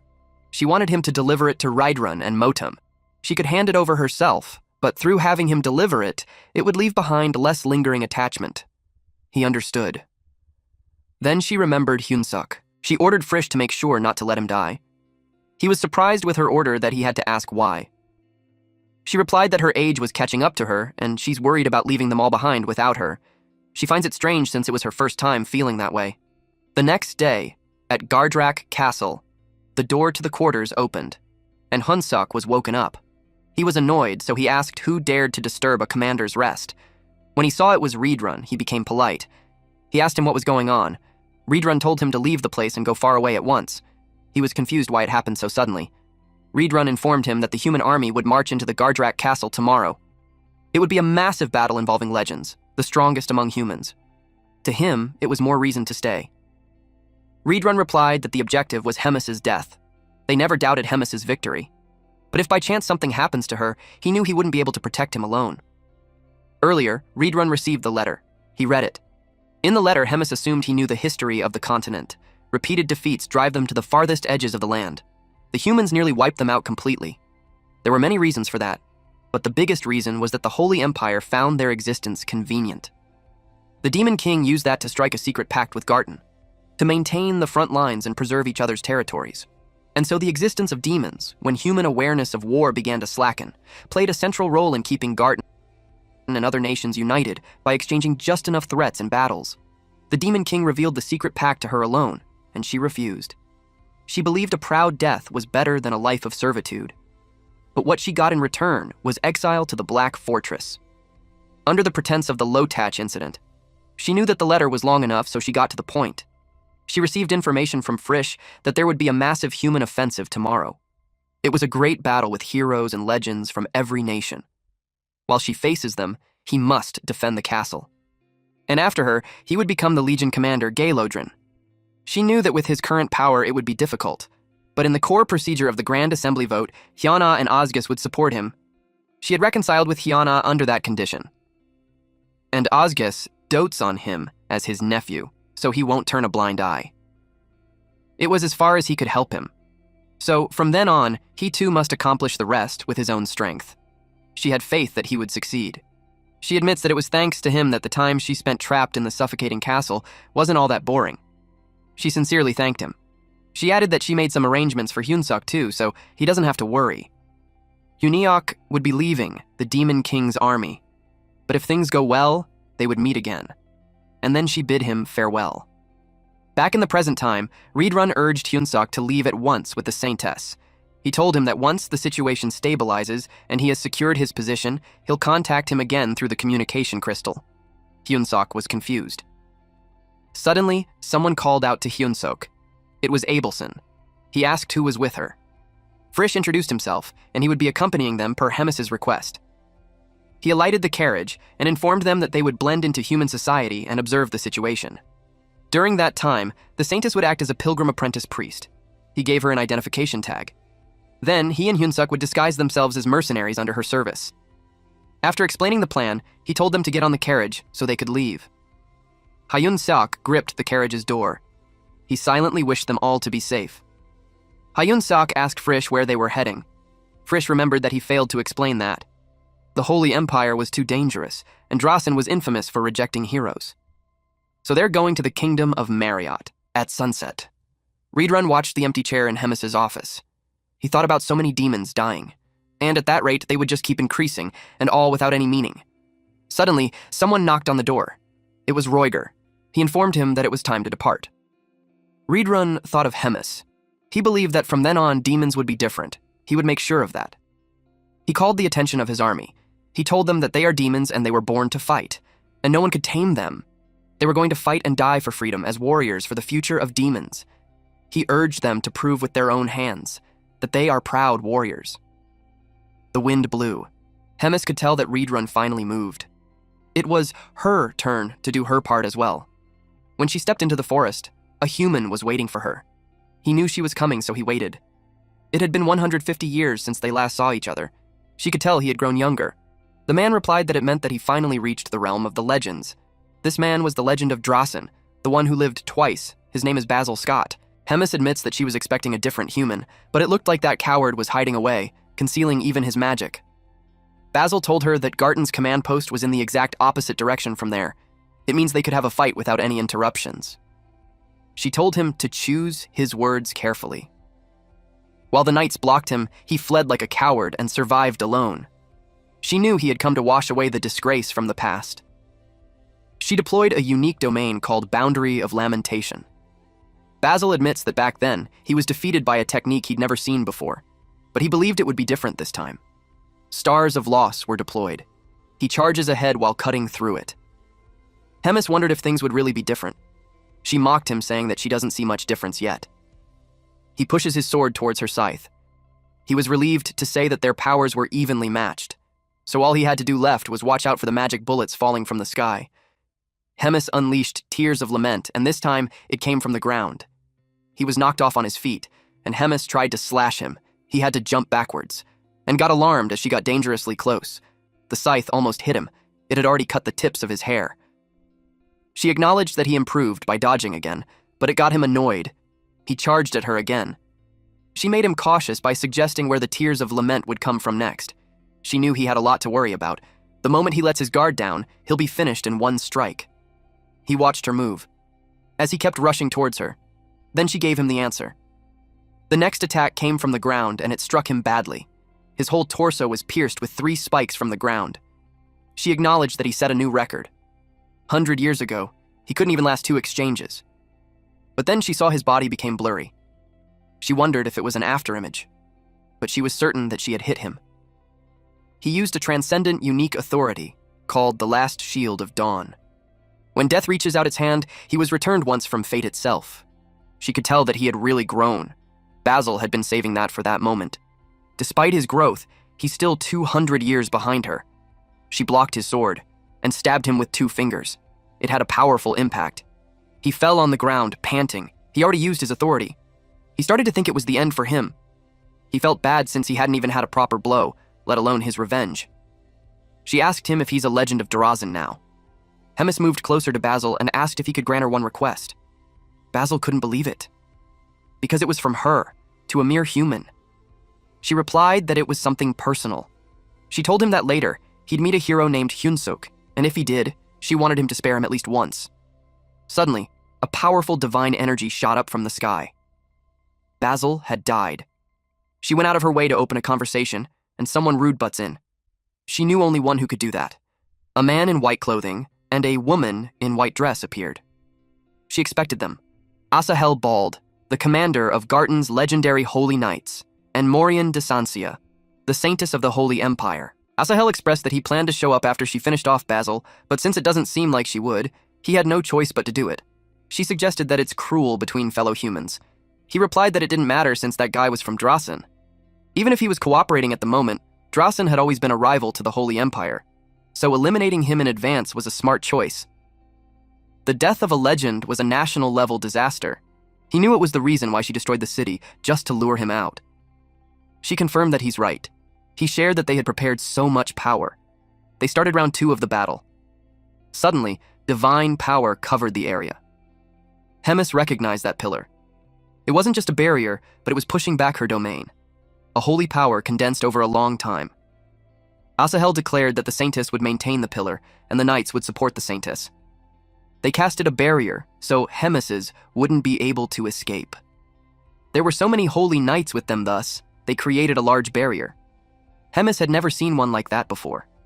She could feel the strong repulsion force. Her domain crumbled under the holy power.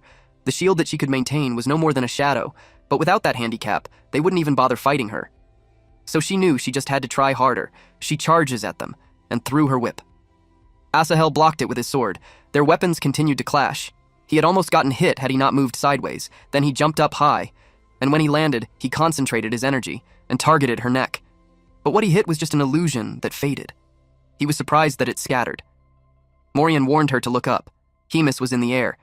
Then she released the Hellfire Nova. He couldn't dodge. She unleashed it with a bang, but she was amused. He blocked it using a transcendent unique authority called Grand Barrier. When her attack ended, she couldn't believe that he had completely blocked that. Even if he was a defensive authority user, she didn't expect him to come out without a single scratch. She wondered if it was the effect of the barrier. The holy barrier absorbed damage from demonic energy. A top-class defensive authority user, a saintess, and a massive shield sustained by the holy power of hundreds. It was an irritating setup designed perfectly for a long battle. She knew it was tough. The demonic energy she spent in the fight against Basil was heavier than she thought, but with half-hearted output, she won't be able to break through the wall. She acknowledged that she ended up in Basil's position. Thinking of him made her realize something. Several pillars glowed brightly as the sun started to set. The fight between Hemis and Asahel continued. Asahel planned to end the battle now. Holy powers shot up through the sky. He used the power of divinity, Sword of Revelation. It was a powerful, destructive attack, while Hemis only has a small bubble of protection around herself. It had been a while since she last saw that technique.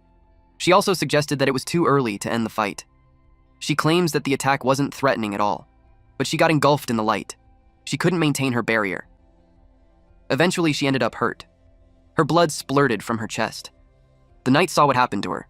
Morian was surprised that he was able to cut down the glutton. Even Asahel looked surprised. Hemis fell from the sky. He approached her body. He was in disbelief. He questioned if he had truly done it. Her hand twitched, and suddenly, a large mouth covered his head. Hemis's big mouth had wrapped Asahel. Chomp. The mouth shut, and blood dripped from it. Morian got worried for him. Hemis surprised them. She revealed that it was an idea that she borrowed from Basil. She knew they really thought they had cut her down. She acknowledged that the Holy Empire was amazing too for going as far as to make her play dead. Morian noticed that she coughed blood. She wondered if it was because of the accumulated fatigue and injuries, or if it was because she devoured a legendary paladin. But it didn't matter. She ordered the knights to focus and prepare multiple chants, and she'd take care of the barrier in the meantime. They followed her. They split into groups and prepared the multi-chant. Hemis was struggling because it was digesting slower than she thought. She wondered if it was because of the barrier. The remaining demonic energy won't neutralize. She accepted that it was the end for her too. She was okay with that since her role has been finished. She looked forward to what those kids would create. In her last moment, she thought that she couldn't do the thing she wanted the most, but with Hyunsuk, Reedrun, and others, she's sure they can do it. With that, the Holy Knights used an arcane holy magic called Demonstration. Hemis hoped for those kids to change the future of the demons. She got engulfed in the light. Rest in peace, Hemis. The holy power subsided. It created a deep dent on the ground. Morian was pale. She called Asahel a fool for being carried away by his achievement of slaying the glutton. She knew that the Pope would be disappointed for losing Asahel before the grand event. The Holy Knight asked her what they should do. She ordered them to return to the capital. She wanted them to remember that Asahel, alongside Basil of Drasen, fought valiantly and for the sake of Garten, perished together with the Devourer. The two of them met an honorable death befitting the title of legends. She warned them no other stories must leak out. Meanwhile, Reedrun had killed a lot of humans. Motum was impressed. The average fighter wouldn't even be a match for him. He replied that he's flattered and admits that compared to him, he still has a long way to go. Motum truly meant it. He could tell that even before the year was over, he would already surpass him. The startled expression of Motum made Reedrun call his attention. He was silent for a brief moment, then admits that the link with Hemis was cut off. They knew what it meant. Either she's in grave danger, or worse. Reedrun asked him what he plans to do. His only liege was Hemis, so he would continue to follow the words she left behind. His loyalty does not waver with her life or death. Reedrun asked what her last instructions were. He revealed that it was to take good care of him, until he succeeded her as the division commander. From that day on, he would train him until he was acknowledged by all the strongest commanders, to become strong enough to change the rotten state of the demon race itself. He would stand by his side in her stead. Meanwhile, at the church, Orvan IV declared that a great star of the Holy Empire had fallen.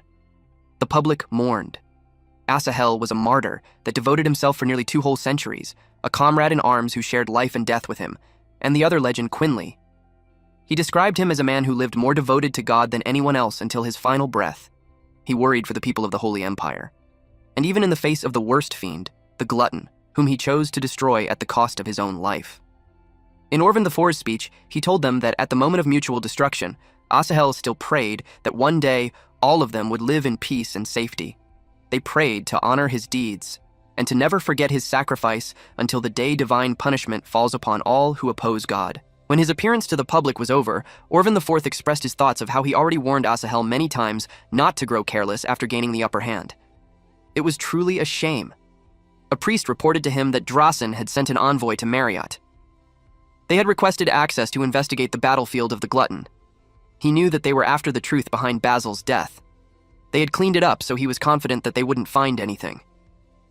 But still, he ordered to contact Marriott in secret and have them reject Drasen's request. Then before the priest left, he had one more thing. He asked what happened to Abelson and Hyunsuk. There had been no sightings during the latest battle. They could understand Abelson, but Hyunsuk had no reason to avoid the battlefield. He suspects that he was smuggled out of the demon army. Orvan IV finds them a thorn on their side, as always. He thought that once the glutton disappeared, he would naturally be wiped out. He told the priest Kiaran to search the entire continent to find those two, and if anyone dares to hide or shelter them, they would be judged with divine punishment. Concurrently, the carriage continued its journey. Hyunsuk complained that Rachel was too noisy. At first, she cursed the demon army, and now she complains that she missed it. She sobbed as she expressed that she got attached. She thought of the bonehead, squid-face Roiger, the dumb mutt Bobo, even the lip monster. He told her to stop muttering and check whether the dye worked. She was surprised that he was already done. She couldn't even recognize him with his red hair. Hyun Seok complained that his scalp was stinging, so he questioned the legitimacy of the product. Frisch transformed into a human. He told him not to make a fuss out of a hair color. Abelson was done too. She asked them how she looked with her blonde hair. Hyun Seok's eyes bulged out. He expressed that she was like a princess from a fairy tale. She thanked him for the compliment and shared that even if she wasn't from a fairy tale, she was a real princess. She was the princess of Marriott. Yoonsuk's surprised expression made his face shrivel. Frisch asked him if he really had no idea. Her surname was Marriott, and the place they were headed was also Marriott. Rachel couldn't even defend him on that. He immediately dropped to his knees and apologized. She told her that it didn't matter at that point and encouraged him to call her like before. He reasoned that he's a Korean, so he has a slave mentality. Given that she's a real princess, he was also relieved. He assumed that she's influential in Marriott, but she wasn't sure about it. And, if possible, she doesn't want to reveal her identity or return to the palace. Yoonsuk couldn't understand why. Frisch smacked him. He couldn't believe how dumb he was. He explained that 2 greatest empires on the continent were out for his blood, so she doesn't want others harmed because of her. She clarified that it's not like she'd never return. If needed, she would still ask for help, because after all, she's still their family. Meanwhile, on the battlefield of the glutton, the debris moved. A mist seeped out, and it slowly formed a shadow creeping out of the rubble. Yo, thanks for hanging out till the end. If you enjoyed the ride, make sure to smash that like button and hit subscribe. It really helps a ton. The next part of this series will be uploaded over on the other channel, so don't miss it. And if you want to keep the Giga Chad momentum going, go watch the video popping up right here. Stay cool, stay awesome, and I'll catch you in the next one.